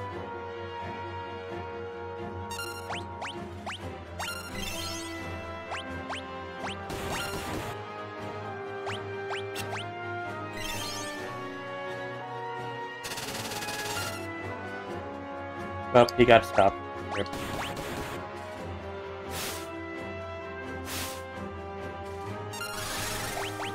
Nope. Damn it. I fat fingered and pressed the left button. Ow. Oh, that was rude. That's the attack that that Emer uses if you hit the shell.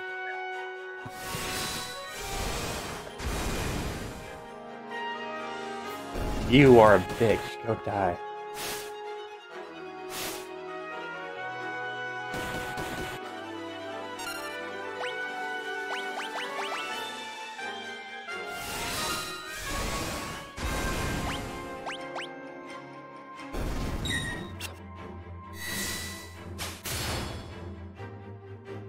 Goodbye. It's about to recover if we can help it. Mm-hmm. We need to get into a cave. There we go.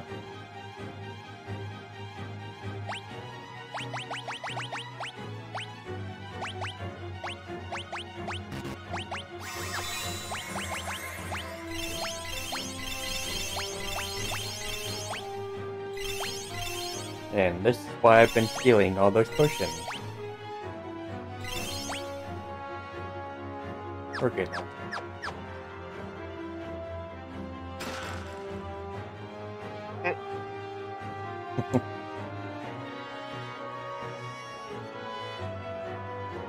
So, when the arrows come up, you can't actually change which direction you go. But generally, you don't even need to. You just follow where it takes you and keep going. Pretty sure that's the fastest way to get through here.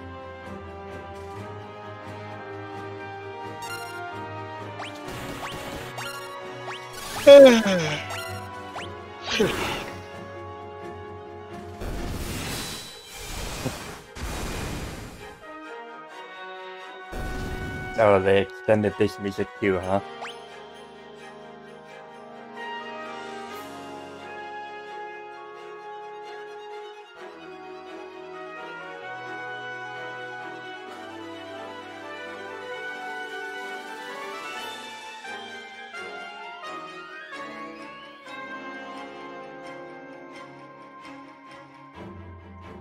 Drain the water.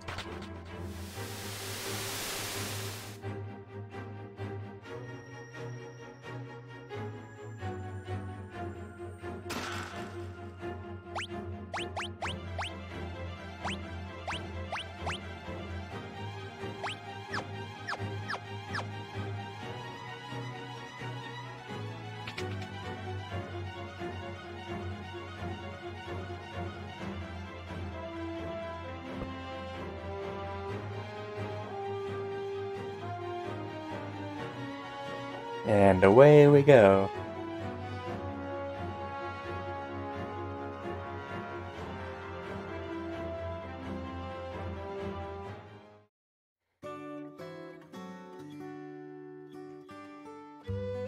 Just blob sprawled out on the fucking dock.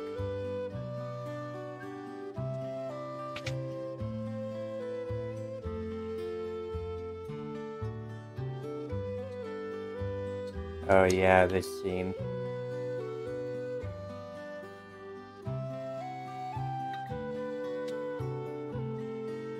This scene is so horrible. How dare the licentious howler off with thee?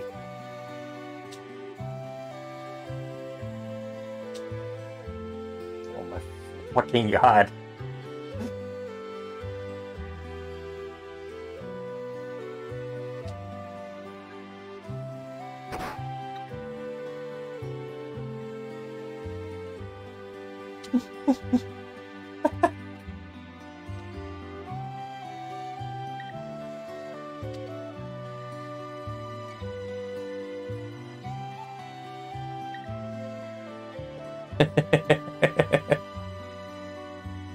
Aesthetic training?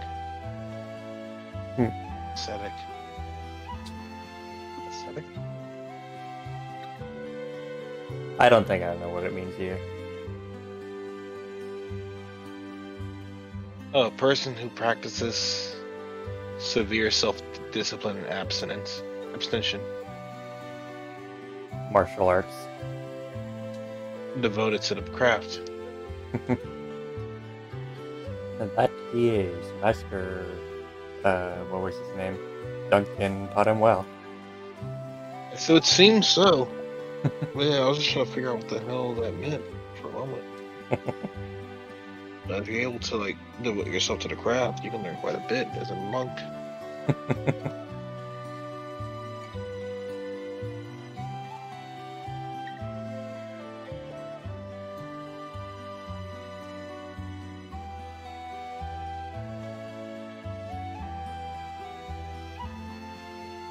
Yep. Size baby was some kind of monster and threw it out. Poor little thing never had a chance. Well, that poor little thing is, yeah.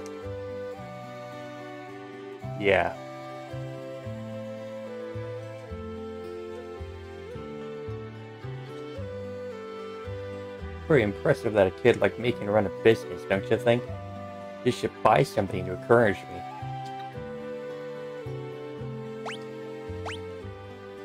Are you trying to twist my arm? Yeah, but see, things you have, I don't quite want. Thank you, even though you didn't buy anything. Good. It's better than getting backsassed about it.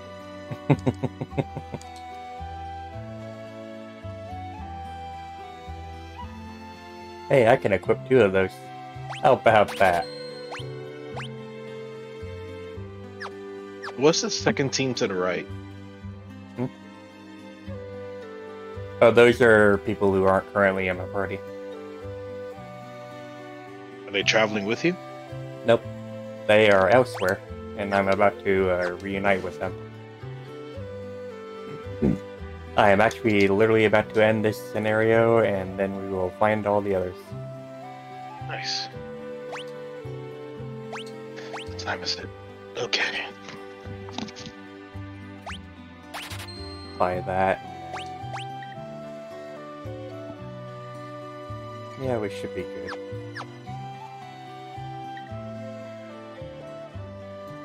Come on.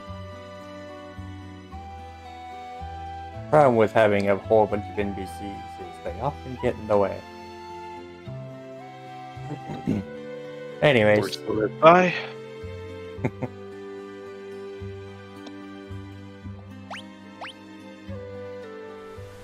And back home we go. This time on a boat. The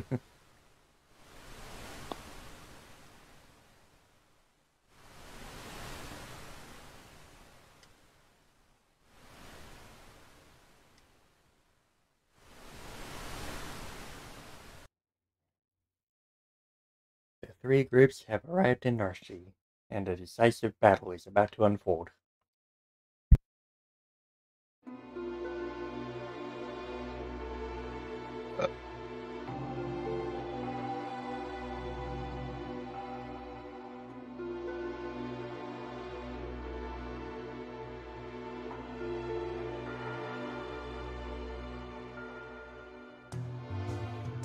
We're asking you to spill your blood.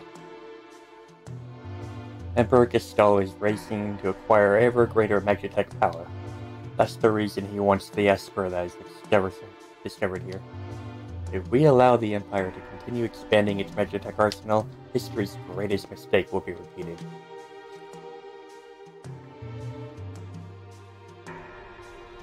The War of the Magi. The 5th Umbral Calamity?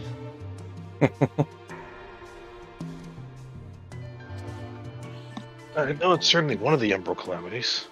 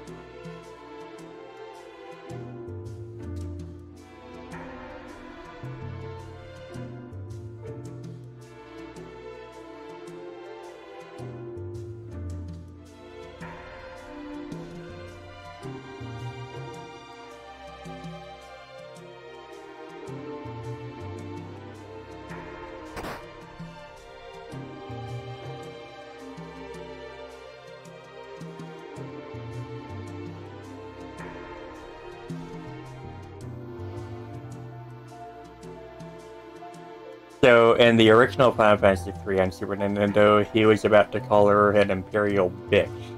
It got to the B before Locke interrupted him.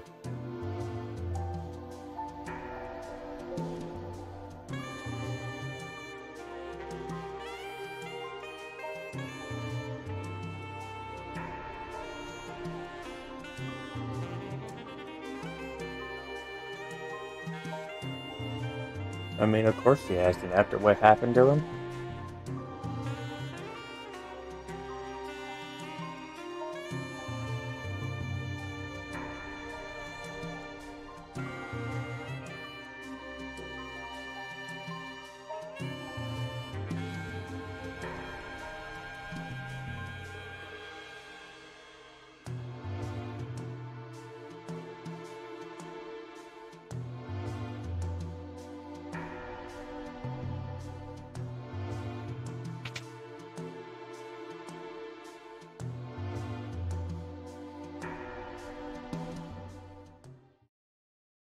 Well, as much as I want to stay and watch this,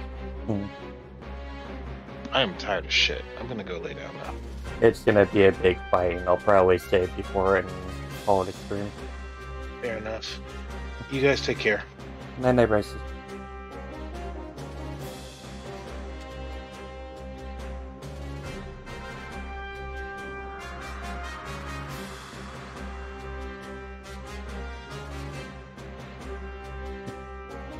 But yeah, I've been going 4 hours and 16 minutes.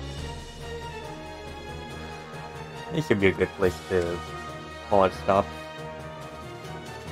Right after we get all our equipment, get it out, sort it out, and everything.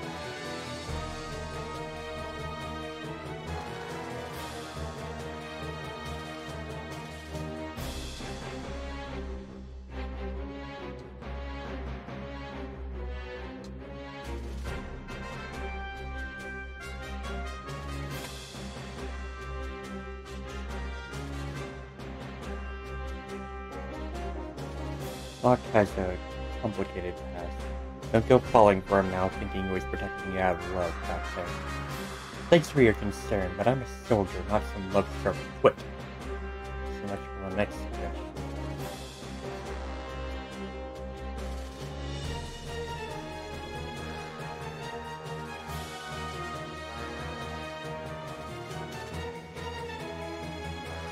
Hera, who'd have thought we'd meet up again like this? You can use magic too, can't you? But it's different from mine. I was raised from the Imperial magic of night. When I was still very young, I was artificially infused with magic. From Sheba, but we don't know that. Is it possible for you to love other people? Are you mocking me?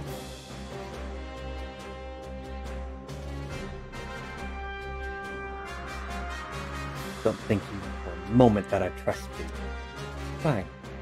Use your own eyes and see for yourself, Sadamon.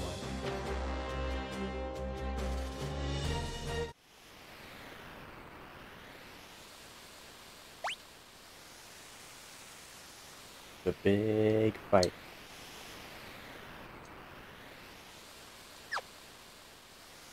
Boy, is it gonna be a hell of a one.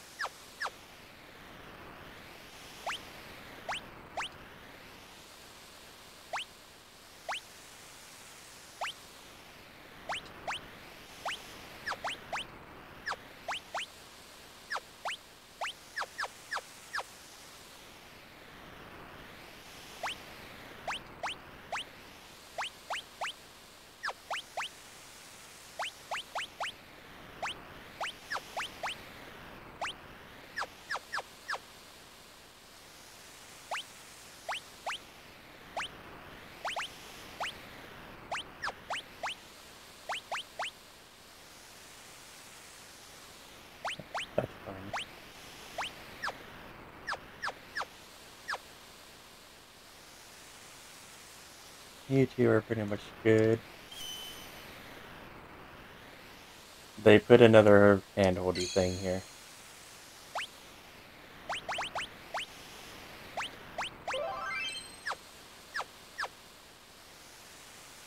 Alright.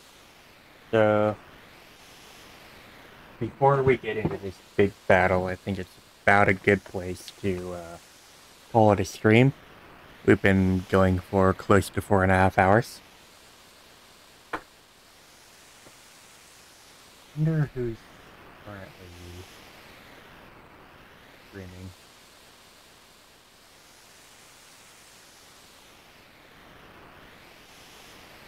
But yeah, we'll definitely have more of this game later on. This is going really well. I'm loving this. Mako's still streaming. Are you? I want to open.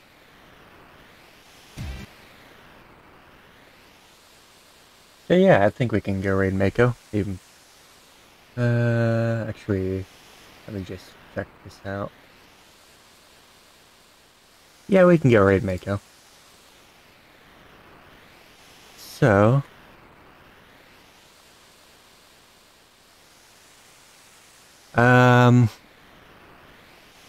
so as usual, we'll have another session on Tuesday. Get back into After the Storm. All the players will be there, hopefully. And yeah, it'll be a fun week. So I will see you guys then, and I hope you guys enjoy the stream Mako. See you later.